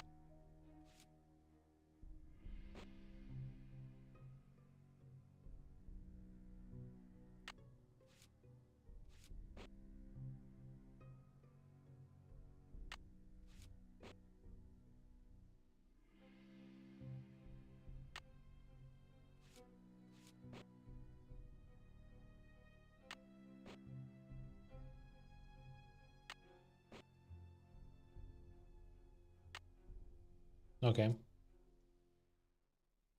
Then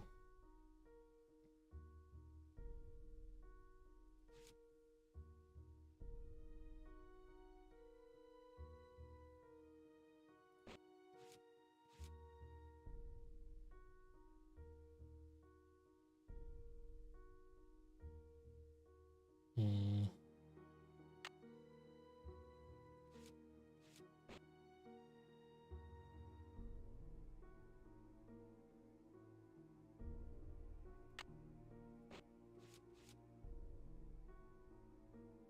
mhm.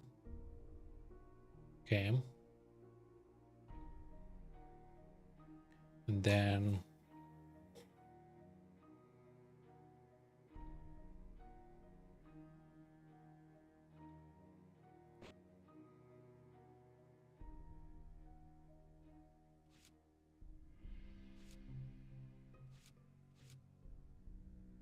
no, nothing like that.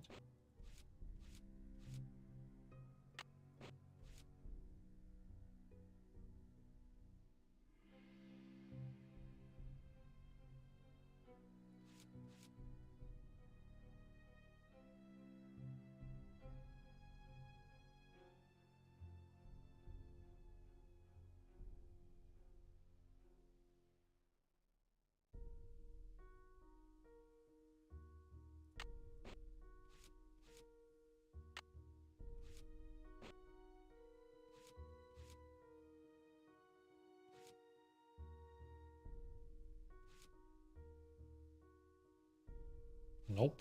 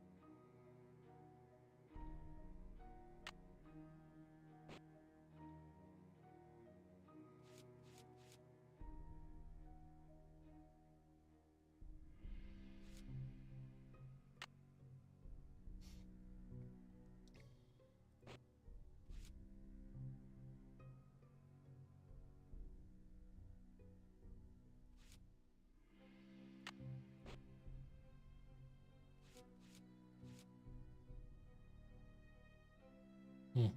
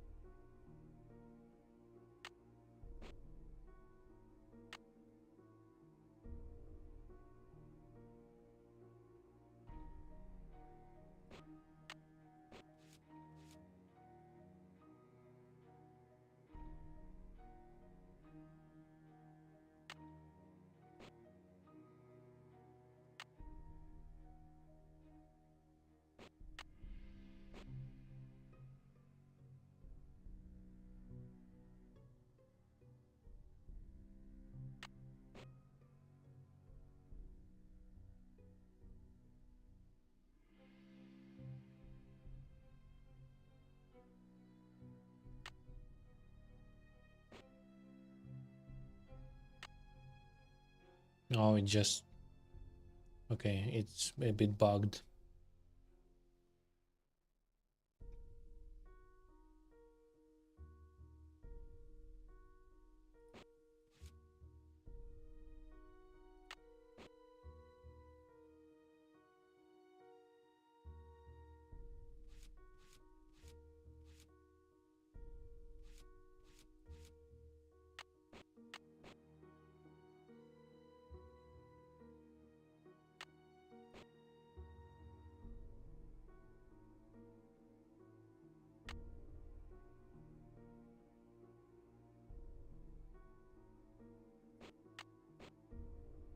but then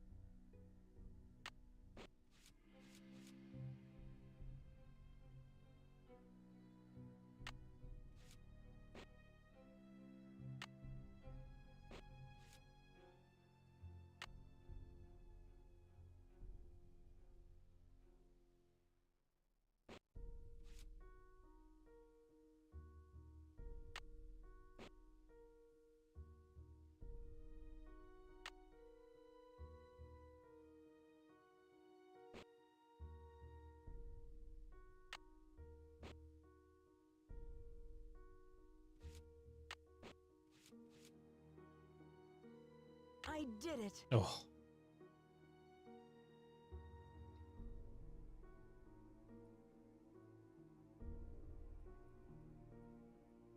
Okay, oh yeah, she's asleep. Okay, let's test where we can try that key on.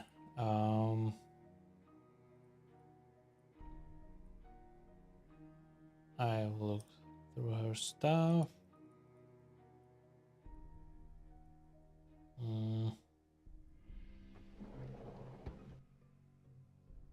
No.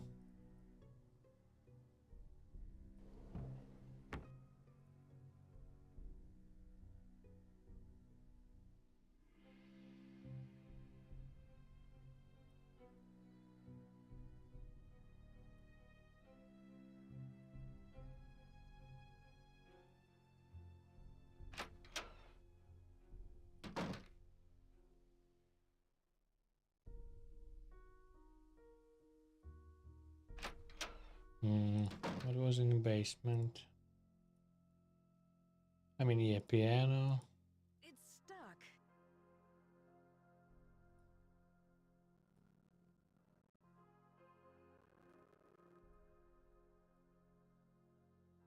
I've checked that newspaper.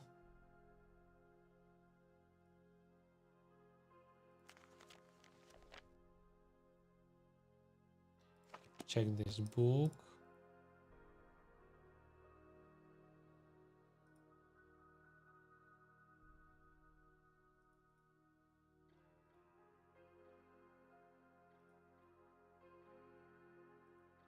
Or maybe something here.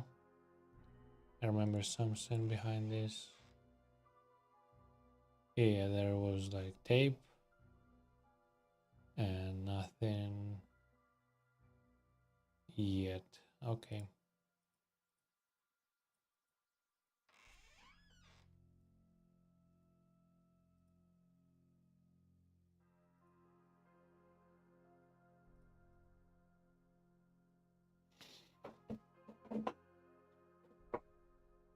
about the chimney. It's stuck. And I think It's no, stuck. it's not this one. Okay.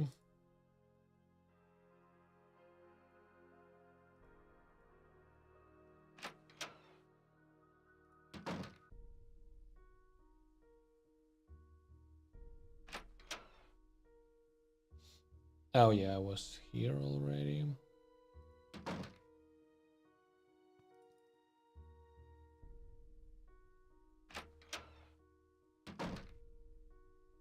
Okay, that would be the basement. That would be, yep.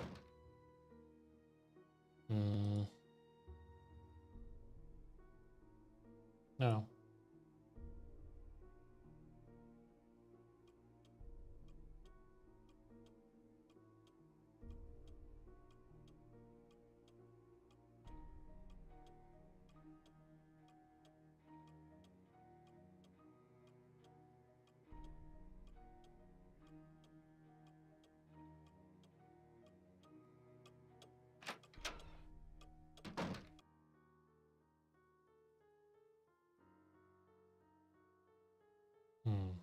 Maybe I missed something here.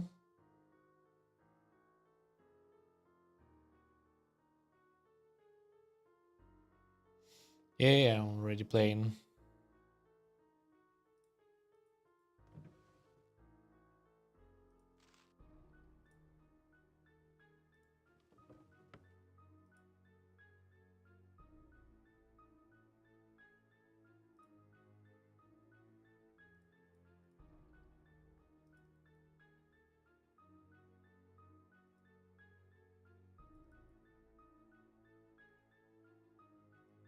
Oh yeah, that bird, which I still don't know what to do with. The legends.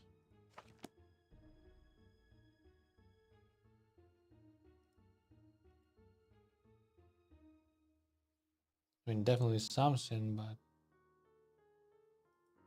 I guess not right now. Okay.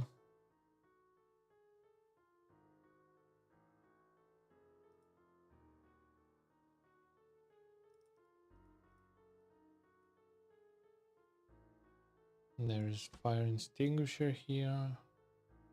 It's good to know it's here. Not much else.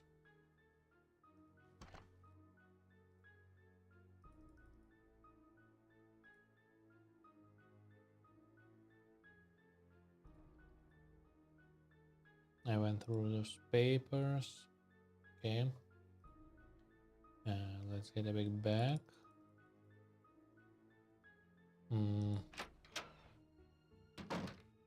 Then this one. Yeah, the Mahjong tile. When the four-sided box loses its border. Yeah. I've got another hieroglyph.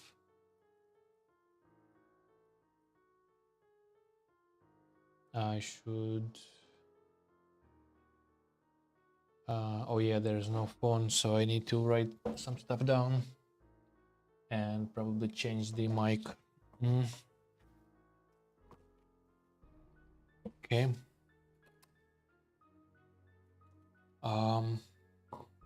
Give me a second.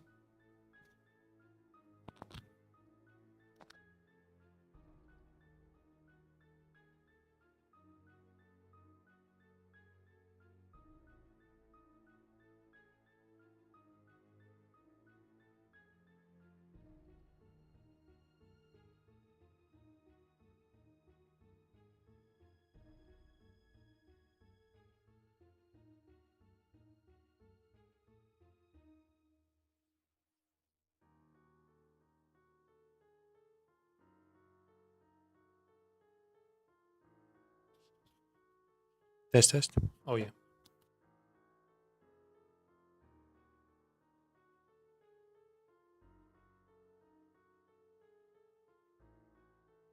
Okay. Yep. So yeah, let's write. Oh yeah, I need to play the maze once again. Ugh.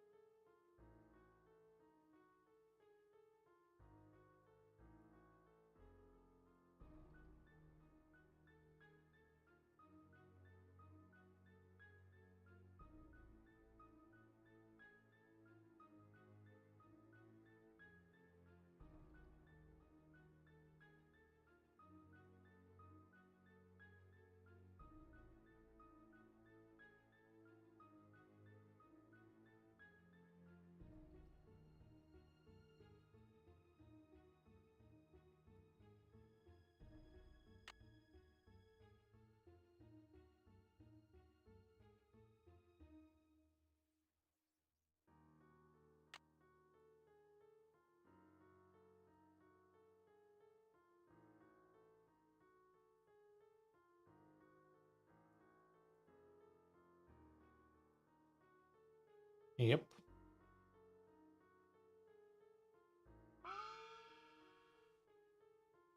Okay.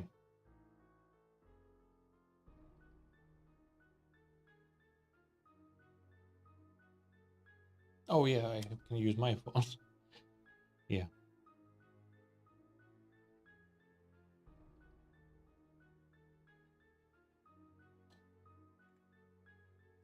Okay.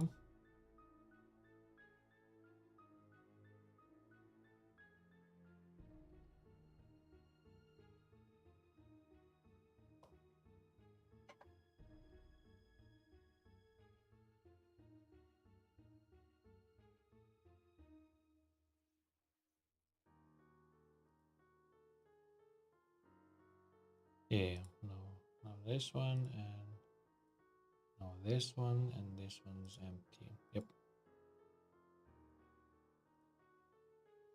Okay.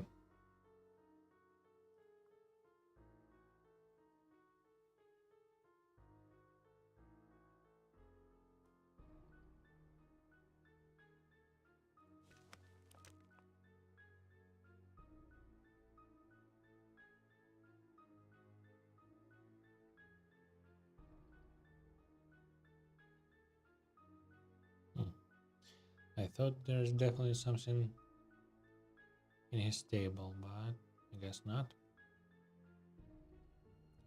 Okay. Wait, how do I? Okay.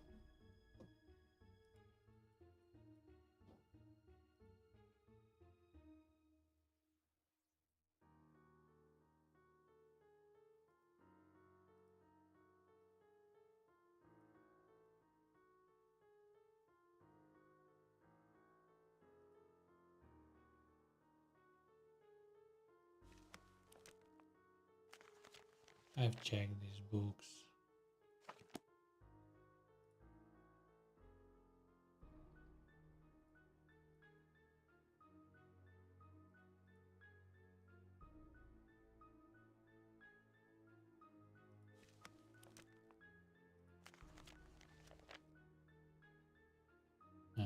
That's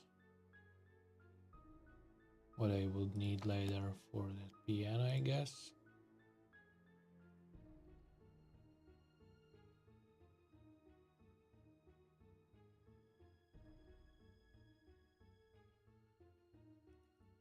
Okay, I've placed a tile here. It's stuck. Yeah, I don't really have a tool for this one yet.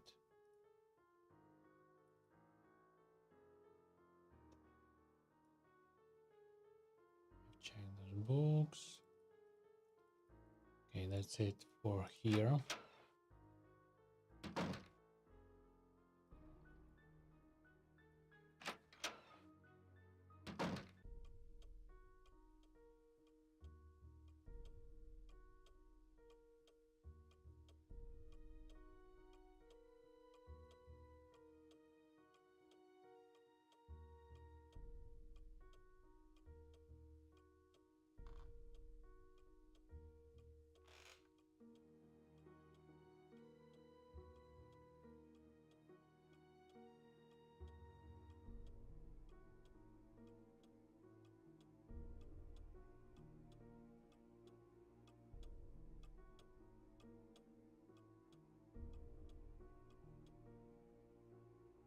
Okay.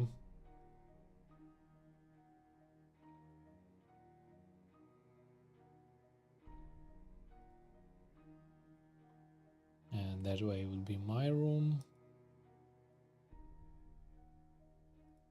And this one. I hope you're convinced now that the spirits are with us. These ghosts are here to stay.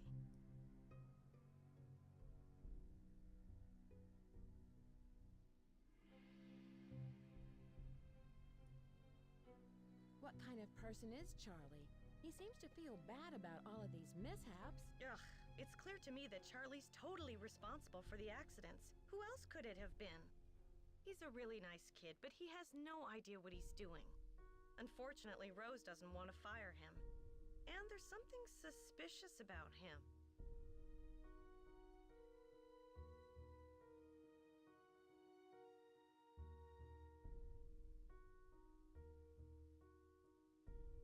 mentioned Charlie was suspicious. How so? The other day, I was down in the basement working for over an hour, and suddenly he sneaks up on me. I bet he was down there the whole time, watching me. I saw those papers in the parlor. Where did you find them? Right in my room. They're so vintage. I'm going to ask Louis if he can get me some antique frames for them. Rose and I can use the letters in our historical display. Was there anything about the house in them? I don't think so. I really didn't go through them that much. I did find this old picture of a woman dressed in men's clothing. I think it was taken in the entryway by the staircase.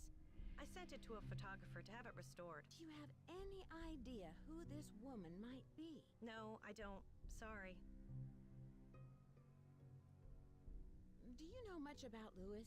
It must be great having your own expert on Victorians. He owns Chandler Interiors, a very reputable antique store. I'm sure his clients will be quite interested in our bed and breakfast once they hear about our resident ghost. How long have you known Rose? A couple of years. She has good business sense, but I think she needs to think more about advertising. Otherwise, we're just like all the other B&Bs in this town, and believe me, there's plenty of them. Have you seen the poem in my room? Oh, I love that poem. Listen, my child, to this story of dreams. How does the rest go? It was there when we bought the place.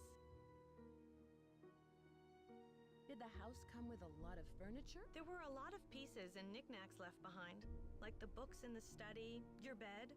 I think it was too large to take out of the room. I heard someone crying in the hallway. Was that you? I told you the spirits were interested in you. Was it a woman crying? Yes, it was. How did you know? It must be one of our phantom residents. Do you know who this phantom could be? Well, it wasn't me crying out there. I found out how you rigged the seance table with a projector. That was a pretty good show you gave. Okay, so I staged part of the seance. But that still doesn't mean this place isn't haunted. Seances were very popular during the Victorian era, and I plan to entertain our guests with them.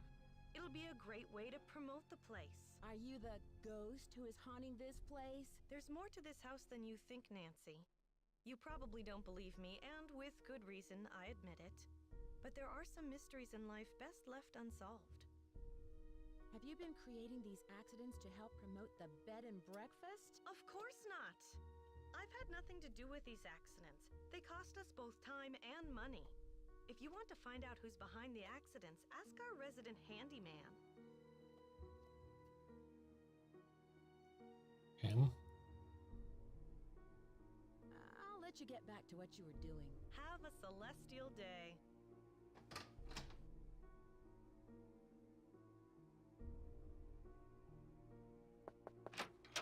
Hi, Nancy.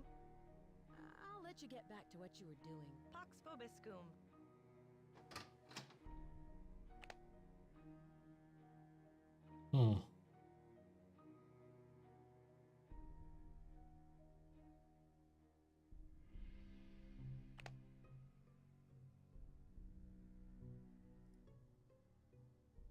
So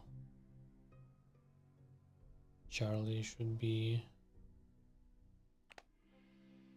in the basement now.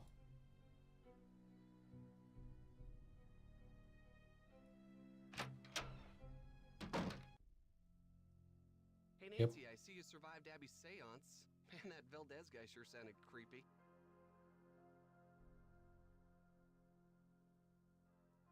Have you ever heard of him? Valdez, I mean. I've heard of a Diego Valdez. He was a wealthy rancher who lived in the 1800s. Yeah, I just read a book on him for my history class. Was he from San Francisco? No, he was sort of a hermit and never married. But he was extremely generous. He gave away thousands of dollars. Can you tell me more about the accidents? I'd really rather not talk about that right now. How do you like working for Abby? She's not bad. She can be a little weird. I think she gets on Rose's nerves sometimes. What do you mean? She always does a disappearing act whenever Rose needs her to do some work. And I think Rose is sort of hatty, you know? Abby thinks the house is haunted. Do you? I'm not sure. Let's just say I wouldn't rule it out.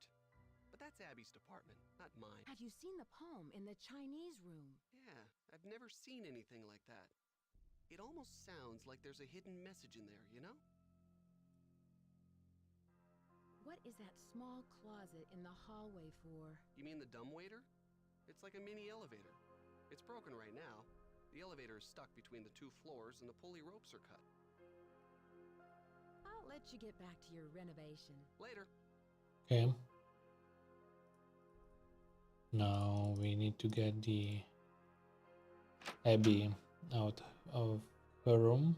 So he's out from 3 to 6. So I guess 3 p.m. probably.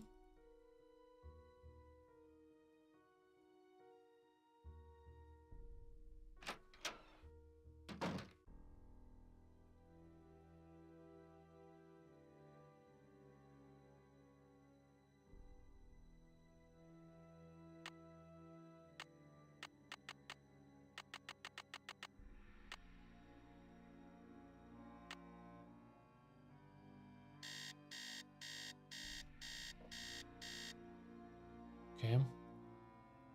Now let's check out Abby's room.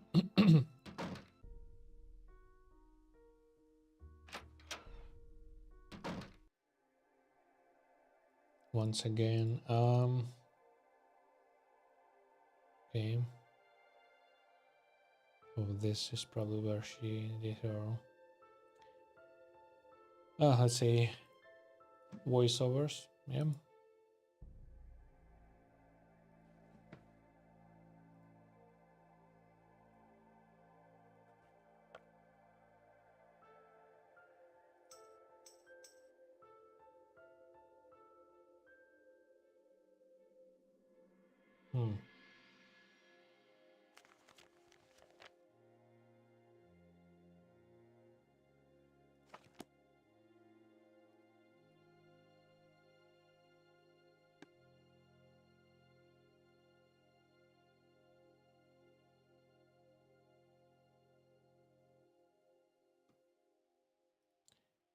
I've looked at the books already.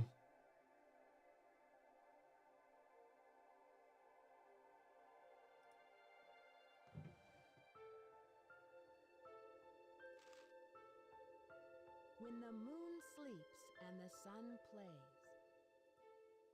Mm-hmm.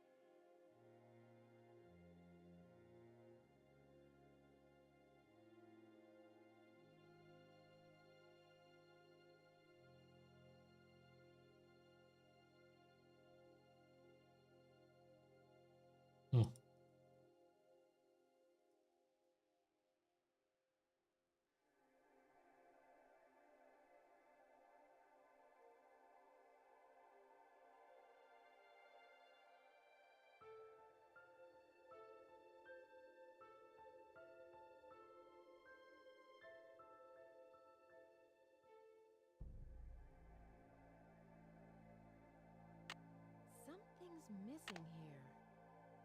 Nope.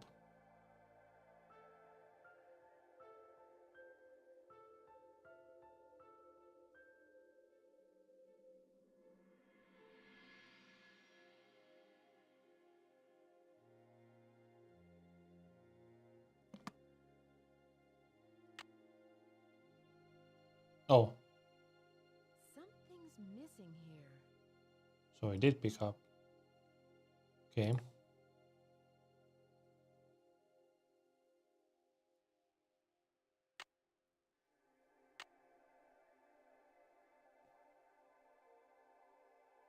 Mm-hmm.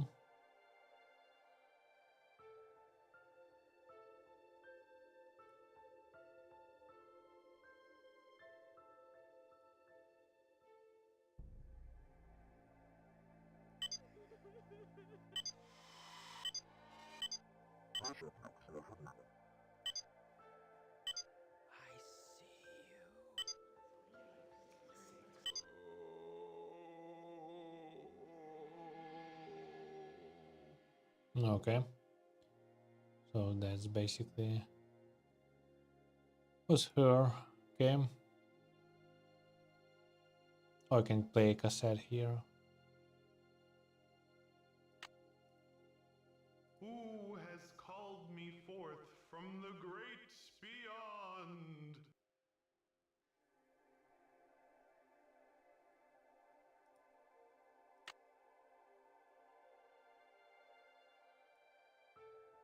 Okay. So we established that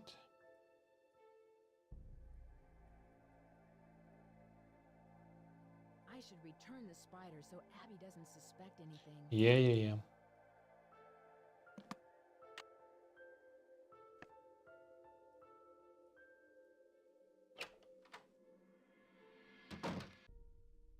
All right, and and I don't know how long Rose stays up. Let's check. Maybe she's now here. Oh yeah. Hello, Nancy. Sorry about that seance last night. Why couldn't Abby conjure up some helpful spirit, like an electrician?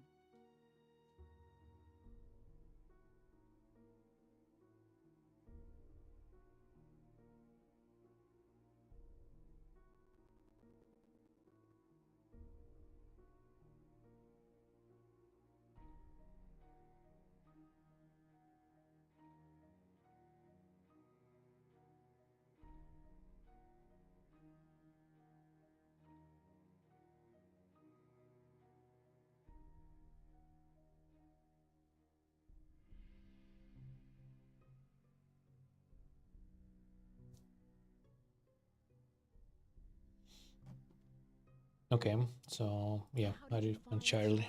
He just showed up one day. It was really odd. I remember Abby and I were in the basement talking about hiring someone to help us. 20 minutes later, the doorbell rang and there stood Charlie, looking for work.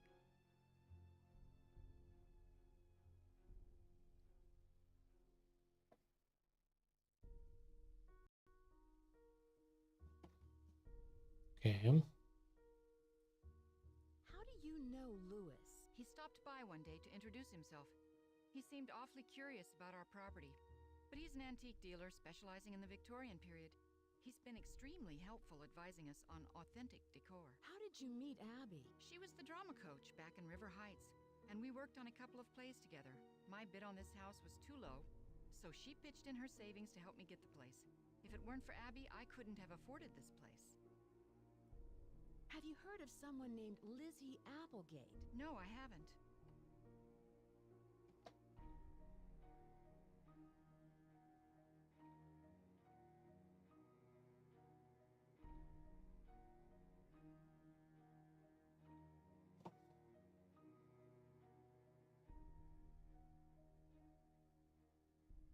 Where did Abby find those papers that are in the parlor? She told me they were in her room, which surprised me since it was completely empty when we moved in. Now the room you're staying in was crammed with furniture. I think most of it was original with the house. Does Charlie live around here? He told me he just moved here from Iowa, but doesn't have a place of his own yet. He said he's staying with friends. Do you think Charlie is responsible for these accidents? Abby thinks he is, but I'm not sure. I really trust in him, and I'm willing to give him the benefit of the doubt. I can see you're busy. I'll let you go. So long. Wait, didn't it solve your puzzle? I did.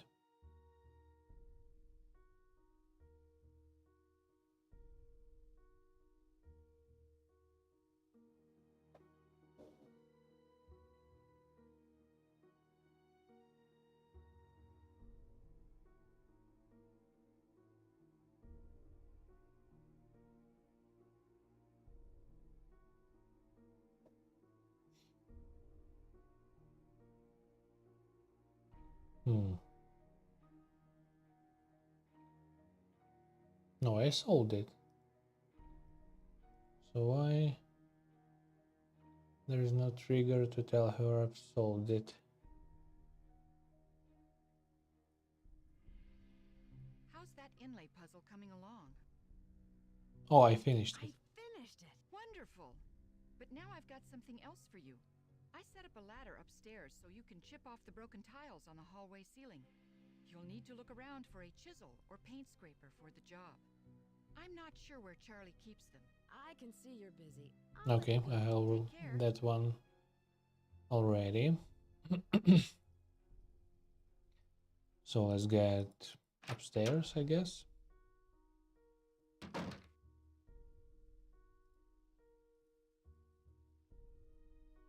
And she set up probably here. Yep, I need a paint scraper. there you go.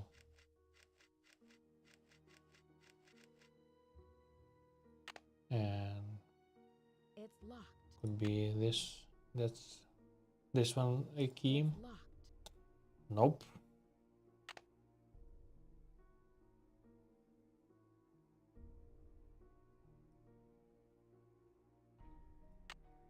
It's locked.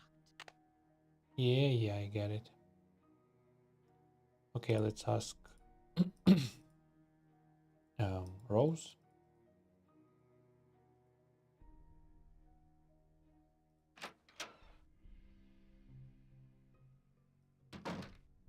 How are the tiles coming along? I'm all finished, but you should know what I found. I'm sure it's very interesting. But unless it's really important, I've got other things to worry about. Let's see. If you're any good at fixing things, there's a dumbwaiter in the hallway that's not working.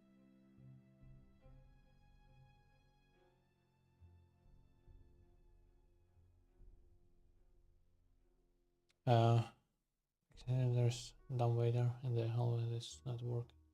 I can see you're busy. Okay. I'll let you go. Don't work too hard.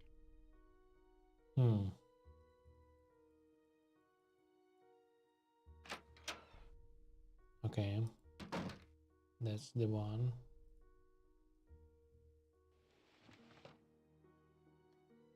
That's the end. Do I have anything? The rope is cut. And I think Charlie said it's stuck between first and second floor. Let's try looking at it again. Wait, let's... No.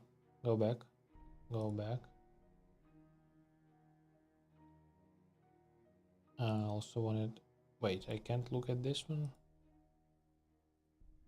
I was sure there's something in there, but I guess not. Nope. Okay. So how about this one? Okay, so we have like 2 ropes and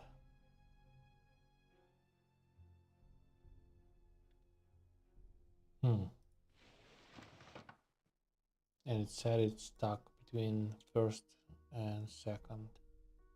Maybe I need to drop something.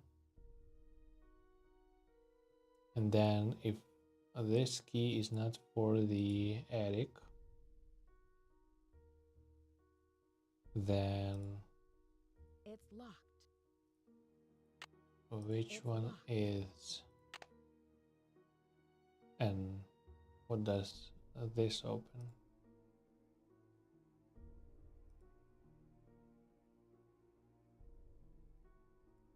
It's locked. Yeah. Okay, let's try my room again. Wait. I've checked this one, yeah.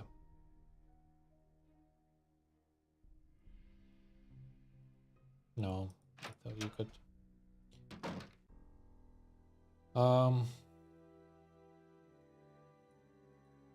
When the 10 daughters are reunited in order.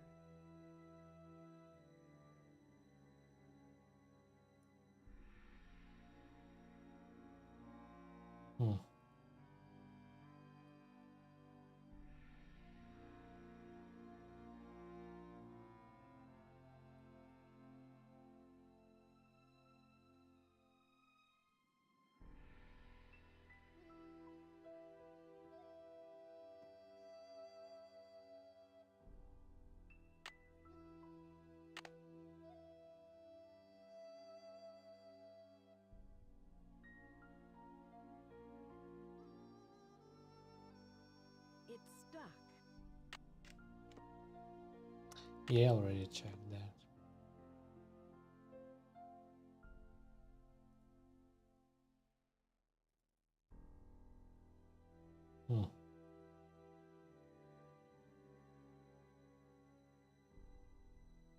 I mean, we have like what? 3 words, probably 4.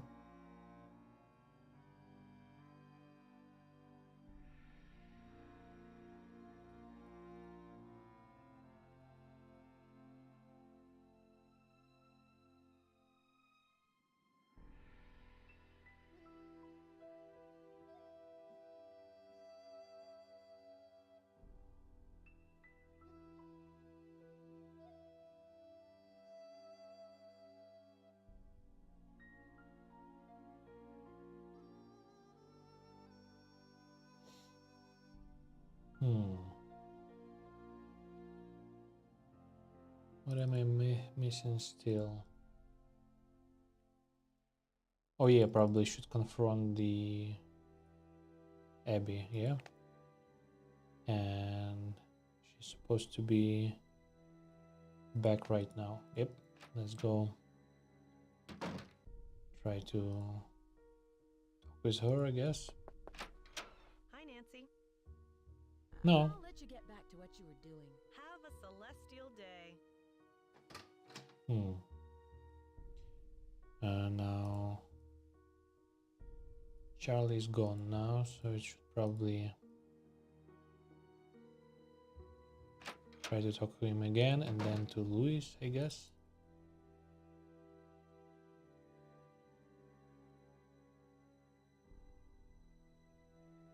So Charlie.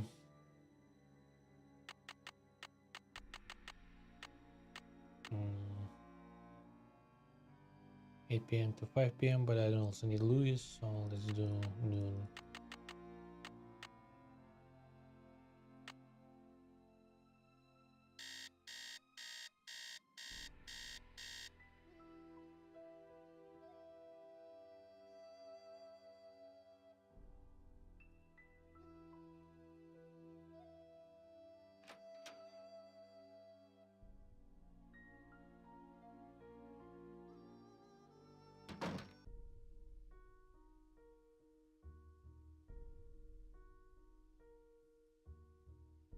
So yeah, let's do Charlie first. Hi, Nancy. What's up? Okay, nothing new, and then Louis. Hasta la pasta.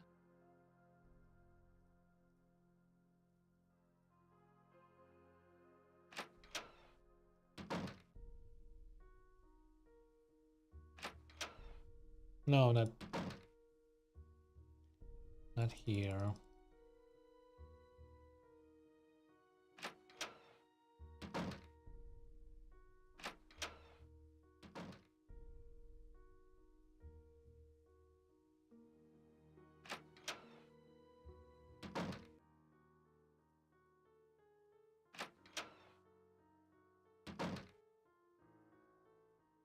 Hello, Nancy.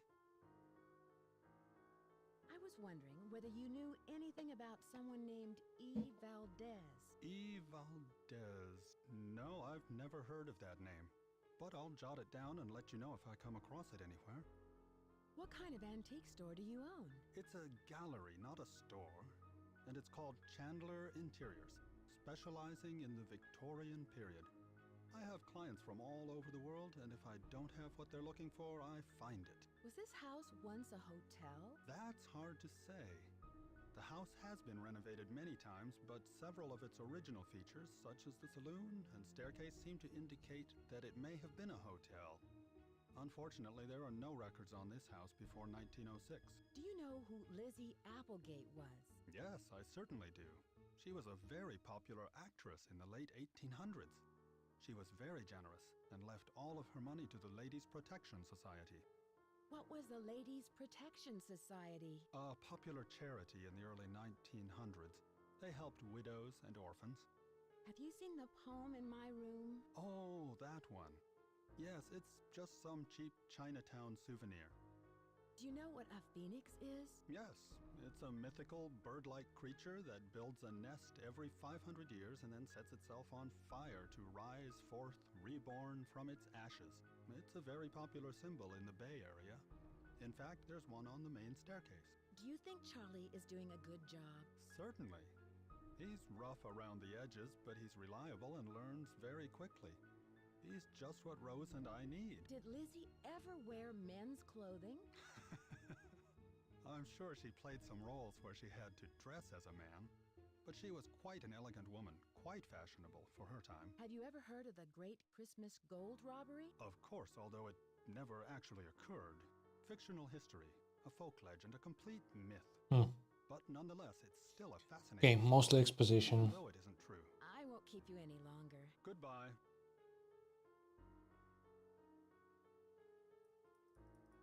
Okay, let's use the phone.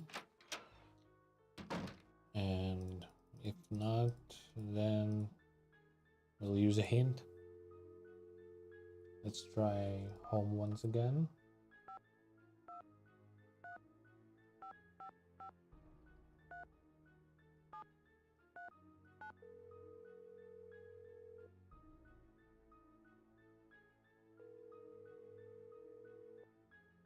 Drew residence, Hannah Groon speaking. Hi, Hannah. Hi, Nancy. I met Rose's handyman, Charlie. He seems nice. Rose told me he's a fine young fellow, but a little rough around the edges. I believe she said he's studying history at a community college. Has Rose said anything about him and the accidents? Nothing particular. I know she's concerned that Charlie may have inadvertently caused some of them, but she doesn't think it was intentional. Did you know Rose has a resident expert on Victorians? Oh, yes. Rose has mentioned Lewis several times. She's really fond of him and is very grateful for his help. Oh? Is there more between them than what I'm seeing? Oh, no, they're not dating or anything, but I can tell Rose likes him very much. Have you heard about the seance Abby hosted for Rose and me? Seance? Good heavens. Has Rose ever mentioned someone by the name of Valdez? No, she never mentioned the name. Abby faked the seance. She rigged a table with a projector. Well, you didn't think it was for real, did you?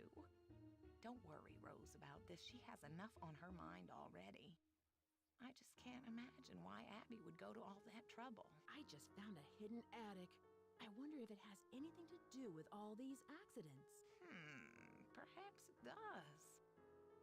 Nancy, keep this a secret until you get to the bottom of these strange events. Don't even tell Rose.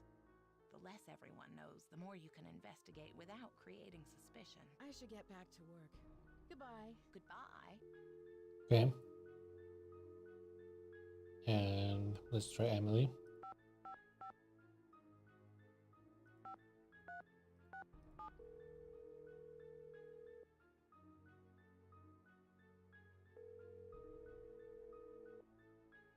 Emily Foxworth speaking. Hello, it's Nancy Drew. Hi, Nancy. How's your case coming along? I found some old papers in the house, plus a page from a phone directory dated 1894. Ooh, that sounds valuable. It's hard to find old documents like that before 1906. Have you ever heard of the Ladies Protection Society? No, but it sounds like some turn-of-the-century charity. There were all these private agencies that helped out widows and orphans before the government took on that role. Have you heard of an antique dealer named Lewis Chandler? Nope, never heard of him. Have you heard of an actress, Lizzie Applegate? Oh, sure. She was a good friend of Lotta Crabtree, another popular actress in the late 1800s. As I recall, she opened up a big hotel. What was it called? The Hotel Mandrake or the Oriental? I forget. Was it in this neighborhood? Is it still around? Oh, no, this one was downtown. It was very big, but I think it burned down. Have you ever come across hidden rooms in Victorian mansions? No, but I've read that many houses were only partially rebuilt after the Great Earthquake, closing off damaged rooms from the rest of the house. I should get going. Goodbye, Emily. Goodbye, Nancy. Okay.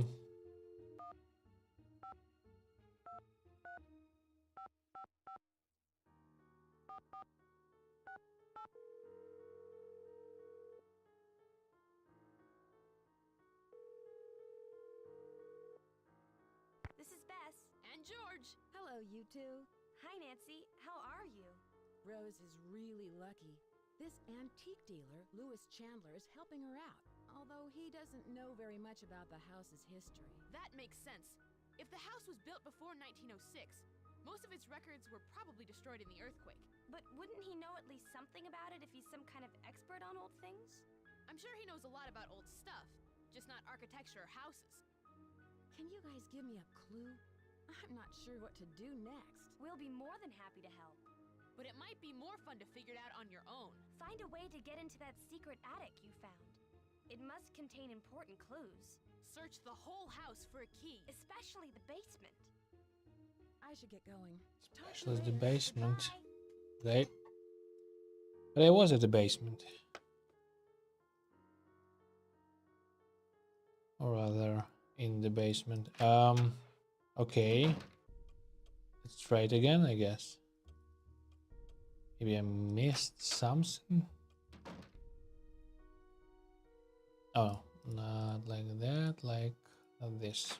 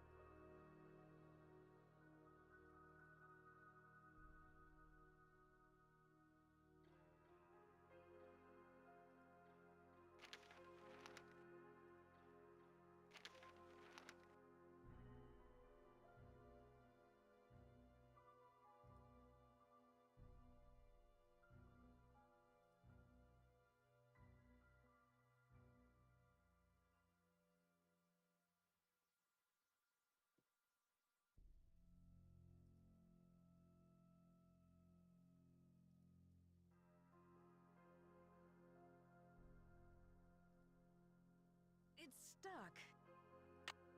It's stuck. It's stuck. It's stuck. No.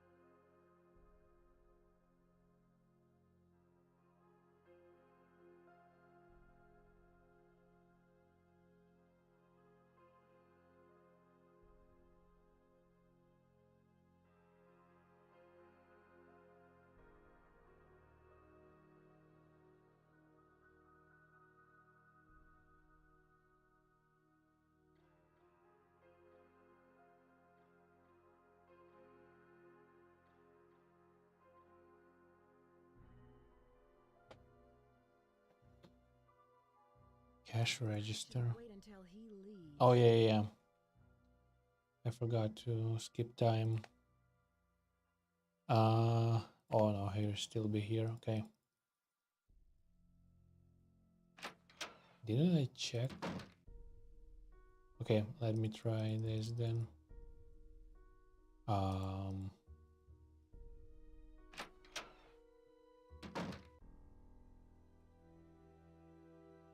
We'll sleep like past 6, so everyone is done. Oh no, 5, so Abby would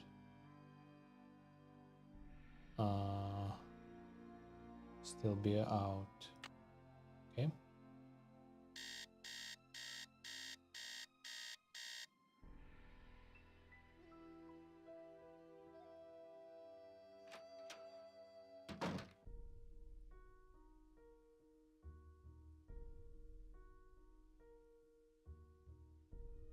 Yeah? I thought I... Yeah.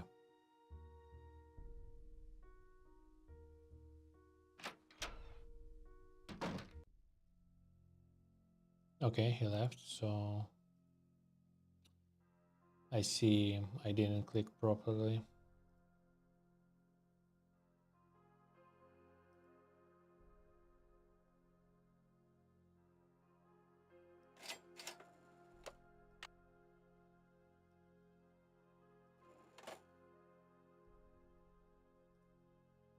I somehow, I don't know, avoided. I don't know.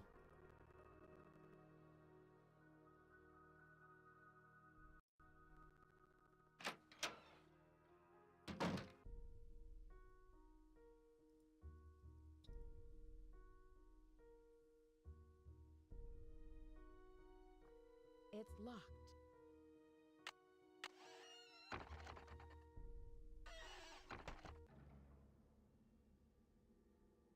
Okay, what do we have here?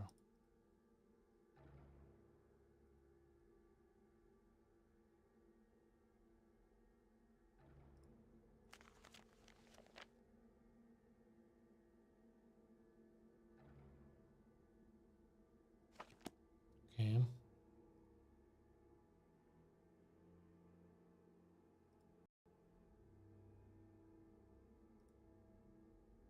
It's locked.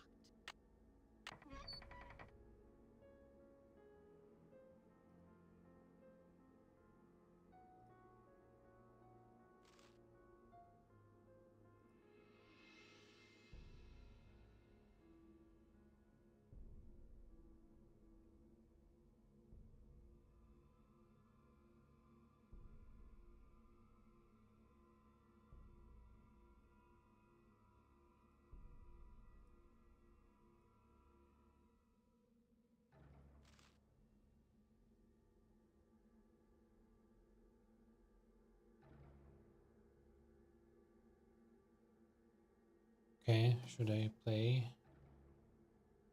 this song somehow?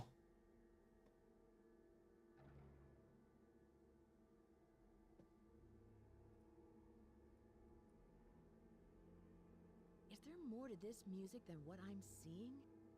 Is there more to this music than what I'm seeing?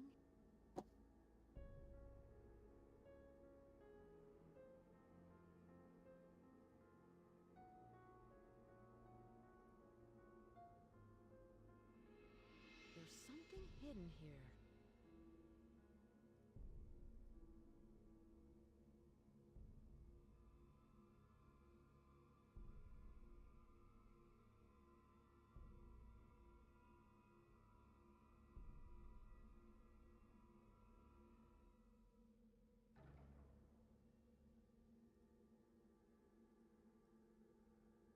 Is there more to this music than what I'm seeing? Is there more to this music than what I'm seeing? I mean, probably. There's something hidden here.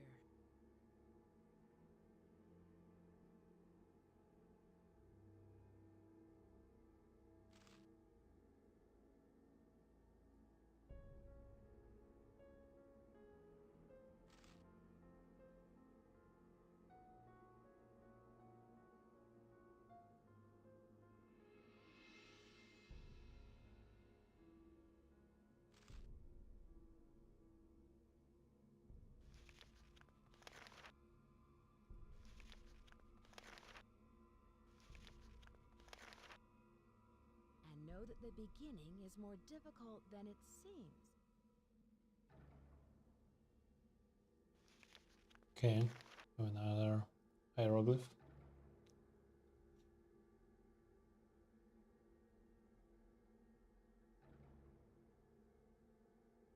Oh yeah, I need to close the lid.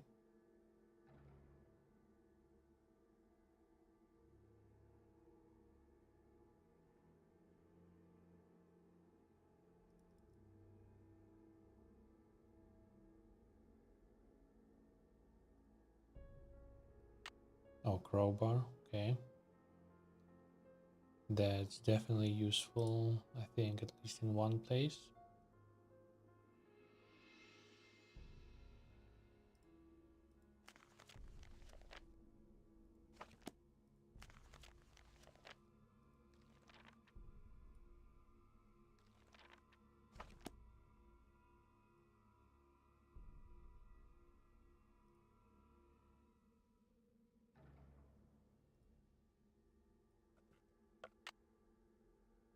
An iron.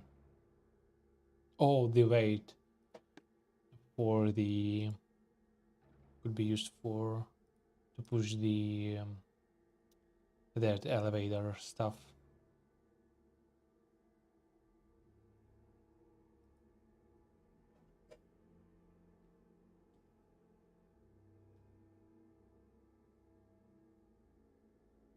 Okay, some newspapers.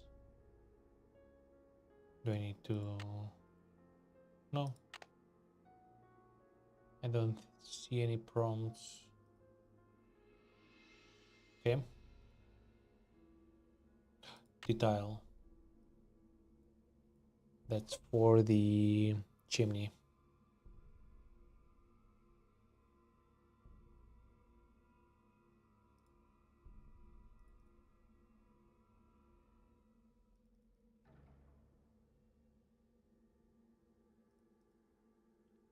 All right. We can try to get down. It's stuck.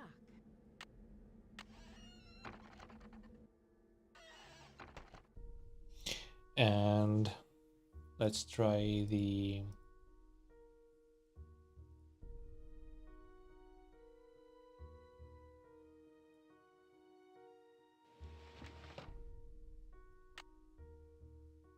no?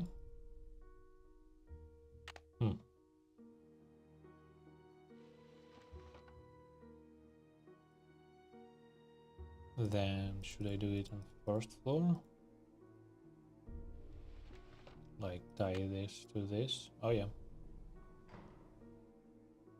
And I guess now it's got back to the second, yeah.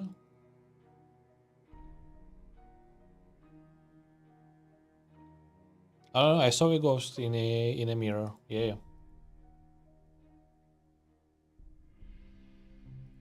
Another tile. Okay. When the eye of the phoenix is in your hand. Okay.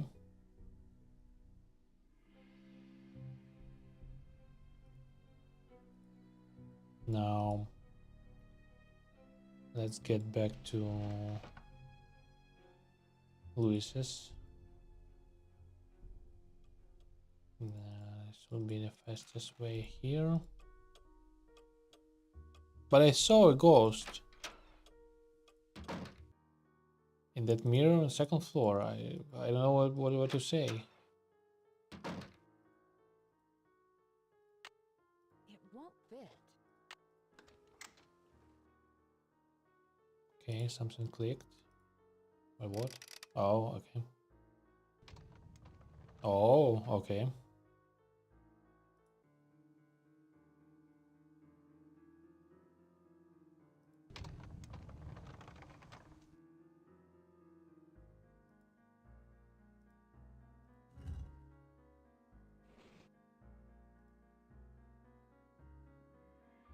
Okay, so you can watch someone here.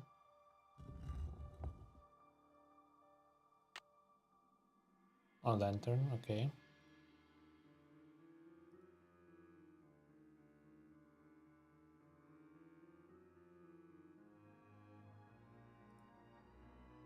Listen, my child, to this story of dreams. Okay, that would be child.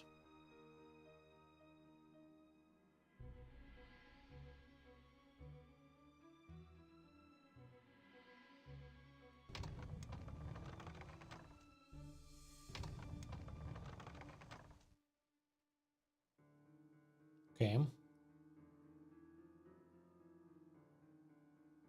And let's try the basement. No.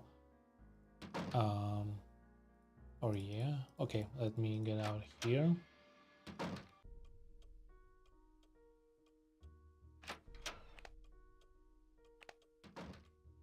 Charlie is definitely not there. So. Oh no, let's try here and. Hello. I can see you're busy. I'll let you go. Don't work too hard. And the deed. Yeah. And the bird of fire can see again.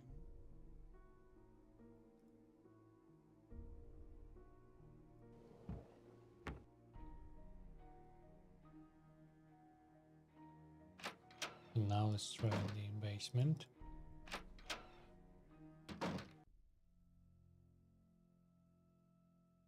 It's stuck. It's so dark in here.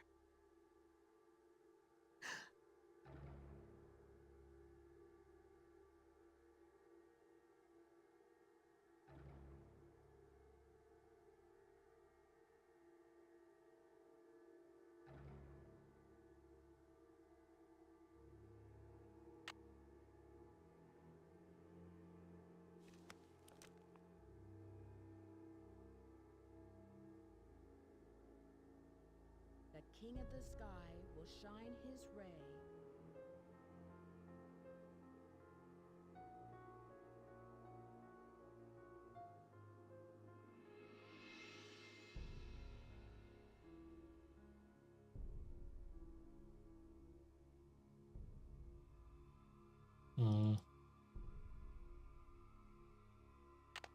Okay. I can quit.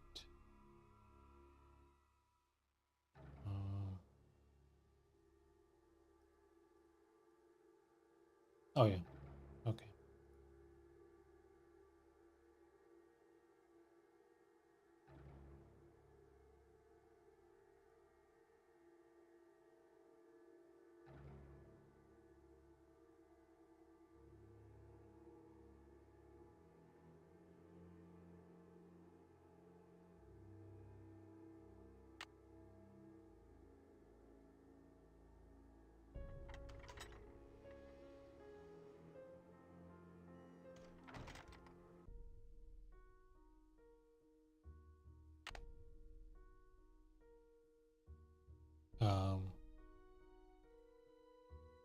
So where did I get back from?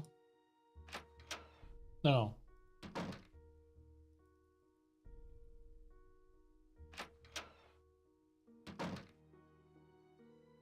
Okay.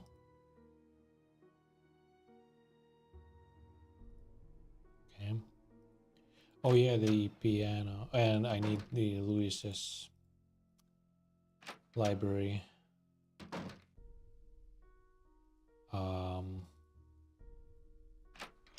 For that piano book. I mean, I think I have these songs, but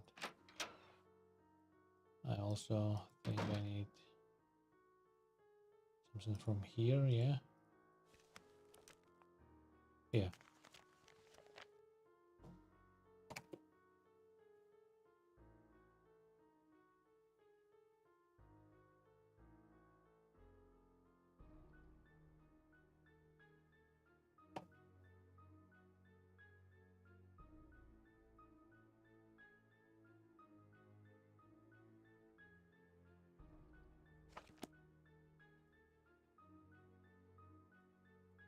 And now let's try to, I guess, play that song.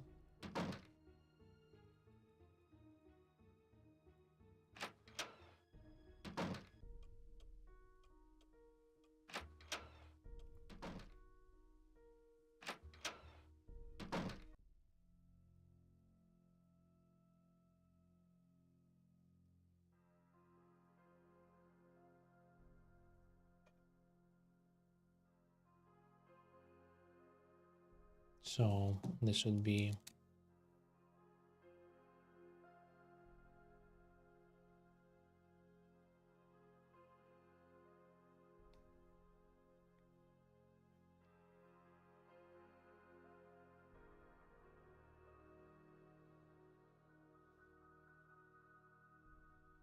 So this would be E. This would be,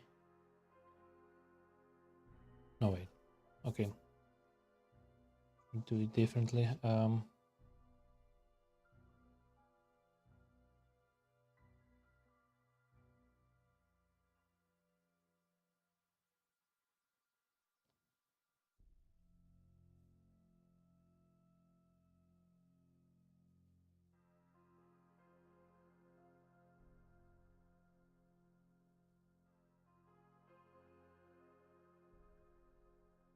Although, why would I need, oh yeah, I need to open, yeah.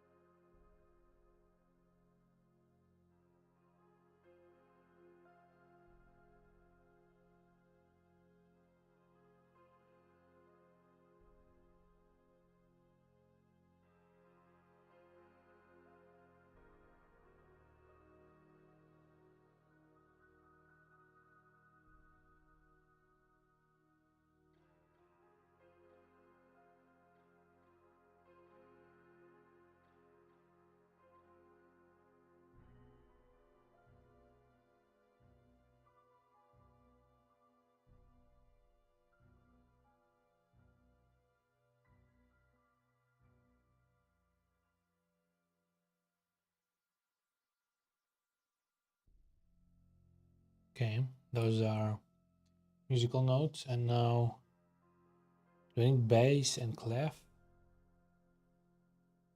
Hmm.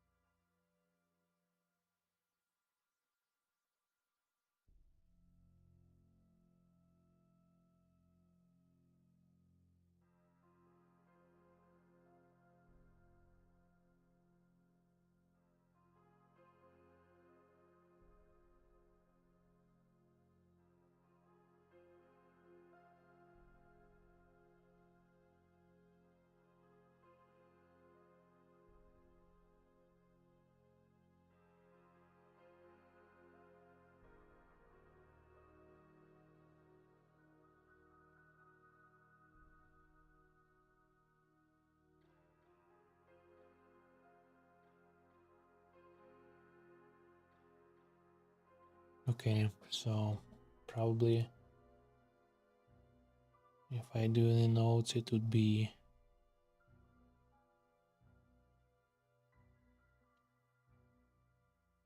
okay. So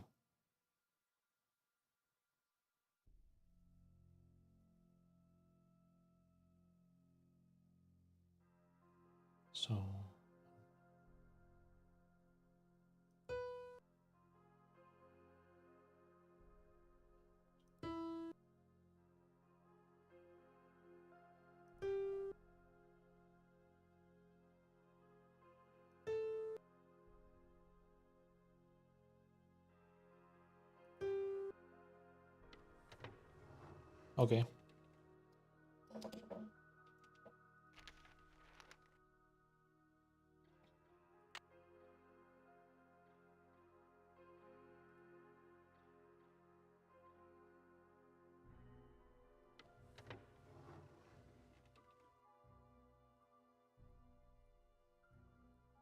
So I got this perforated stuff.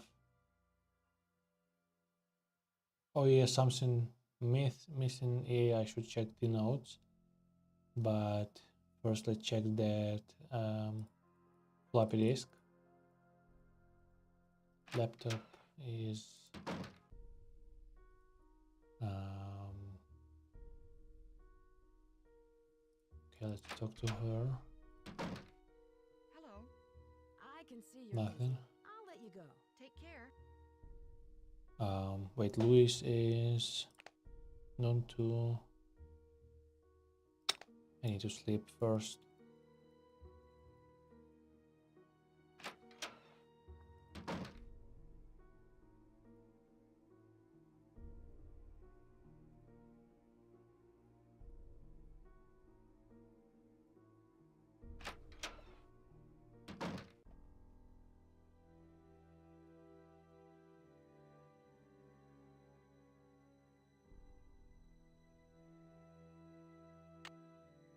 Mm. 9 p.m. No, not okay.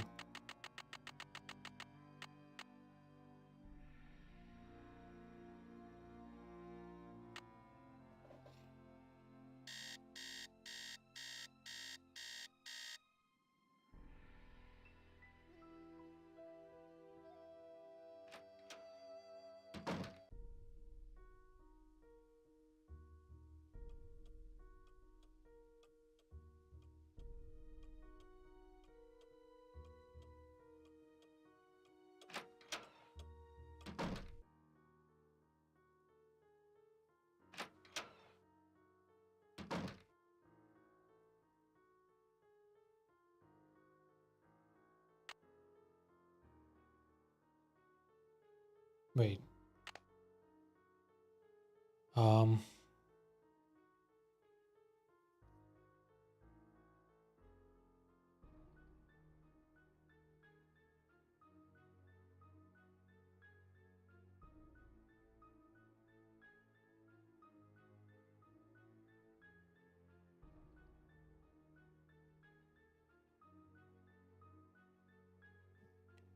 No, I have the passwords already.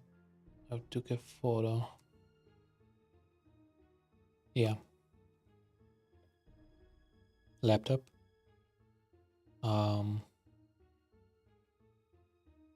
Antiques. How about Louis? Or Louis? Then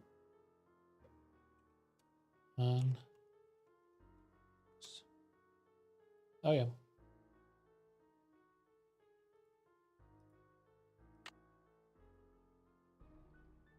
Huh?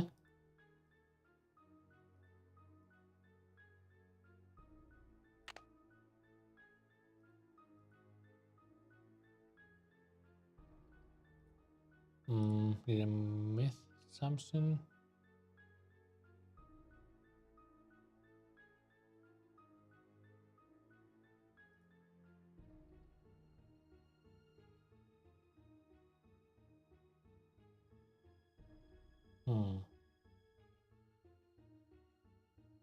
Okay.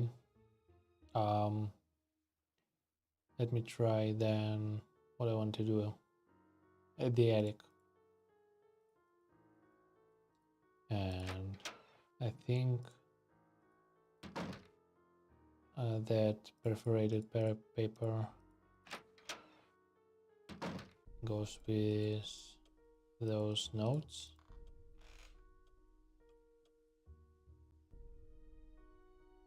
It's locked. Oh, come on.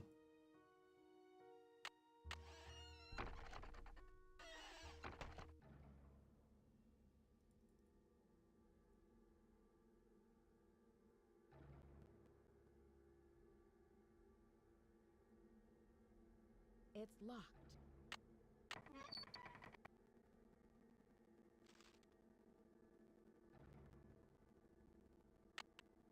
There's something hidden here.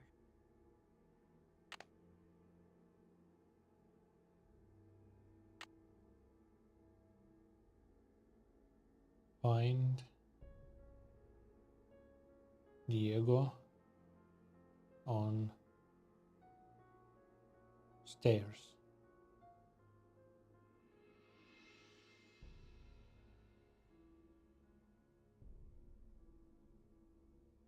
On stairs.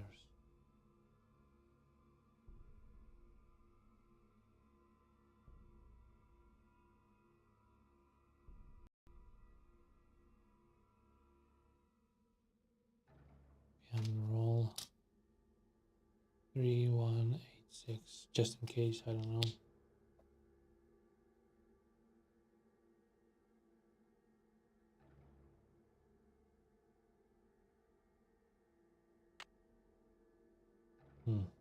That's it, but not this one, no? There's something No. hidden here.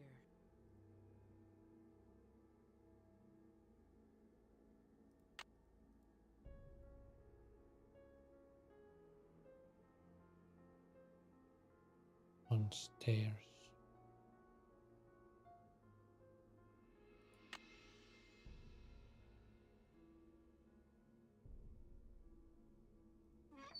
Or maybe where that creaking sound when I walk through some stairs. It's stuck.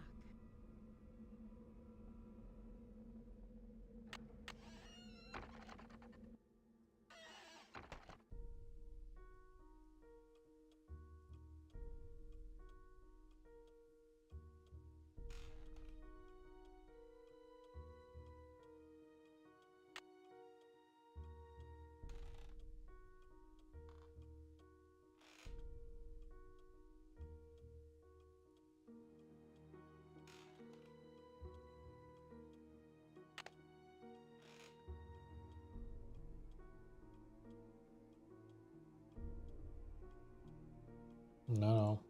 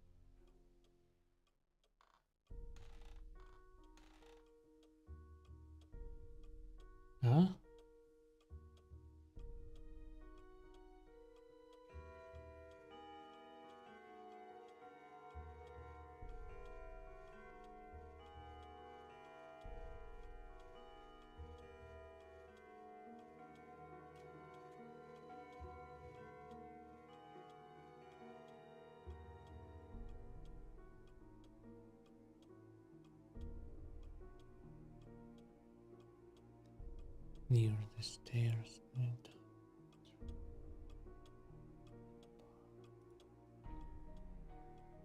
Did I miss them?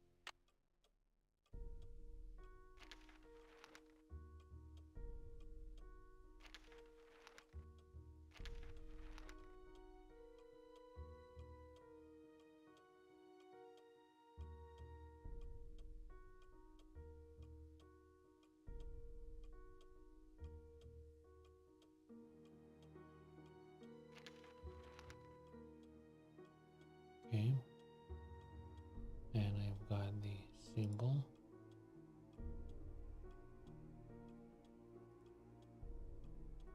Now this one would only be can be applied in my room probably, because there is no more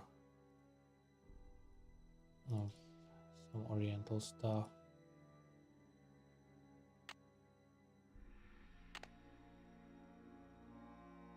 Or not.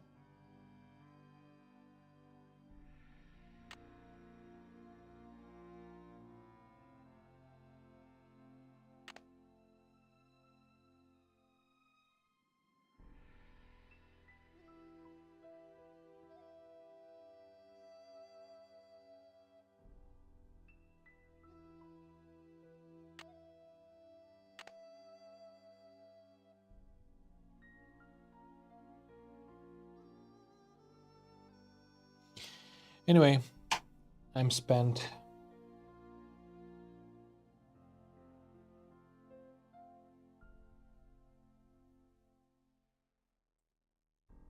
Goher's Way, hi.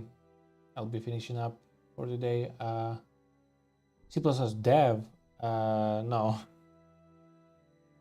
I'm barely, I don't know, an initiate, I guess, something like that. So no, I'm just learning it from scratch. So someday, hopefully, yeah.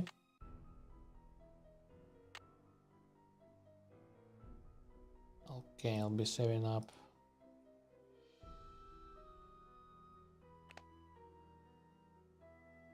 Now I need a name.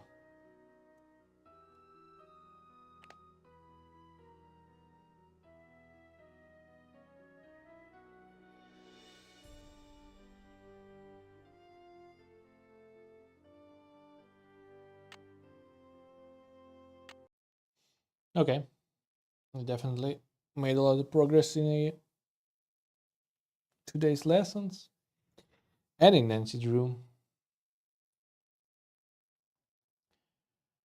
which is also fun.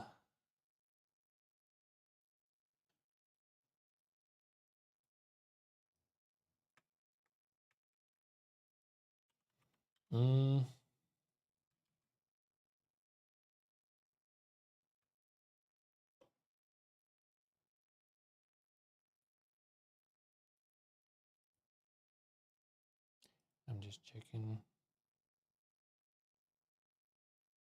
up on everything.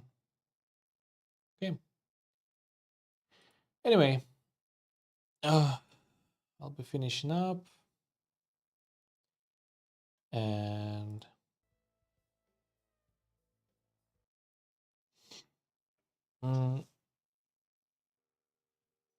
I'll get make myself something to eat, definitely. I barely ate. And I don't know, that would be it for today, I guess. So let me check this. Let's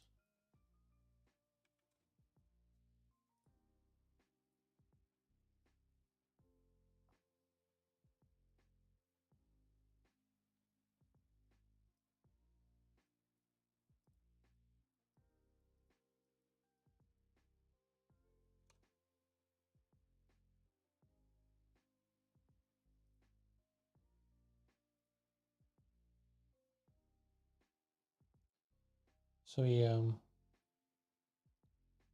tomorrow I don't know if I'll be in. Probably not. I'll be preparing. I don't know,